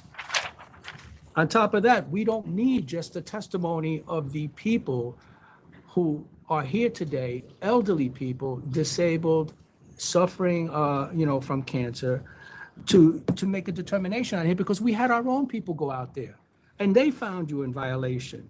The hookah consumption, the bottle menu, the DJ, serving alcohol past midnight, open until 12:40 a.m. All your violations, many of them have been documented by the gentleman there whose first name is Daniel. He also has a photo of a decibel meter showing the decibel reading at 70. Photos of people hanging outside your location that are time-stamped at 1:18 a.m. There is a plethora of proof that you are just a bad actor. That's my determination. There are 2 other people here to vote, but my determination is to deny you this license. I have Commissioner spoken. Meyer. Commissioner Meyer. Okay, I need to, I'm going to tell you flat out, I'm going to end up on the same position as Commissioner De Leon, but I want to explain myself. I tried for 10 minutes or 5 or 10 minutes. What could we do to bring us back here on the same application? And all I'm hearing essentially was, we can't do anything more. I just heard I heard this. I am going to discount, I'm not discounting what they said because let's leave all credibility aside. Even if I didn't hear from anyone on that side of the room today, there's multiple violations and I was trying to offer a way to repair this and you don't have any offer. Because you don't have any offer of how to repair this, I have to agree with Commissioner De Leon, so I will have to say to disapprove. And Chair. All right, you can ask for reconsideration. I'm going to vote to disapprove as well. All right. It's been denied. All right, thank you. Sorry. All right.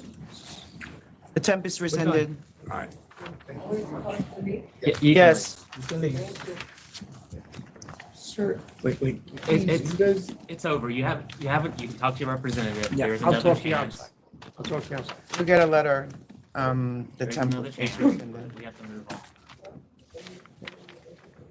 Next is 68 Plum Restaurant and Lounge LLC. Joanne Fitzgerald. What are you doing? You're calling us? No, she's with me. I came up here. I did. He just called 68. 68. We have another case. Your It's on client the, must it's have on the signed list. in. Your client must have signed in first before you. Yes. Yeah, so that's why I didn't know. Oh, it's okay. All right, you can come back up. Go ahead. 68. 68. So it's 68? Mr. Oh, okay. Oh, all right. Sorry. Thomas Burke from the Law Office of Stacy L. Weiss. With me is one of the applicants, Caron Craigwell, and the other applicant, Tyrone Aarons. Okay, 10 weeks ago, you asked us to go to Brooklyn Community Board 15 and get a letter because they had written to you asking you to deny the application, and they had a litany of complaints. Now, during that 10 I week. got another letter from them February 13 saying that they continue to have a lot of concerns. There are a lot of 311 calls, 911 calls surrounding this business, sidewalk, and other types of noises. So I am not ready to vote yes. Where are you at? I can't, not with that record, no. I can't vote yes either. In that 10 weeks, there have been 3 meetings before you. And Community Board 15 sent no one here to voice opposition, never given anyone the opportunity to examine their allegations. Now, these I'm gentlemen. sorry, they sent us a letter. What do you mean they haven't shown Well, up? I mean, everybody else seems Community Board 2 is here, everybody comes Oh, in. no, that's not a requirement for them to physically come here. They sent a letter in writing. Okay, these gentlemen have done everything they could to address those violations. They've put in soundproofing, they've put in double glazed windows, they've increased security, they've cut back their hours of operation. They've reached out to the neighborhood coordination offices of the 6-1 precinct. They've established a liaison there. I mean, so, all right, if it's generally a noise complaint, and then they go on to say that there was smoking hot and acting out in a driveway that's separated from this premises by 2 other premises, a gym, and it's now closed, a cannabis shop. There is no access from this restaurant to that driveway. Well, even now, they send back their security to check that driveway regularly to make sure nothing is going on. There's another allegation that the police have come in response to fights outside. There's no police record of this, and if there had been, we would know about it. Okay, well, the 48 Okay, now, 311 calls, as far as the 311 complaints, disruptive loud music Yeah. coming from the right, establishment. now, as far as that's concerned, Mr. Craigwell has gone to the 6-1 precinct, spoken to the neighborhood coordination officer, and he'd like to tell you what he found out. Well, it's one lady that's doing the calls. The guy, the sergeant told us. So the funny thing, we didn't even know about that letter. We went to every community board meeting for the past 4 months. So Do you need to see a copy of this letter? Your lawyer has a copy of the letter, right, sir? we never heard of that one. You have a lot. Yeah, I have a copy of the allegations. So he has a copy. Your client hasn't seen a copy? No, but he knows what the allegations are. So every time we go, we ask them, what do we need to be better neighbors? It's nothing. They never say nothing.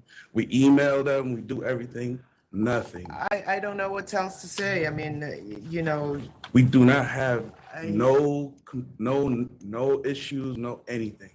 It's just this one lady that's doing it. Apparently, she's been calling since 2019. She says she's been, we've been disturbing for 3 years. We only been open 1. We cut back our hours. We don't do live band no more. We don't do comedy show no more. None of that. We cut everything out. You're basically asking us to just disregard the letter written, disregard the letter written by the community board, without you just telling us that they don't have any basis for writing the letter. No. You say that you've gotten information from the police. We don't have it in front of us. You could have gotten perhaps a letter or some kind of recommendation. Okay. We didn't get that. So, I mean, we don't have I don't feel that I have a basis to disregard the community board here. I don't. Can I interject? Certainly don't want to disregard. It sounds like they're just making it up. It's just one person complaining. Well, yeah, That doesn't sound that's like the always case. possible, but that's besides. But they've done everything to address the noise complaint. And we still are, every day. I mean, the idea. We that just there's want to know how to noise protect emanating from ourselves. Basically saying it's turning into a nightclub, right? They're saying that Not at it all. looks like it easily turns into a club, removing tables, which makes for a dance floor. No, we do not do that. Remove the tables. All right. Those tables are heavy. Those tables are like, I might have missed it, I apologize. What are you doing to allay the noise and all of that? What are you trying to do? well, for To be a one, better neighbor, what are you trying to do? for one, we cut the hours down. To We used to what? close at 4, now we close at 2. And that's just Friday, Saturday, because while we were at the community board, one of the members told us, and it's not the community board per se, is because I would say that chair lady, she's kind of working with us. She said the same thing. She said she wanted to see the calls go down. That's the only thing. Other than the letter, she said the letter basically wasn't true. There's no fights or nothing like that. So our walls are soundproof with 2-pound mass level vinyl, which is like for recording studios. Okay. Also in the by the end of the second quarter, we want to do the windows. All right, tell me about the driveway. Oh, we have nothing to do with the driveway. It's the driveway, a smoke shop, a nail salon, a gym, and then us. What percentage of your revenues is food versus? What percentage would you say? Alcohol is roughly about 18 to 25%. 25%? Yes. Yes, we sell mostly food. Sales is alcohol. Yes. And what time do you stop serving food? 1 a.m. And what percentage of, how much alcohol do you sell between 1 a.m. and 2 a.m.? It's I mean it's minimal. So by the time by 1:30 we start turning on the lights. Yeah. And we start cleaning up, and by that time most of the patrons are already gone. Can I say something too as well? I've ever since the letter was brought to our attention. I've looked up some of the 311 calls too as well, and we close at 2 a.m. We just like Karan mentioned that over the past 2 weeks we changed our hours from 4 a.m. to 2 a.m. and we had 311 calls at 2:30 a.m. in the morning after we done already closed. Do you have a temp, I 9:21 to 10:28. I think that question's. Yeah, been we asked. have Do they have a temporary now? Yes. Yes, But there was a gap. but There was a there's gap for how long? A month, about a month. I think that was back in October. That was back in October. That was- Any complaints in that month whatsoever? Do you Not that we Do you know know? No, I don't know for sure. No, I Do couldn't you say. know? Not that we know Like of. if we went and looked. Right, if we saw To when my they best of were our closed, knowledge. Anything in that month gap? Not to the best of my knowledge. Well, but since December 1, 24 through February 9 of 25, there were 48 311 calls regarding disruptive loud music It and is- 4 911 calls for overserved patron fights. So There's no fight. No fights. So, I was gonna say, just as you mentioned before, we don't have any reports of assault or Look, shooting. I can't or- just take your word for it. This is in writing. If you, again, like the commissioner said, if you have something from the police that We'll says. keep trying to get that. Do Because you this want is to coming adjourn from and try to get it? Because, at this point, you're getting your temp rescinded. I I'm mean, trying to avoid that. If you're so- telling me there's someone at the community board who's working with you. Yeah, her name is Miss calls go Miss down, Teresa. like, Oh, I'm sorry. I want to honor that to some extent, because maybe their position will change, but So her name is the community chair. Her name is Miss Teresa, I think Kova. I had interactions with her. Teresa Scavo. Oh, Scavo, sorry. Yeah, I've had conversations with her. She told us to come to the next meeting with the precinct, which is in 2 weeks. Meeting, all right. Which is in fine. 2 weeks. All right, look, can we just, Yeah. there's a lot of people. We just got, I'm we gonna got give you to 3 more months. think. That's fine. That's fine. We'll, You're gonna renew your temp. This is your last chance. I just don't want to cancel you today. because- we just want to know how to protect ourselves because You have counsel that We're you're not- represented by Yeah, he'll- counsel. But he'll- look, you he gotta could tell come you. here and just can't tell us that everything they wrote is just made up and it's one person making complaints. And the police said this and the police said that, but you offer no proof. True. So we're gonna Understood, come understood, back. understood. Give us something to hang Understood. our And hat the on. 311 That's fine. calls is a public record, so Yes. if it's the Yes, same well- person calling, you can prove that. Yes. Submit that. Be Like, angels. I mean, why am I doing your job for we you, are. sir? So May 14th. right? Yes, May 14th.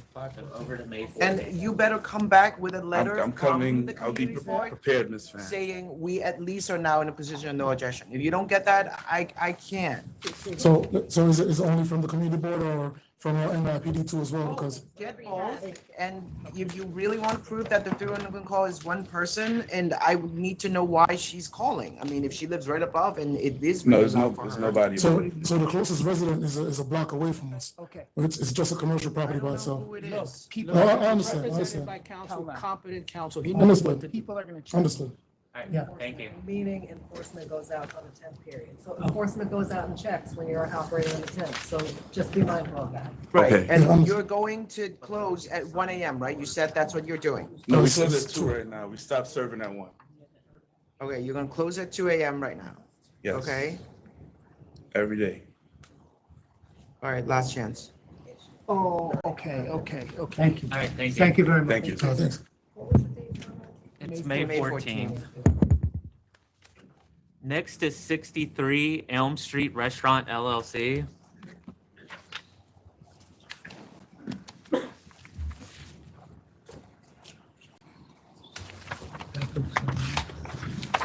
Good afternoon. I'm Kevin Dano from the Dano Group. With me is Ian Duke. We also have some people from the. The opposition? Well, I don't know if you're opposition anymore. That's right. From the Elm Street Neighborhood I'm Association. sorry, you guys waited all day. You sent us away a little while ago saying, go make nice and find a way to come to an agreement together. And I thank you for that. You gave us, we did. You gave us numerous adjournments so that they could continue to come to an agreement. They did. They have signed an agreement. We have submitted that agreement signed by both parties. I don't want to waste a lot of time because people are waiting. We ask that you allow us to All right, so, follow that agreement. I And gather from your submission that the sound test was done to your satisfaction, Mr. Fitzpatrick, that, no, right? I couldn't hear that. The sound tests? no, your- that's not correct. No? No, what happened is they have an agreement. There's an acoustical provision. They're going to have people come in and do all the work that's on the acoustical provision. Then they're going to have a period of time where they work up together with regard to it, and then they're going to, during that period of time, they're going to close at 1 AM. Then after that period of time has passed, they go to 2 AM, I'm sorry. They go to 2 AM. There's a whole system. The police have signed on, they're involved. The village has signed on, it's involved, and the association has signed on, it's involved. And what I'm asking you is to, Trying to find, because I know the date was February 12, 2025, apparently, of this agreement. I'm trying to find it so that the. I have another copy here, but we did send it in. It's at number 7. It's number 7, because there's a lot of. Yeah. After the sound. Supplemental 7. It's like the number first- 7. Okay.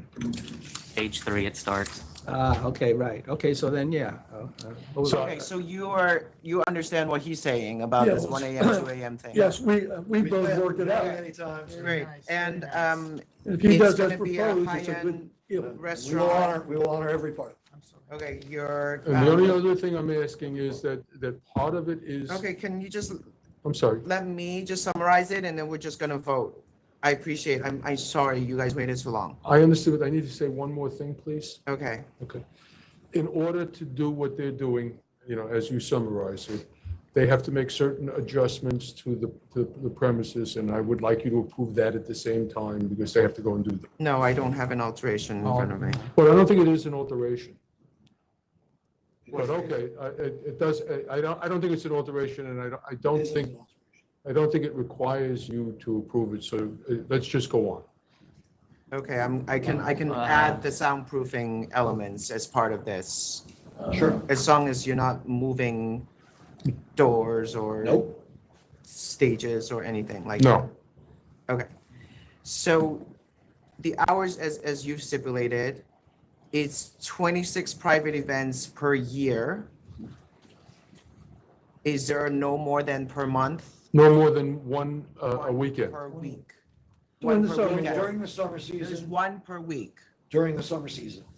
But in December, for example, you might have a couple of them because Right. they're holiday parties. for Okay, so companies. it's 1 AM closed no matter what until the sound is fixed? No, it's. Actually, let me chime in there. Yeah. So, what we've agreed to is currently, we have our regular license. We are going to, with the restriction removal, we're gonna do all the things that are on there, including all of the soundproofing. We will open, we will be open until 1 AM until the week prior to July 4th, which gives us anywhere from 4 to 7, 8 weeks to be working it so that we all have the system in place. The reason I say 4 to 7 is there's a chance we may not get open that first week in May, so it could be the second week in May. So to be fair, it will be as soon as we can open until then, and then it would be 2 AM after that. Just to be clear, so that I understand it too, we've signed this thing, but the restrictions will not be lifted until Correct. you do the soundproofing Correct. and Correct. all those things. And So it's then, 1 AM then- until further notice? No, we don't have to come back, please. No. This is all agreed, they've That's entered my a stipulation, decision. don't make us come back and say. We were begging, What, actually. you don't wanna I wait was all about day to again? give What do it you a mean? This is fun. We did everything that you asked, we found that they worked together, understand. I'm I've never trying- even seen that done You before. guys did not need to make this so complicated, but I appreciate Yeah. the investment in trying to help him here. So it's 1 AM until they're satisfied, and then it goes No, to 2 it's AM. 1 AM until June 29th. Right. The satisfaction is going to be, from the day we open, we will then operate, we're calling it a trial period. It's more so that we can show, it's a good faith measure. I know. I get it. I think that the thing is that you have a written agreement. Yes. Which we want to honor, but the agreement is in the form of a narrative almost. No, So it isn't. it's a little- I know you broke it down into sections, but what we're trying to do is pick out. Got it. Look at the summary at the end. I think the Okay, end does. it's a moving do it. target. Look at the summary at the end, it summarized the whole thing at the very end, it's, Okay, all right, that's paid. I see what you're saying. Closing. in summation know how you agreement, would do the it's on license. page I mean, you 5. just have to put 1 AM on the license until, Then you have Then to- we'd have to come back. So we were offering, and the way. By the way, the license right now because is, the license can't say all of this stuff on it. I understand, but you could say, say 2 AM, and we have an agreement, a written We agreement, will honor the 1 AM agreement. not to be with the open till community. 1. That's why it was written that way, so I it's know, but 2 your AM. license is gonna say 1 AM.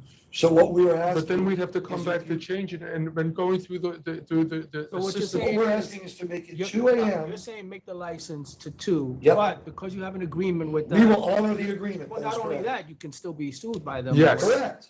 Yeah. Correct. Yes, you make All it right, 2. so the license will say 2 AM, Yep. 4 AM New Year's Eve, Only 1 day a year, yeah. and then, but in the meantime, you're stipulating that you're 1 AM until June 29th. Correct. until That's that correct.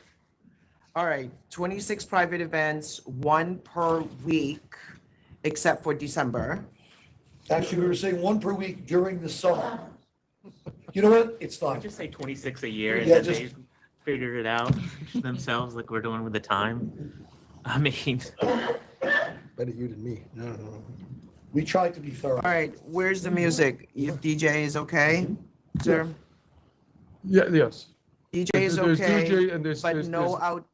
There's live music Can I also. just finish? Can I just finish? I don't need you guys cutting me off every I'm sorry. sentence I say. So DJ is okay, but no outdoor service, right? right. Okay. I mean, they have a patio, but that's it. I'm sorry, I just want to answer your question. We can serve food and drink outside. There's no music or entertainment outside. We do have a patio where we seat people for dinner. Is that okay with you? Yes, So food and service outside, but no music right. Yes. and no dancing Yes, outside Correct. yes, and no correct. parties outside. Correct. Private events is not outside. Correct. Private events, It's inside with all doors closed at all times. yes. except for service of food. People are sitting on the patio, they're eating. So if someone So had a private wedding, events allowed to be outside? Yes. You're okay with that? Yes. Okay. All right. Live music, did we say live music? Is it live music? It's just DJ? we I think they agreed only we apply for could have- DJ. We can only Live have music. live music at private events, where it would be indoors and all doors closed. All right. Good luck. It's a good job. It's We need a commendable. new software just for this Diana, application. but the big With that, thing, I'm going to approve. thank you very much. That's like you said, if we do it, we own it. So, Yeah. we own it. And I just want to thank you, you all, because this was hard and And we feel the exact same way about the association. Jay, we spent a lot of time together. Excellent. And we're very, very grateful. thank you very much. Good. Thank you. Thank you. Jay. Thank you. So have we, Good luck, good luck. Do you approve I of the, Yeah, they haven't voted yet, guys. We're hoping. I approve with the conditions stated by the chair. and Commissioner Maya, you voted? I'm very Yes, sorry. the chair, you voted. I actually thought you did. That's okay. We did. We got lost in the weeds there, but All right, thank you. congrats. Thank you. All right, good luck. Oh, Thank you. did vote. Okay. Thank you. Q. Thank you very much. Thank you. Next is 67 Infinity Bar and Lounge LLC. 57. 6-7? 67. Yeah.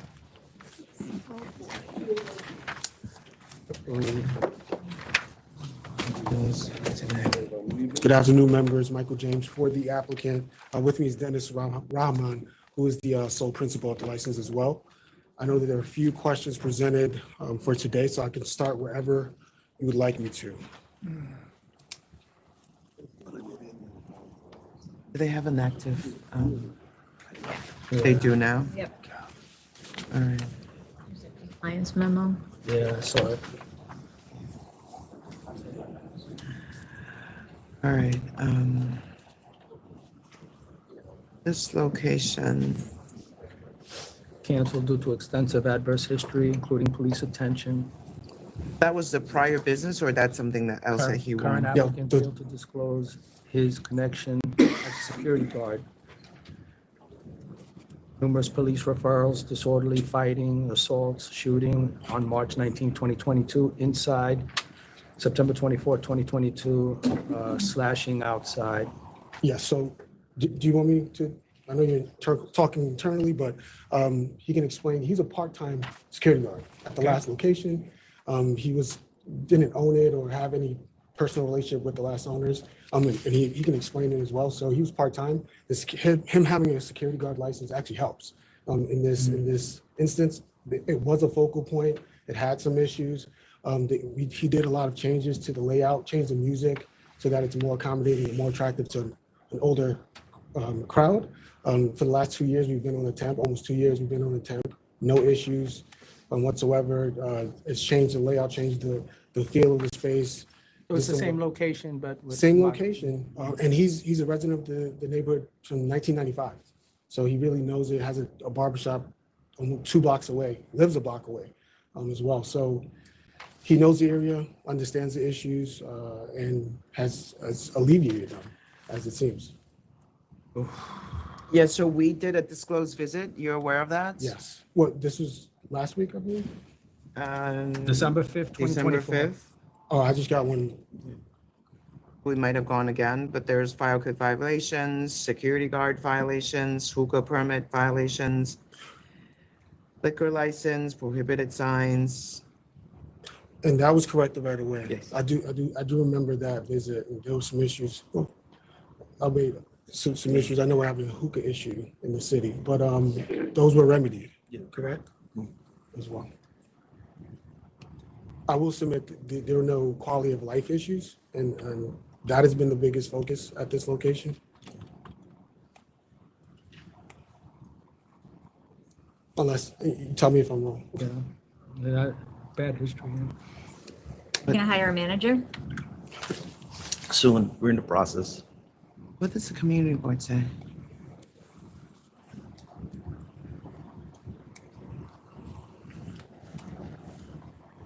There's nothing.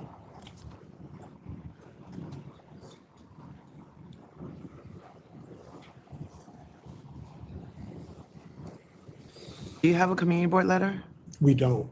We didn't, usually that community board, we do meet with them. I met with them the last time, but nothing, but they did have a change in the office. So the person that was in the office, he had passed away from COVID. They had someone new. He was fine, he was communicative, but I didn't hear from him on this one. I'm not sure. You met with them though? Not on this application. They didn't, I didn't hear from them at all. And that is a little unusual, but that's fine too. So. All right, what are your hours? 4 p.m. to 4 a.m.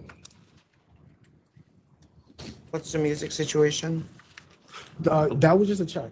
You're talking about the iPod. 9:30 a.m. thing? Music, but, it's iPod. recorded, I'm And sorry. DJ? Recorded and DJ. How come Well, the we have investment is DJ. only $30,000? It was already built out. Yeah. And he had some help from, we just, we discussed it with friends that did the construction, he just really paid for the materials. Okay, we're gonna look again. Make sure you put your signs up. You gotta put your liquor license up. You gotta, I mean, if you're yourself a licensed security guard, then, you know, you can't have that violation, and fire code stuff is just straight dangerous. I'm only gonna approve this because this is not 500-foot case and the standard is lower. And like you said, there is no noise complaints and no neighbors upset with your existence for now, so I'm gonna vote to approve 4 a.m.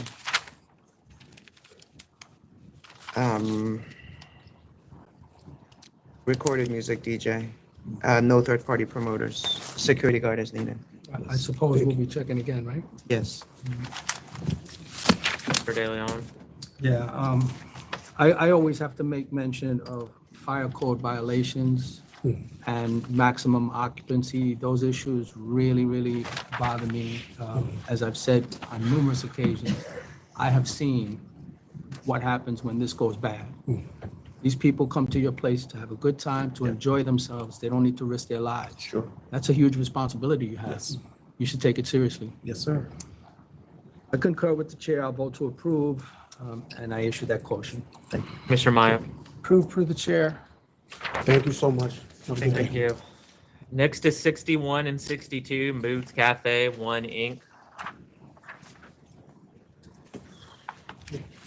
61 and 62.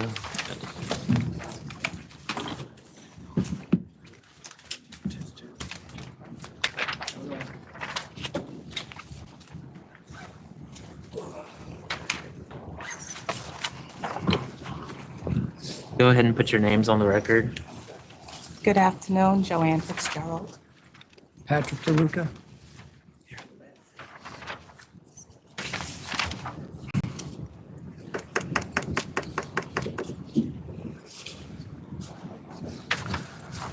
All right.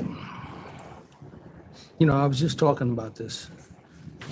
In the first case, February 3rd, 2024, you have a fight outside that began inside. There was a stabbing and there's video corroboration. And then I was just mentioning maximum occupancy. The max here is 56. The head count was 150. Anything you want to say about that? Yes, that day, that week, actually, if you look, it's when it's my birthday, and one of the bartenders was also her birthday. And we had something together, and we tried to get most of the people out. A lot of them didn't want to leave, so it just happened to be that it was both of us' birthday. It was my family there, friends and stuff like that, and this is not something that's ever going to happen again. Well, you put your family and your friends in serious danger. Yes, I understand that. It's, you know, But there are two problems. There are two dates here. One is large fight on April 24, where you have 3 times more people than you're legally allowed to. And then in February of 24, you had a fight inside. So this is becoming a pattern.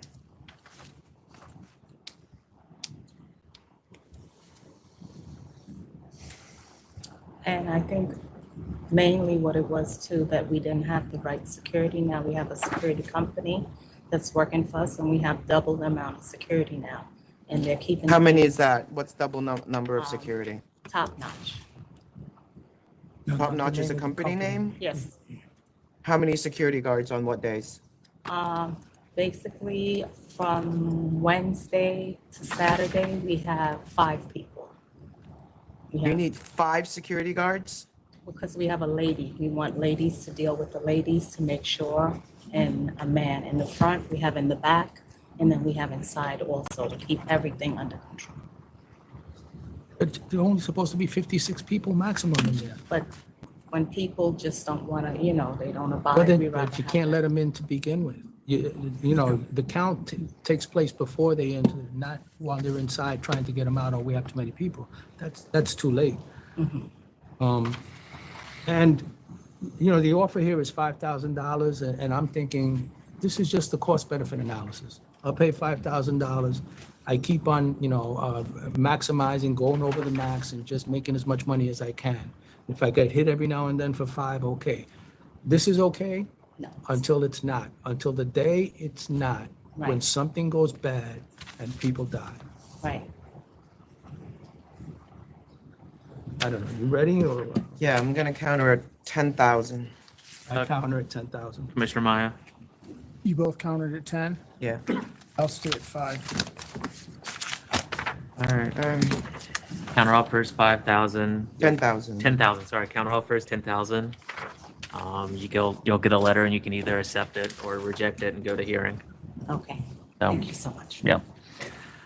Next is 46, Morrell and Company, the Wine Emporium.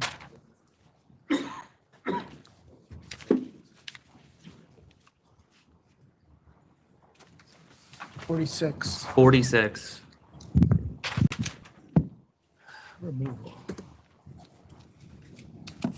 Sorry for the long wait. It's okay. All right, what do we have? I don't think there's any opposition. There's opposition, but not in attendance I'm aware of, so Oh, okay. it's written. Lucky day. Okay, so it's, I'm Mark Coslow from Buckland Law Firm representing Morrell Wine Are the 3 Company. people that signed in with you? The 3 What? other people that signed in, are they with you? Yes, they're all with me. Okay. Jeremy Noy here is the Jeremy president. And you're with, okay, I just wanted to make There's- sure. There's the president and CEO of the company. The 2 gentlemen are principals of the company together with the finance officer. That's Mac Taylor and Stephen Lim and Andrew Goyer. So you're moving from Rockefeller? And my son also here, John Cosley, did a lot of the research, but he's not standing up right now. You are at. He works with you? Yes?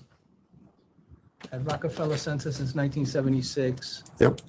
At 1,366 square feet with 869 square feet for retail. You're moving 28 miles to Bear Cliff Manor Right. at a store that's 4,977 square feet. Rich, 760 roughly square feet of the retail space. The rest is for IT people, telephonic, et cetera. Do a lot of online sales, a lot of research that way. So you have a storage space out there or something like that? Yeah, so the wine, although Jeremy can explain it better from an economic standpoint, they've always had a wine warehouse. They've always warehoused product elsewhere. I believe it was in Queens. Correct. Yeah, so, hold on one second. So in Queens, they've stored approximately, they had 10,000 square feet at a Queens location where there's a warehouse, which is properly warehouse permit, had it for many, many years, oldest operation. They moved the warehouse out to Briarcliff Manor. Well, it's already 2 years ago. They have about 4,800 square feet of storage now. So they've reduced how much their storage to just 4,800 from 10,000. They've always stored product at that warehouse. So there's nothing unusual. Is the nature of their operation is to have storage of fine wines. They've always had it. I'm not sure if there was either an error by my part, a miscommunication by my part as to whether or not they've always stored wines. They've always stored wines. They've always had that warehouse. However, to make it crystal clear, the difference we did was we filed a new warehouse permit application because you can't file an alteration of warehouse applications. So we have a warehouse permit. We filed a new warehouse application to delineate the area there, which is strictly for storage purposes. And then we removed from that warehouse diagram that area which would now go to the retail package store. That's all that's what that was. But they've always So had you're one turning the storage. warehouse into the store now? No. The warehouse, they've always had warehousing. on a sub area of that warehouse, they will continue to store. They'll have approximately 4,800 square feet. It cannot be used for any retail sales. It's just strictly for storage. It's I'll let- 4,800. Correct. And it's connected to this 4,900. No, it's just underground. So I'll let Oh, Jeremy it's explain. underground. The warehouse, although I'll tell you this, try one more time. There is a But is warehouse. it connected to the 4,900? No. It's If you look at, different. if you look at the diagramming, the warehouse has two levels. The ground floor area, right, and a lower floor area. And on the ground floor area, it has storage. And part of that delineated area will now be set aside for just the retail operation, the IT piece, and where the actual retail store will be the imprint of where the sales will How take large place. is the new store? Approximately 40, you read it, 4,600, 4,700 square It says feet. 4,977. Right, of that, there'll be an area which is strictly for the retail sales. That's 761 square feet, and the rest is IT. The rest is what? IT, IT offices. IT offices. IT offices. Yes, they do a lot of, close to 93% of their sales is online. I understand. So how is this, I'm just gonna ask again. Sure. The 4,977, how is it connected or not connected to the warehouse at 4,800 square feet? It's on the same level as the ground level of the warehouse, It's a different space. Different space below. but but the storage of, there's two levels. There's physically, yes. I'm not following. Okay. following. We'll try.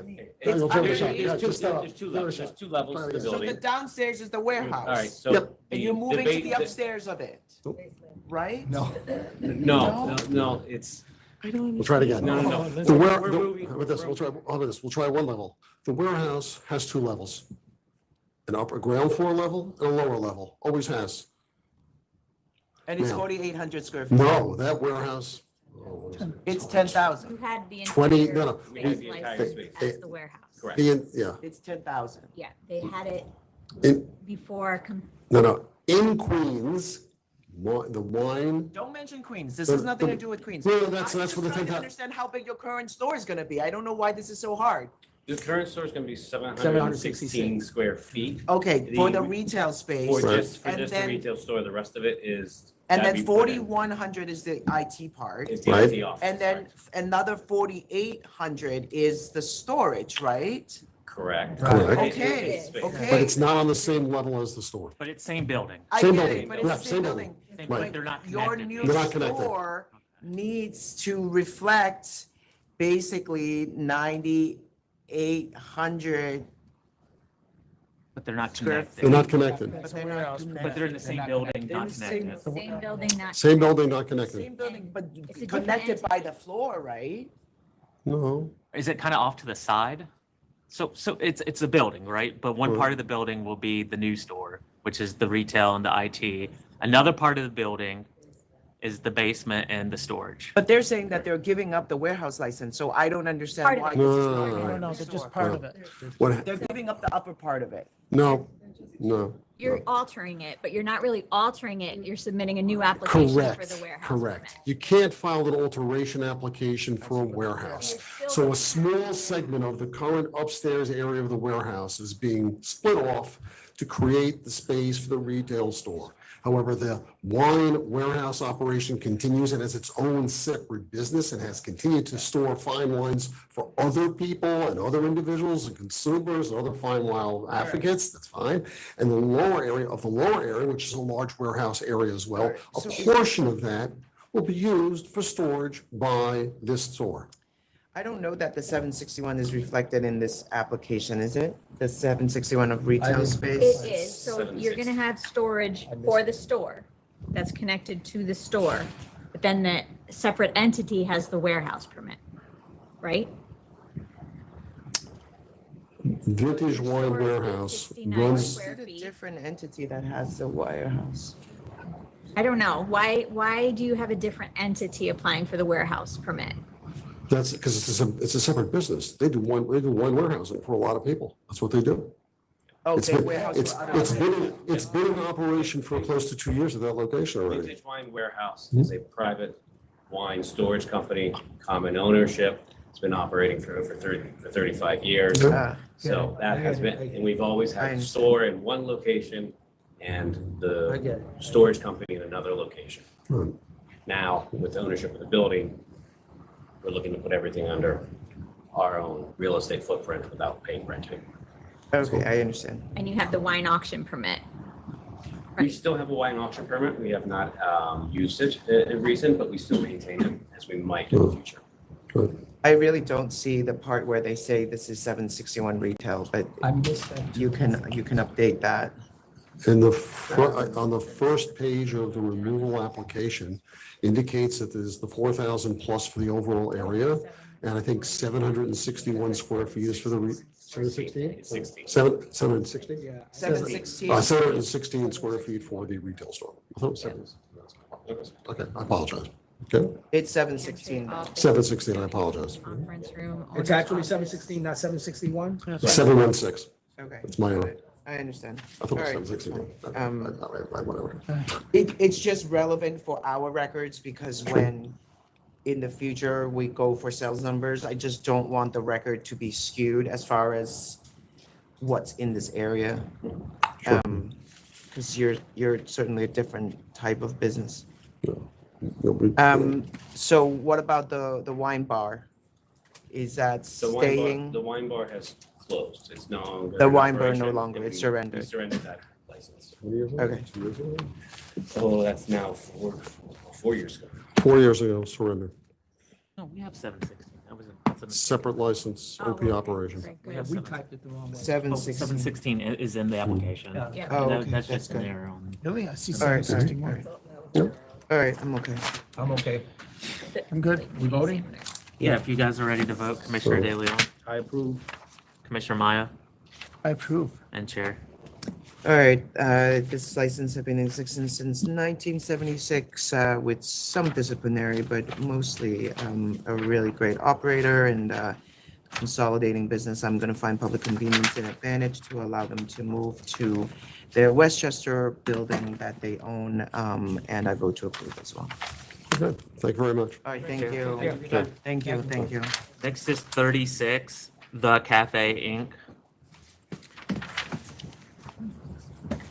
36.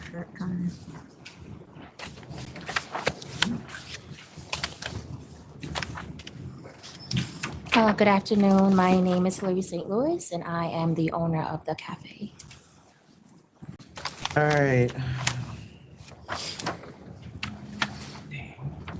So why did you apply for a new application? Because you had a beer and wine, right? So I had beer and wine, and then time has passed, and still struggling a little bit, and I decided that I wanted to do full liquor. Met with the community. Okay, because you could have just done a class change application instead of applying for a new license. So to be very honest with you, this is my first time doing this, and the person that was representing me said this is what I need to do. Oh, okay. So. All right, I it was- doesn't matter.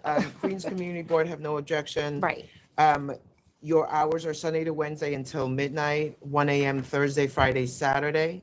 So I was operating until 2 a.m. Thursday, Friday, Saturday. And they granted me DJ, band, Oh, the karaoke, all of community that board stuff. granted you? Yes, since 2022 of December.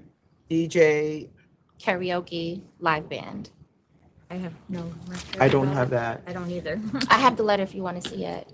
And I actually met with you guys again for that after, because after I met with them, All I right, had to. show me the letter. Sure. All right, let's call the next one. I just want Oh, to. we need the money. Oh, you want to call the next one real quick? It's snowing outside? Yeah, it's supposed to snow. Oh my- I think but it's she's not coming gonna up be now long. with the letter, but do you want to? Oh, we'll look them in.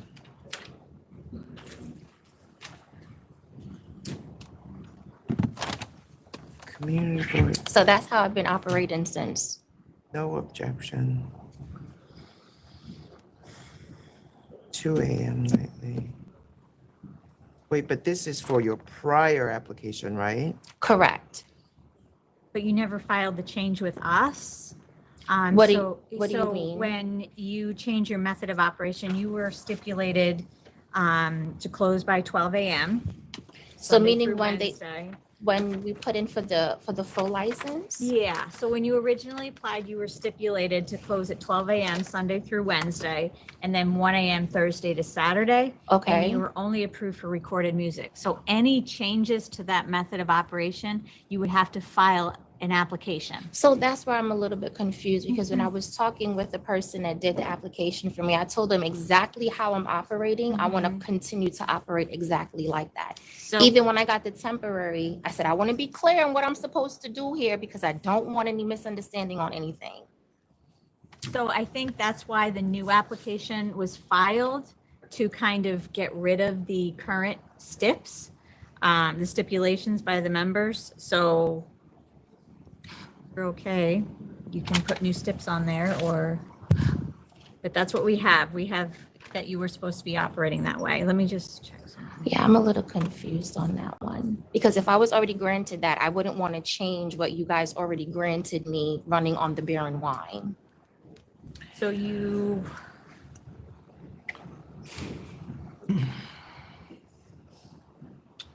yeah, we only have that you're gonna have recorded music. And then also, I applied to have Is that access. what the application says, Yeah, Sarah? that's what the application. And I literally spoke with him today to go over everything. Who's and, him? Tom Burke. Yeah, he was, Why didn't you, Yeah, why he didn't was- he come up for you? yeah. He was just, I've never actually saw him personally. We've just been talking over the phone. Oh. Okay, well, that's weird.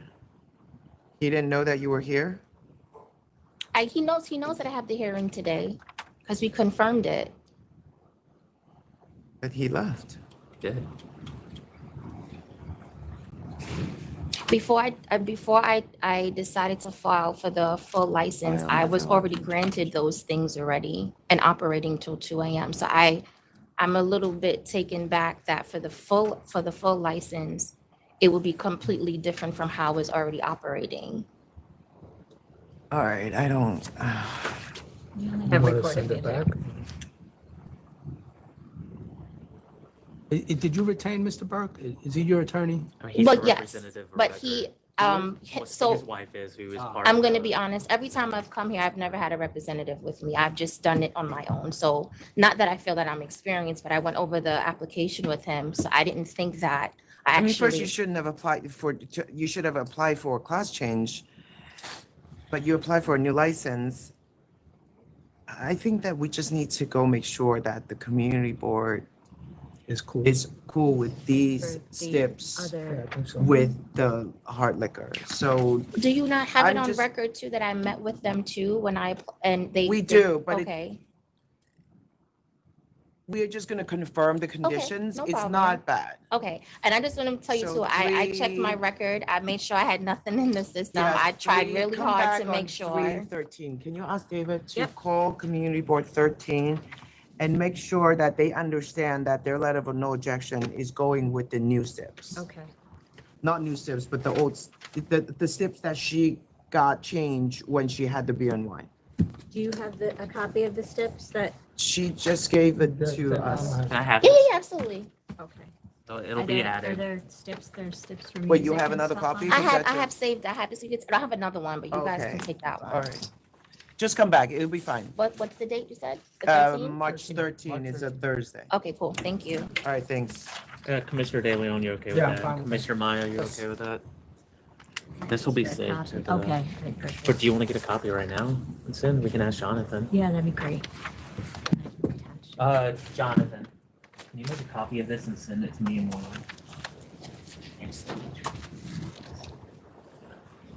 Next is 39, Chuck's Future LLC.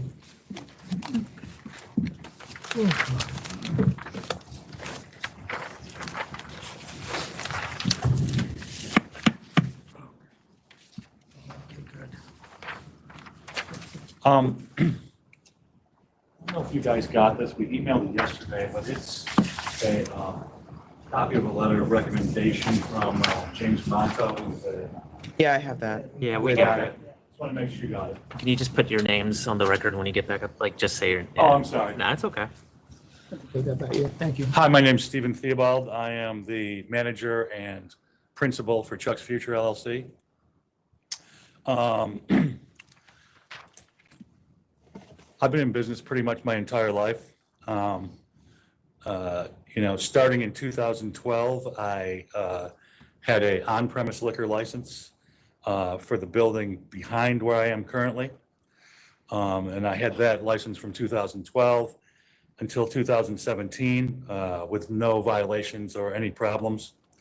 And then in 2022, we moved to a different building and I got another on-premise license, which I just turned that in last fall in 24. Again, with no violations or other issues. I do take, the liquor laws and the, serving minors and all that stuff very seriously. We were very, very careful. Some people thought I was too mean at the door with our ID checks and stuff like that, but I feel it's important. And, if you're careful, you can usually run a clean business. So you don't run a restaurant anymore? You're trying to open a liquor store in the same space where you had a restaurant? Correct. Okay, and then when you applied for a prior liquor store, that was also in this location? No, that was at 727 South Crouse Avenue. Okay, so that was elsewhere? Yeah, I mean, it's like a block away, so it's in the same It's a business. block away, and you owned all of these buildings? No, ma'am, I was a tenant at 727 South Crouse. Okay, but now you own this building? Yes, ma'am. Okay, all right. I'm also a board member of the Crouse Marshall Business Improvement District, which is a board that kind of, tries to steer the neighborhood and deal with all the incoming development and whatnot that's going on in the neighborhood. This neighborhood, the Crouse Marshall Business District, is the highest density and most activated area in the region around Syracuse. We always kind of refer to it as kind of like Manhattan. It has that kind of density because we're, a block from 4 different hospitals and 3 blocks from the JMA Wireless Dome and, right pretty much surrounded by the Syracuse University campus. There's 20,000 employees between the 4 hospitals and Syracuse University, 20,000 employees within 4 or 5 blocks of this location. And there are hundreds of events at the stadium, which is the JMA Wireless Dome, formerly known as the Carrier Dome. We're experiencing an explosion in development in the area. About a block away, they're building a 210-unit apartment building. About 2 blocks away, they're building a 200-room hotel. And I believe that having a shop at this location would add to the advantage and public convenience. Just tell everybody here why it's a separate neighborhood. Marshall Street being a separate. Yeah, area. so it's a business district. They call it, the Hill in Syracuse. And it's up on top of this hill where the university is. And it's kind of like its own little microcosm of an area. It's its own neighborhood. Am I doing a good enough job?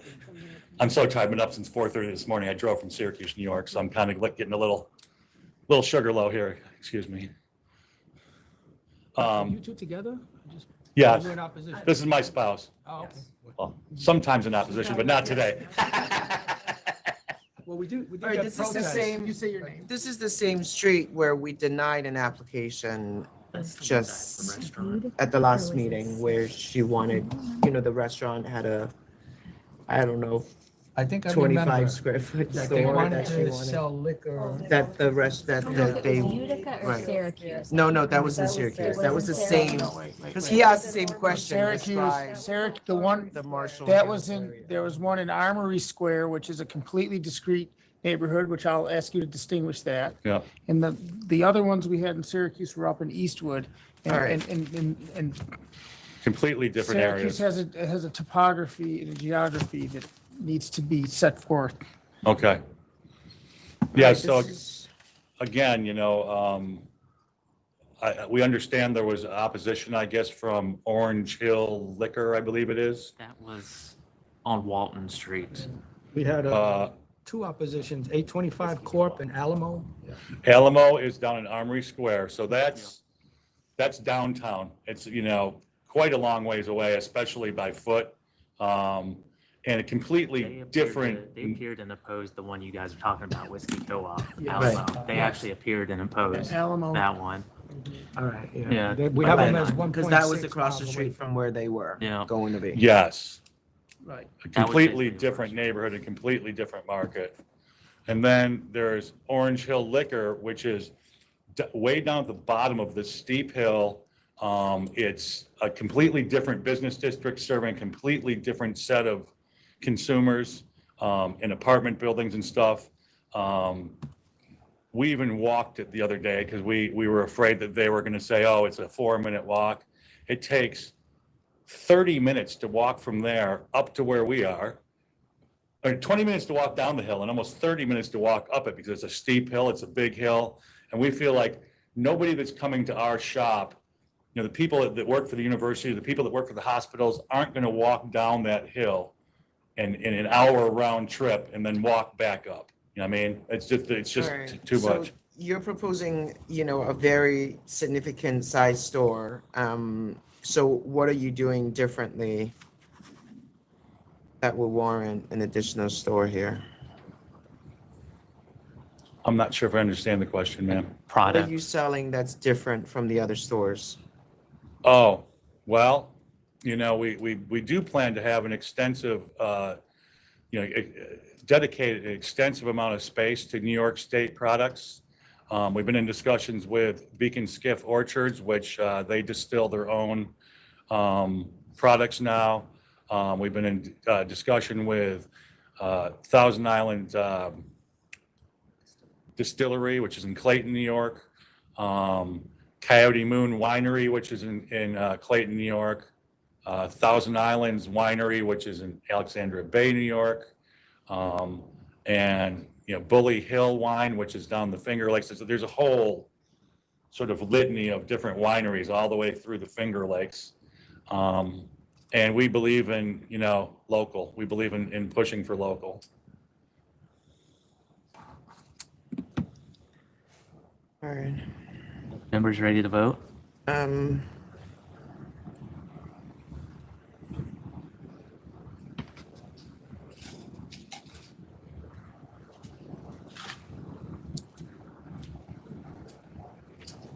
mean, I can't say enough about this being in a completely different district than these other stores. Well, why don't you, let me ask you two more questions then.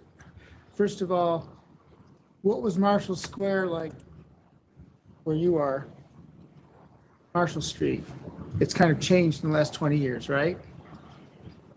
Used to be a lot of bars. Yes, there used to be a lot of bars. There used to be 7 bars. I think there are 3 now, if I'm counting right. And one of the nearest stores is on Westcott. One of the nearest liquor stores is on Westcott, again, in a completely different neighborhood. So for the record, explain the differences in the neighborhood. Well, Westcott Street was traditionally like an off-campus student housing kind of neighborhood with its own business district. My whole family grew up on Westcott Street. And it's just a different neighborhood within the city. It's a different market, it's a different consumer. It used to have a grocery store, it doesn't anymore, because all the grocery stores are out in the suburbs now and all that. Marshall Street these days pretty much, caters to, like I said, the people that either work at the hospitals. Terrific lunch business comes from the hospitals over to Marshall Street every day. And the people that work at the university. And then there's all these special events at the Carrier Dome. There's 7 football games every fall. There's, I don't know how many basketball games, like 15 or 20 basketball games go through there. Concerts come in. The spring we got Sting, Billy Joel, and I think Metallica coming in. So there's these, big events at the Carrier Dome all the time. And, you know, people come in and out of that neighborhood, and it's just, like I said, we liken it to like kind of Manhattan, in the sense as far as the density goes. There's just a terrific amount of foot traffic. Why are you agreeing to $23,000 per month of rent to yourself? Well, When your investment is 86,000.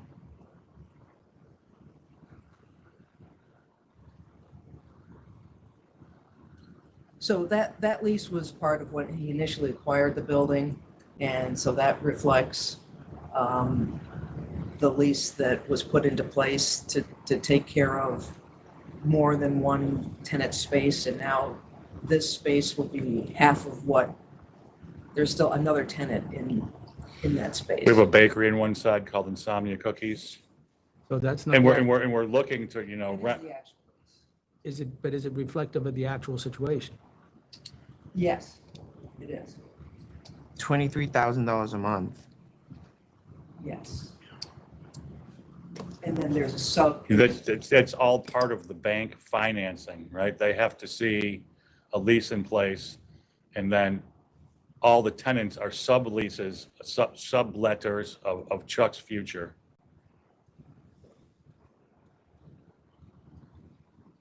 I see. The bank financing by the building. To buy the building.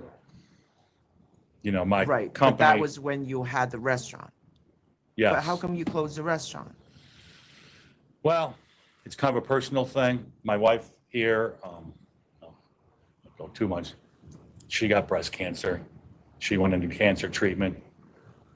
She had a mastectomy. She had the what do you call the stuff? Yeah, it just became too much for our family. Yeah, she was in chemotherapy. Her hair was falling out. She needed me to be at home. We had a son who was a junior in high school, and staying up till 4 o'clock in the morning, running a restaurant, college bar was not part of the program. All right. All right, now Commissioner De Leon, if you're ready to vote. Okay. The retail space here is going to be 994. We got numbers from 1, 2, 3, 4, 5, 6, 7 stores. One is retail 2,000, another is retail 900, another is retail 1,650, another is retail 1,225. So it's not like you're going to be the biggest store out of all the stores we got figures for. And in terms of those figures, 3 show a loss for 2024, and 4 show an increase for 2024 based on, the projections that I use. The fact that you're located among 6 hospitals and schools indicates to me that you're going to have, traffic and business. We hope so. You certainly hope so. And although there's protests, they did not appear here today, I'm going to vote to approve. Commissioner Maya? Yeah, I'm happy to vote to approve. I think you are needed up there, so. Thank you. And Chair. All right, I'm gonna find public convenience and advantage. And the licensee has an exemplary record with our agency, and he's choosing to run an off-premise location, but suggests that he respects the South to Minor rules, and so I'm gonna vote to approve as well. Excuse me, no, I didn't hear you. Respect what? Just the South The Minor. South to Minor. Oh, Yeah. we don't do that. All right, thank you for coming They have- down here. The kids have bad names for me about that. All right, Thank you, ladies and gentlemen. Good luck, have a safe drive Yeah, back. safe travels. Next is number 5, N&L Liriano Grocery Corp. Is that? Yeah, What but I don't what think- number I did think you it's die? What number? Number 5. Number 5? Number 5. That was the right. Maybe they left. Now, I thought, is no one here for N&L Liriano Grocery Corp? Let me check who signed in The for it. license expired January 31st, 2025, For Hodman? and the premises have been found closed. We couldn't wait anymore, but this is a bad one, so I don't know what you want to do. It's number Signed 5. in. Someone signed in for it. Was it a lawyer who signed in? No. Haven't renewed. You go the wrong way. Yep. All right. Well, how do you want to? All right, let's just put that aside for now. Let's just put it back. Can we just put it back and then we can deal with it when we get there? Next would be 47, ELIN Corp. 47. 47.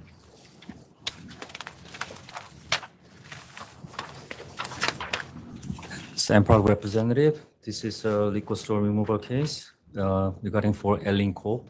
Is opposite the protest. Hello.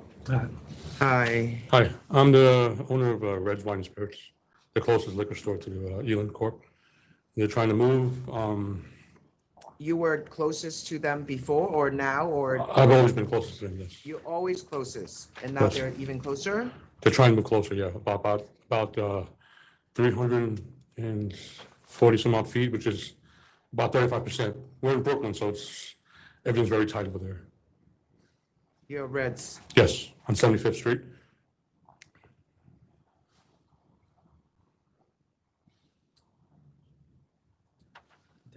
He's down. Yeah, he's down. About 30,000.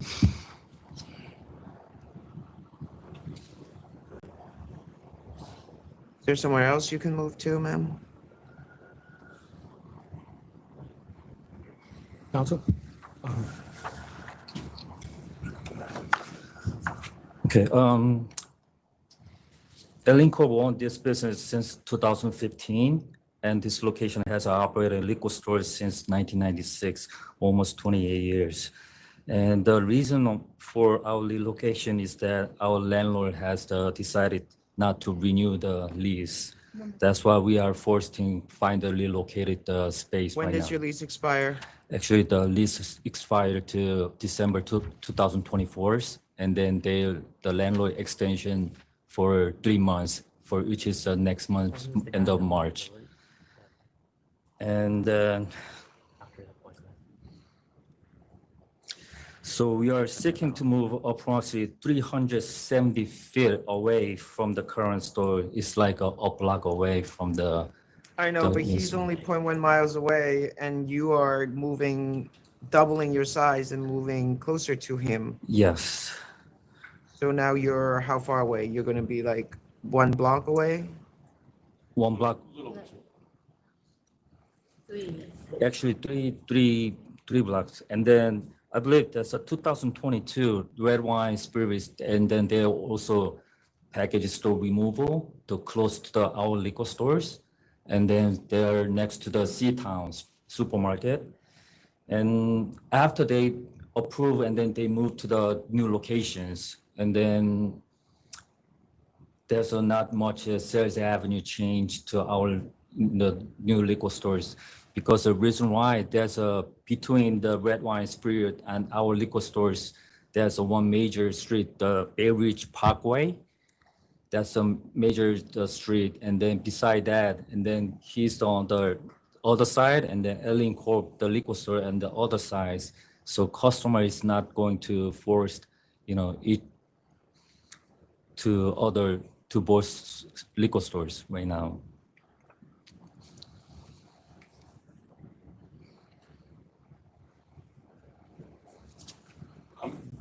Down 10% from 23 to 24. They want to move into a space that's 88% bigger and closer to me. That's just the facts. I know. Yeah.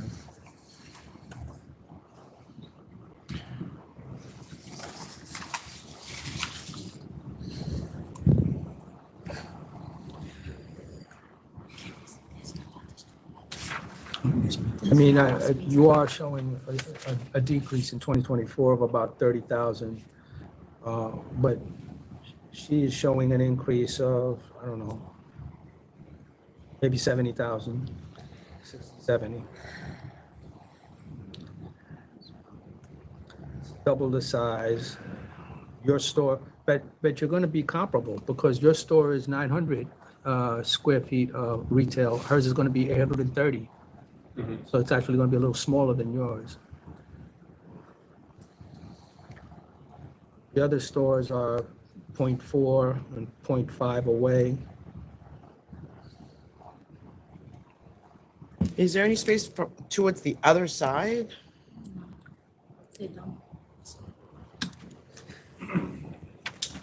So applicant trying to find the other, empty space nearby, but that's the only one she's to find at this spot.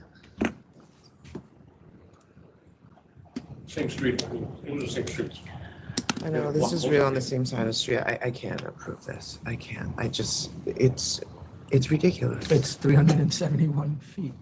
I mean, It's 371 is just go 1 block away from the, current stores. You're moving like a block and a half closer to him. It's not a block and a half. It's just a 1 block and then right on the corner next to, stores. But right now you look like you're on. We're in the right on the corner, 72nd. 72 moving to. To between 73rd. 73 and 74.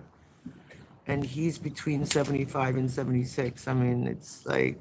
As you see, there's a major street in the Brooklyn, Bay Ridge I know, Parkway. it just doesn't meet the standard of public convenience advantage because now it's just, now it's every other store is that, so.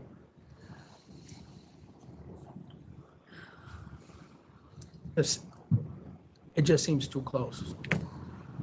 If you're moving the other way, it would make sense.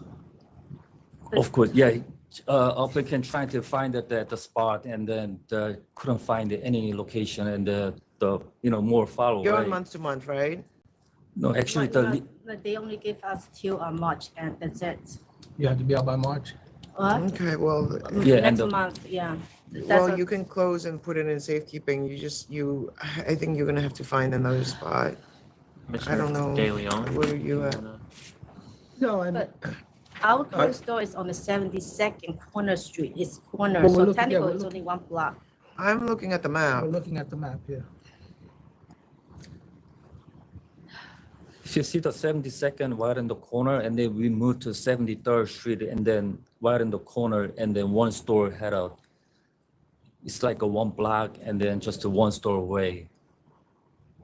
Not You're it's like a going 1 to block. Much bigger space. I don't see the public convenience and advantage of this. I see.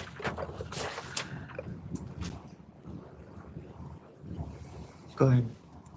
Yeah, I mean, I'm sympathetic. I just think it's too close. It's just literally too close to the other store. And so I have to vote to deny. Commissioner Maya? To approve. I think that if that store is vanished from this map, that might be a public inconvenience and a public disadvantage. And I don't understand, they're moving 300 feet and they're already in competition, they're already building their goodwill. I don't understand what the effect is that causes this not to be in the public convenience or advantage. So I would vote yes. Chair. All right, I'm gonna vote to deny. The other store is showing significant decline. So there is no public convenience advantage to move a store closer to it. So you have to find a different location. Thank you. Thank you. Next is 23, BNR Office Group LLC.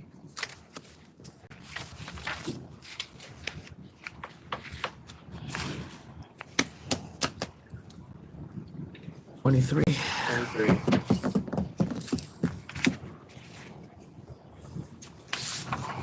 Good afternoon, board member. My name is Rigo Reyes. My wife, Suli Rodriguez, she's the principal. We submitted an application for private event for wine and beer. And the community board rejected the first time. I apologize, we didn't show up on the meeting for the community board. All right, so they withdrew their opposition. What are your hours? From 10 a.m. to 1 p.m. 1 a.m. 1 a.m. And it's only Friday, Saturday, Sunday? Yeah. What kind of music? We're gonna have DJ. It's a private event. We do wedding. piano, background music also. So live acoustic? I'm sorry? Live acoustic music? Yeah. Like piano is acoustic music? So Yes. it's not live like amplified music, or you're gonna have bands as well? Probably when it's a wedding, yeah, probably they could have like a 4 or 3. So it's amplified live music as well? Yeah. Okay. I sent the second letter from the community board. They not Restroom waiver they want to. they approved the You want a application. waiver for the restroom, right? You only have one? Yes, I sent the waiver. Yes. How many people are in this place? We 67. Max is 75. Yeah, less than 75. Okay, it should be less than 74, but 74 is fine. You should probably try to figure out how to build another bathroom, to be honest, when you're Mhm. having an event space. Yeah, and you have a rooftop, right? Yeah. Yeah, you don't want one bathroom. Right. That's something that we're gonna work in that. Yeah. Like over time, you should probably try to build a bathroom. All right, Did you get the city certificates and permits required? Yes. You have all that? Yeah. How many people on the rooftop? Less than 60. Less than 60? Yeah. Is there music outside? Well, we have one section that is covered in glass. It's indoor rooftop, and then we have the other side is completely open for summertime. So there will be music? You're not answering the question. Yes, it will be music. Yeah. Only in the covered area, or music is outside? Sometimes we have an event even early, ending at 7 p.m., 9 even, and they have brunch also that they play some music, some type of guitars, some type of events or graduation or wedding. So it's unpredictable how we're going to even play music in the indoor or the outdoor.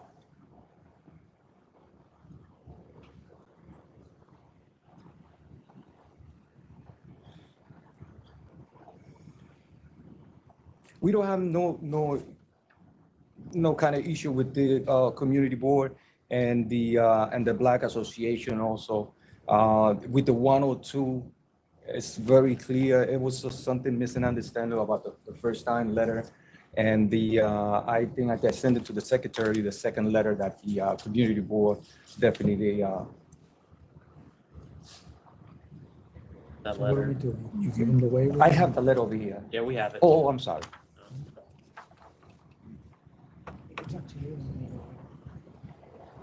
You should I probably know have with the- another with the- bathroom. but- Yeah, with the outdoor space. I mean, you don't want to. All right. I mean, it doesn't look like it's like.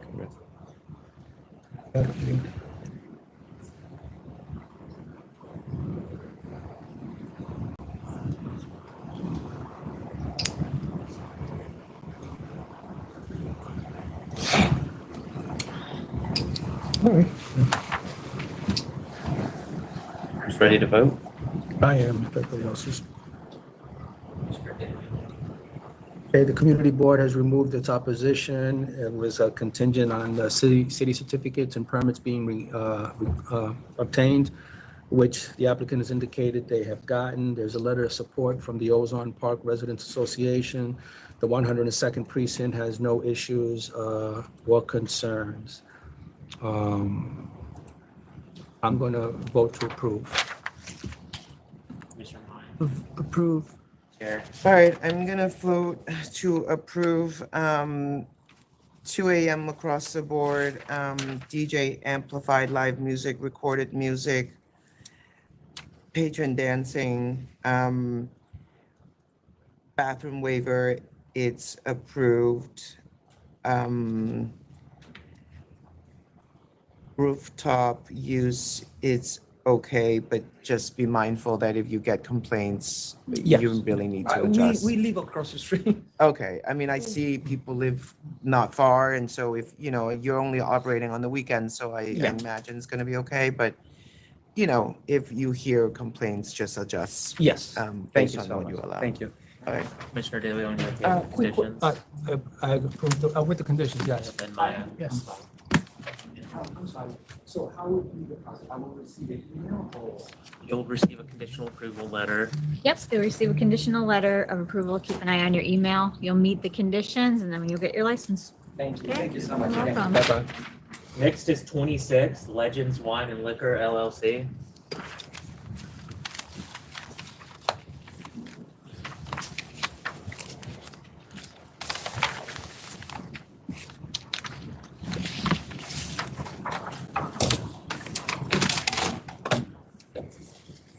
Good afternoon, everyone. My name is Michael Kaye, and I am the sole owner and founder of Legends Wine and Liquor. I stand before you today with a deep sense of responsibility and enthusiasm seeking your approval for a liquor license. I am proposing an open concept store with 621 square feet of retail space and 395 square feet of office space and storage. I'm located on 9013 31st Avenue, East Elmhurst, New York, 11369.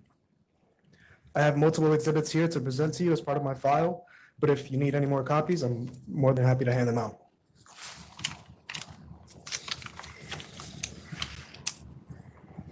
As far as the location goes, I chose this specific location specifically because, firstly, my family has direct ties to the community.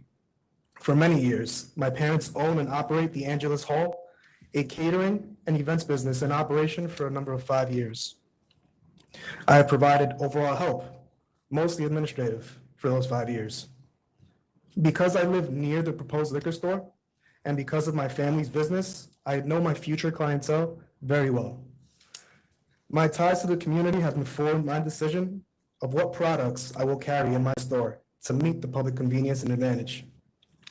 I personally visited all the surrounding liquor stores closest to my proposed liquor store. And I've created a list of over 80 unique wines and liquors, which are not available at the other stores. And I show that in Exhibit A. Secondly, and equally as important, I am not proposing a new location. Instead, I'm replacing a store that previously operated in this area for a decade, since about March of 2015. During that time, that store operated under 3 separate legal entities, but it was always under the DBA of Jack No's Wines and Spirits. Jack No was just a few hundred feet away from my proposed location, right around the corner from me. It's important to note that none of my competitors are new stores. They have all been in the area for at least 10 years plus, and they all coexisted and operated while Jack No operated. This makes it clear that the departure of Jack No left a gap in the area. All right, so you don't plan on working here, or you're gonna continue your job and do this? No, I'll be there full time. That's gonna be my. You're not gonna be an airline tech anymore? No, I'll transition into part-time, and once I'm fully established into the liquor store, I'm gonna leave that job permanently and focus on the liquor industry. Said you were gonna hire a manager too. Of course, yeah. Eventually, that is the plan. Now you got some money from your brother and sister, they're not gonna be involved? My brother, no, my father. My father will be involved. He'll be able to help me out. Is he investing in the business also, your father? No, And you didn't borrow any money from your brother and sister? my brother, yeah. It was just a gift. Well-off individuals, him and his wife, proud of who I am, what I do. Just helping me to push forward. That's all it is.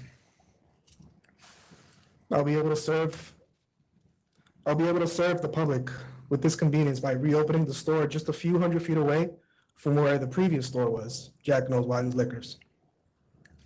Not exactly sure when that store permanently closed, but it's got to be sometime between 2018 and 2019. The physical establishment itself is closed. Day, night, morning, evening. You pass by right there, right now, it's closed. And I show that in Exhibit H. Exhibit H shows photographic proof that the store has been closed for over the past 8 months while my application was pending. Exhibit F shows a detailed map of the area that I plan to service.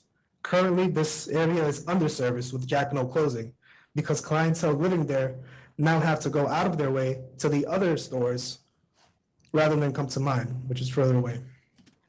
But it should also be noted that similar to my store, from the research that me and my representative conducted online, Jack No focused on a good mix of specialized wines and liquors, which I also want to do. Jack No was an open concept. I also would like to do that. By comparison though, the current closest store, Fu Lee, is a full bulletproof store, focusing on discount items with a poor selection, in my opinion, and a very poor appearance, as shown in exhibits G and G1. A little bit about the service area. In exhibit F shows the immediate area that I aim to serve. In this small area alone, there are hundreds of residences. Generally, this service area includes 30th Street, 31st Street, 30th, 31st, and 32nd Avenues from 86th to 92nd Streets. My store will be better positioned on the main street than Jack No was, mainly because I'll have better visibility. Whereas Jack No was just on a side street, I'll be on the avenue, exposed to a lot more foot traffic. All right. So you have family members that own liquor stores as well, or no? No, ma'am. But you worked at a different one, and who owns? Yes, for the sole purpose of gaining experience and just to getting to know the liquor industry, make connections with distributors and suppliers, but most importantly, to get to know the ins and outs of the industry. Okay, but that someone else owns that store. Yes, I'm not. That's not me. No, I just held a part-time job as a manager there. Oh, got it. Yeah. Okay. All right. You're right. Sure, De Leon. I commend you on your preparation. And your presentation. Thank you. The numbers, 3 out of 4 that we got, support this application. The closest store, Jack No, is out of business. In essence, I think. It's in safekeeping, it's not. It's in safekeeping, it's not out there, okay.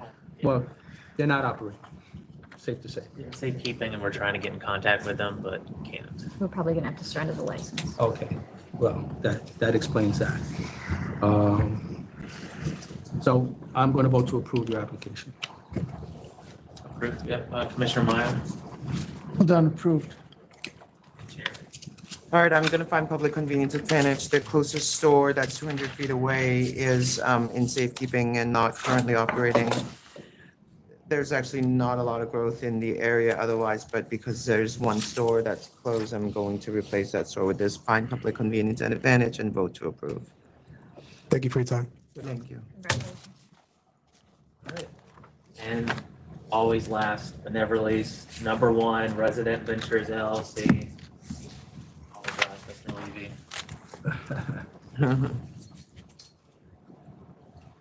I think that's a new mantle. you've taken on, right? Always last but never least. I like that. You've taken that mantle over as the last one to be called. Cannot obtain catering permits under this license. What number is this? Number 1. So this is number 1. It's a disciplinary matter. It's a not a no contest. Well, yeah, no contest plea. It's a non-bona fide premise for a catering establishment that has since given up their lease for that space and surrendered that license. So the whole thing is kind of moot, but I guess I'm just here to hope to avoid a cancellation if possible. We were requested to come into an interview in Syracuse. My client could not make that trip to Syracuse. We said we're happy to do it in the New York City office or to do it via web. They said that's not possible. We submitted all the documentation they requested. We did our best to comply, but he just physically couldn't make the trip. Like I said, since they've given up that location, they had a catering license at that location where they had a headquarters while they were pulling one-off event licenses because they did primarily off-site event catering. Now that you guys have allowed people to apply for these licenses without that underlying license, there's no need for them to maintain their upstate location. So they've given it up and given up the space. So We were told by council that we could not negotiate a civil penalty. There was no CNC. It was just a no contest was all we were allowed to do on non-bona fides. I just figured I'd come here and provide some context and see if we can avoid a cancellation if possible by way of a civil penalty or otherwise been a decent operator.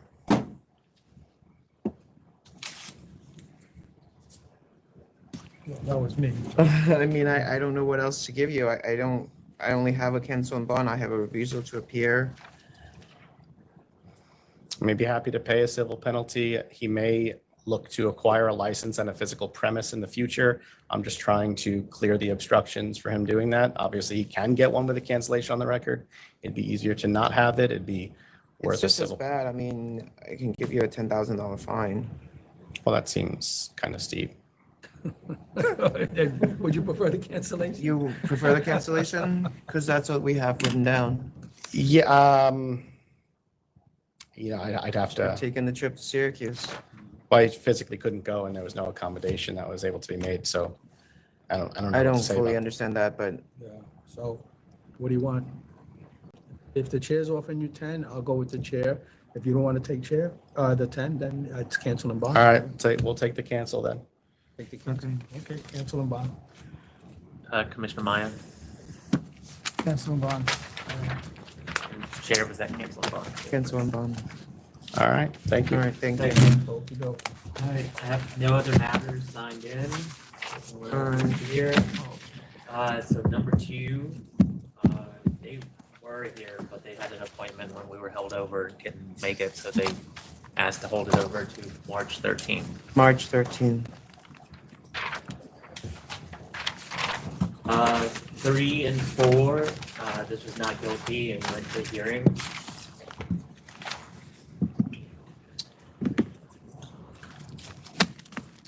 All right. Do they have license now? Do they have license now? Violated village rule, but did have a SLA license. So Yeah. I would have expected they were gonna come and show them. You want to kick it over and ask them to come? Because this is a hearing, so. Or at least they need to show that they have the refreshment license. So can we ask for it? Can Shannon, you ask for it? For 313. Yeah, and we need to see the license. Commissioner, Yeah, 313. Commissioner Meyer, okay with that? 313, yeah. Number 5 is a no contest default at pleading. I'm a cancel and bond. Photo showing grocery Were store. they here today? They Wait, sign what in? number are we? Number 6? 5. Oh, number 5. Number 5, Number 5, you yeah. told me to put it back in the Yeah, order. yeah, I put it back in that's this one. right. Did they sign in? There's a name that signed in. Yeah, I but was no at one cancel is and bond too. here. Okay, cancel and bond. Cancel and bond, I guess. Number 6 is an offer of 5,300. I'm a cancel and bond. Yeah. It's just because it's a smoke shop, it's not a grocery store. Cancel and bond. Mr. Maya? What is this ordinarily with cannabis? 10,000? Weed. Why are you smoking weed? What's the minimum for cannabis? It's 10,000, but it's not 10,000. about the Yeah, okay. 10,000. It's merely because it's not a grocery store. I smoked a hell of a lot of weed in the 70s. It's not. Okay, about- cancel and bond. 7 is an offer of 1,000. Business found closed, license not placed. in 40 safety. years. 43 years. They turned it in. I was gonna do letter of warning. Yeah, 'cause they me too. closed. All right, letter of warning. Letter of warning. 9 is a no contest. I was at 8,000. 12 packs of untaxed cigarettes, not for sale, belong to worker, illegal cannabis products. Delta. They also Yeah. already surrendered. Yeah, I And know. surrender, yeah. So what did you say, 8? I was at 8. All right, yeah. I'll go with 8. Mr. Maya? 8. 13 was a disapproval here. Oh, yeah, disapproval here. This needs to go back to licensing board. You don't want to, do you want it to return? No. Okay. So return to licensing Yes. for decision. Yes. And Commissioner De Leon I concur. and Commissioner Maya. I mean, unless you Sure, see a yeah. different reason why you need to I come did. back. Yeah. I don't know. I don't know why. Unless there's a new reason. Yeah, unless there's a new reason. 14 is a disapproval hearing. I'm gonna affirm the denial based on the ALJ's recommendation. Commissioner De Leon. Change in facts from disapproval letter. Disapproval upheld. I concur. Concur. 16 is a new package store. Oh, wait, sorry, this was held over. The 16's been held over to 312. 312. Yep. By council's office, or at the request of council's office and agreed upon. Consent attorney. 17 is an offer of 2,500. 2,500. 2,500. Commissioner De Leon, did you agree? Yeah, 2,500. 22 has been adjourned to 313. Yeah. Licensee's out of town, but they did submit the scanner that they purchased. Oh, that's good. 313. Yeah, 28 is an offer of 2,500. 2,500. 2,500. 2,500. 29 is an offer of 5,000.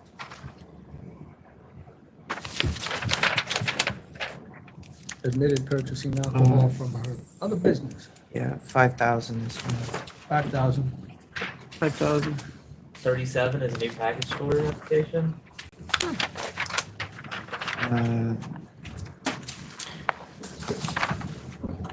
Okay, numbers. You Three gotta, up, let's three- hold this three over down. for next time. 312. They need to come. Mr. De Leon, 312. Mr. Meyer. 312. 40's been adjourned to 313. The rep is out of town. 41, we've adjourned it to April 2nd. The attorney's out of town. Wait, what? Yeah, 41 is April 2nd? Yeah, that's what they asked for. Okay. That's okay. 42 is an offer of 4,000. I'm gonna go to 3,100. 3,100. Interesting number. When did you come up with that? Because it's, the failure to display is funny. 100. It's 100? Yeah, thought it that's was the one- delegation. I thought it was 1,000. They had to display a license. Oh, it's one. Oh, it's, you're thinking of, Oh, the warning signs. Oh, you're right. So it's 4,000. Sorry, you're right. 4,000. Sorry. 4,000. Thank Okay, you. 4,000. 43's been adjourned to 312. The attorney had court today, 43. which is connected to 44 also. 312. Yeah, 312 is the same. Okay. 48 is a default of pleading. Not request age or question. NOP was signed for October 25th, 2024. 20-year-old. 3,000. 3,000. Okay, 3,000. 3,000. 49 is an offer of 4,000. 4,000. 4,000. 4,000. 50 is an offer of 8,000. 8,000. 8,000. 8,000. 51 is an offer of 5,500. This is gambling, failure to display warning signs, and then 2 improper conducts and books and records. This needs to be. I mean, this is betting lot. slips. This is Not not the just, council. this is not your video machine. This is betting slips. I know, you don't like that. 4,000, 7,000, That'd be your mom. 72. Wow. It's 11,000. 11. But it's surrendered. It's surrendered. It's surrendered? Well, so what do you want to do? I I don't mean, know, look, they just probably, take who it. knows how much money they've been making, you know? I know, but just take it, I think. About 4? Yeah, 5,000. That was council. You're not doing cancel and bond. Yeah, I think I'll take the 5,500. Is that okay? Okay. I'm going to stay at 4 because council agreed to it, Oh, no, according it's to the still notes. 5,500. It's 5,500. 51 is 5,500. That was the CNC offer. What's that? 51. 55. Did I read something wrong? I said the number is 51, the offer is 5,500. That's the offer. Okay, The oh, one before was 4,000, maybe. okay. On this one, where are we? I'm sorry. Yep, we're on 51, the offer is 5,500. Okay, 5,500, fine. 52 is a no contest default of pleading. Okay, I'm at cannabis, 15,000. 45 cartons. I'd be cigarettes. convinced to go down, but 15,000. I'll take 15. Okay, 15.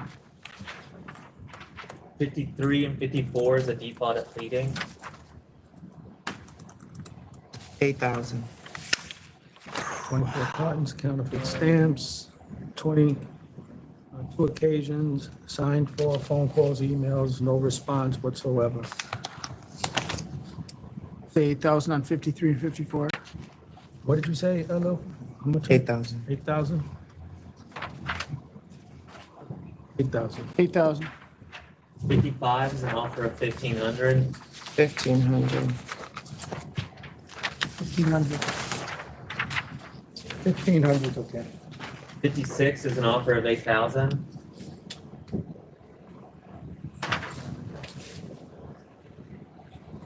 Yeah, I was gonna go down with the alteration. They've been around for a long time. I was gonna go Years, to license 17. 5,000. Photos of compliance submitted, I'm good with 5,000. 5,000. See 5. 5,000. 57 is a no contest default of pleading. Cancel and bond. What does that mean? Unfit for human habitation? I know. That means it needs to be canceled.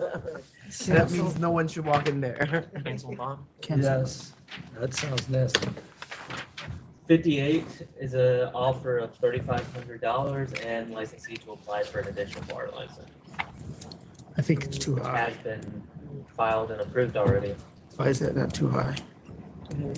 Because they know they're what they know are not supposed to do, because this is already the second time. Yeah. 35. 35. 35. 35 is okay? They keep saying, we know we're not supposed to do that, but we keep selling to a non-member. Oh, Just found a oh, member to pay for it. Okay, yeah, yeah. They're gouging us. Sorry. Well, so, okay, I'll ask you. 3,500, is that? I gotta ask you a question about that. Cancel and bond. Wait. Yeah, 3,500. For that last one. Yeah, So 3,500. Which one? Oh, 59 and 60 is an Cancel offer and of cancel and bond. Cancel and bond. Cancel and bond. 65, the I license, gotta ask you so about that. Right. 65, the licensee has retained a new attorney, and plus there's a pending case, and they want to return to counsel's office. So return to council, So good. so I'm not gonna keep it. But we were already at cancel and bond last time, so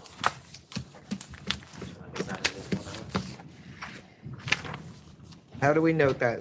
I wanna note that, like, we already decided we were at cancel and bond. I'll send is it okay if, I send an email to the prosecutor when I return it, so I can make Yeah. a note to the prosecutor. Yeah.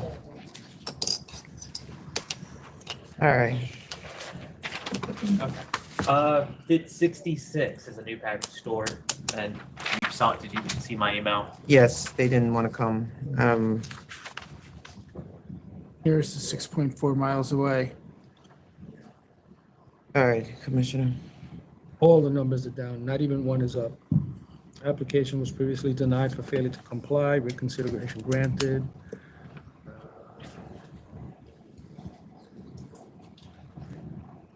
I mean, not one store. Yeah, refusing to appear.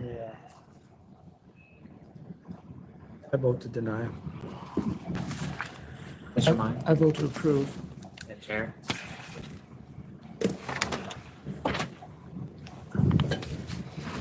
I'm gonna vote to approve. I'm gonna find public convenience advantages. Next door is 6.4 miles away. I would have preferred if the applicant had shown up like we had requested, but I also understand childcare issues. 72 has been adjourned to March 12th. 72B is a new temporary retail permit. Why did we adjourn this and No, they they- didn't come? Yeah, the applicant's representative asked to have it adjourned after last meeting. And they didn't come. This is 72B. You want to try one more time or you want to just deny? Hold on. Oh, they sent another adjournment request this morning. Oh. Due to a family emergency. All right, 312 or 313 rather. Yeah, you got to play with it and make sure that 2072C goes to 313 now and all of that. I'm gonna let you play with it. John, can I ask you 27 and 64? So 72C was held over to March 13th, just for everyone to know. Yeah. Okay, and I don't, do you want this on the record? Somebody go through the American Legion. Okay, so I have nothing else. We did 72C? It's over. It's been held over to Oh. March 13th. Oh, all right, I'm sorry. Okay. Someone, Meeting's adjourned. March 13th?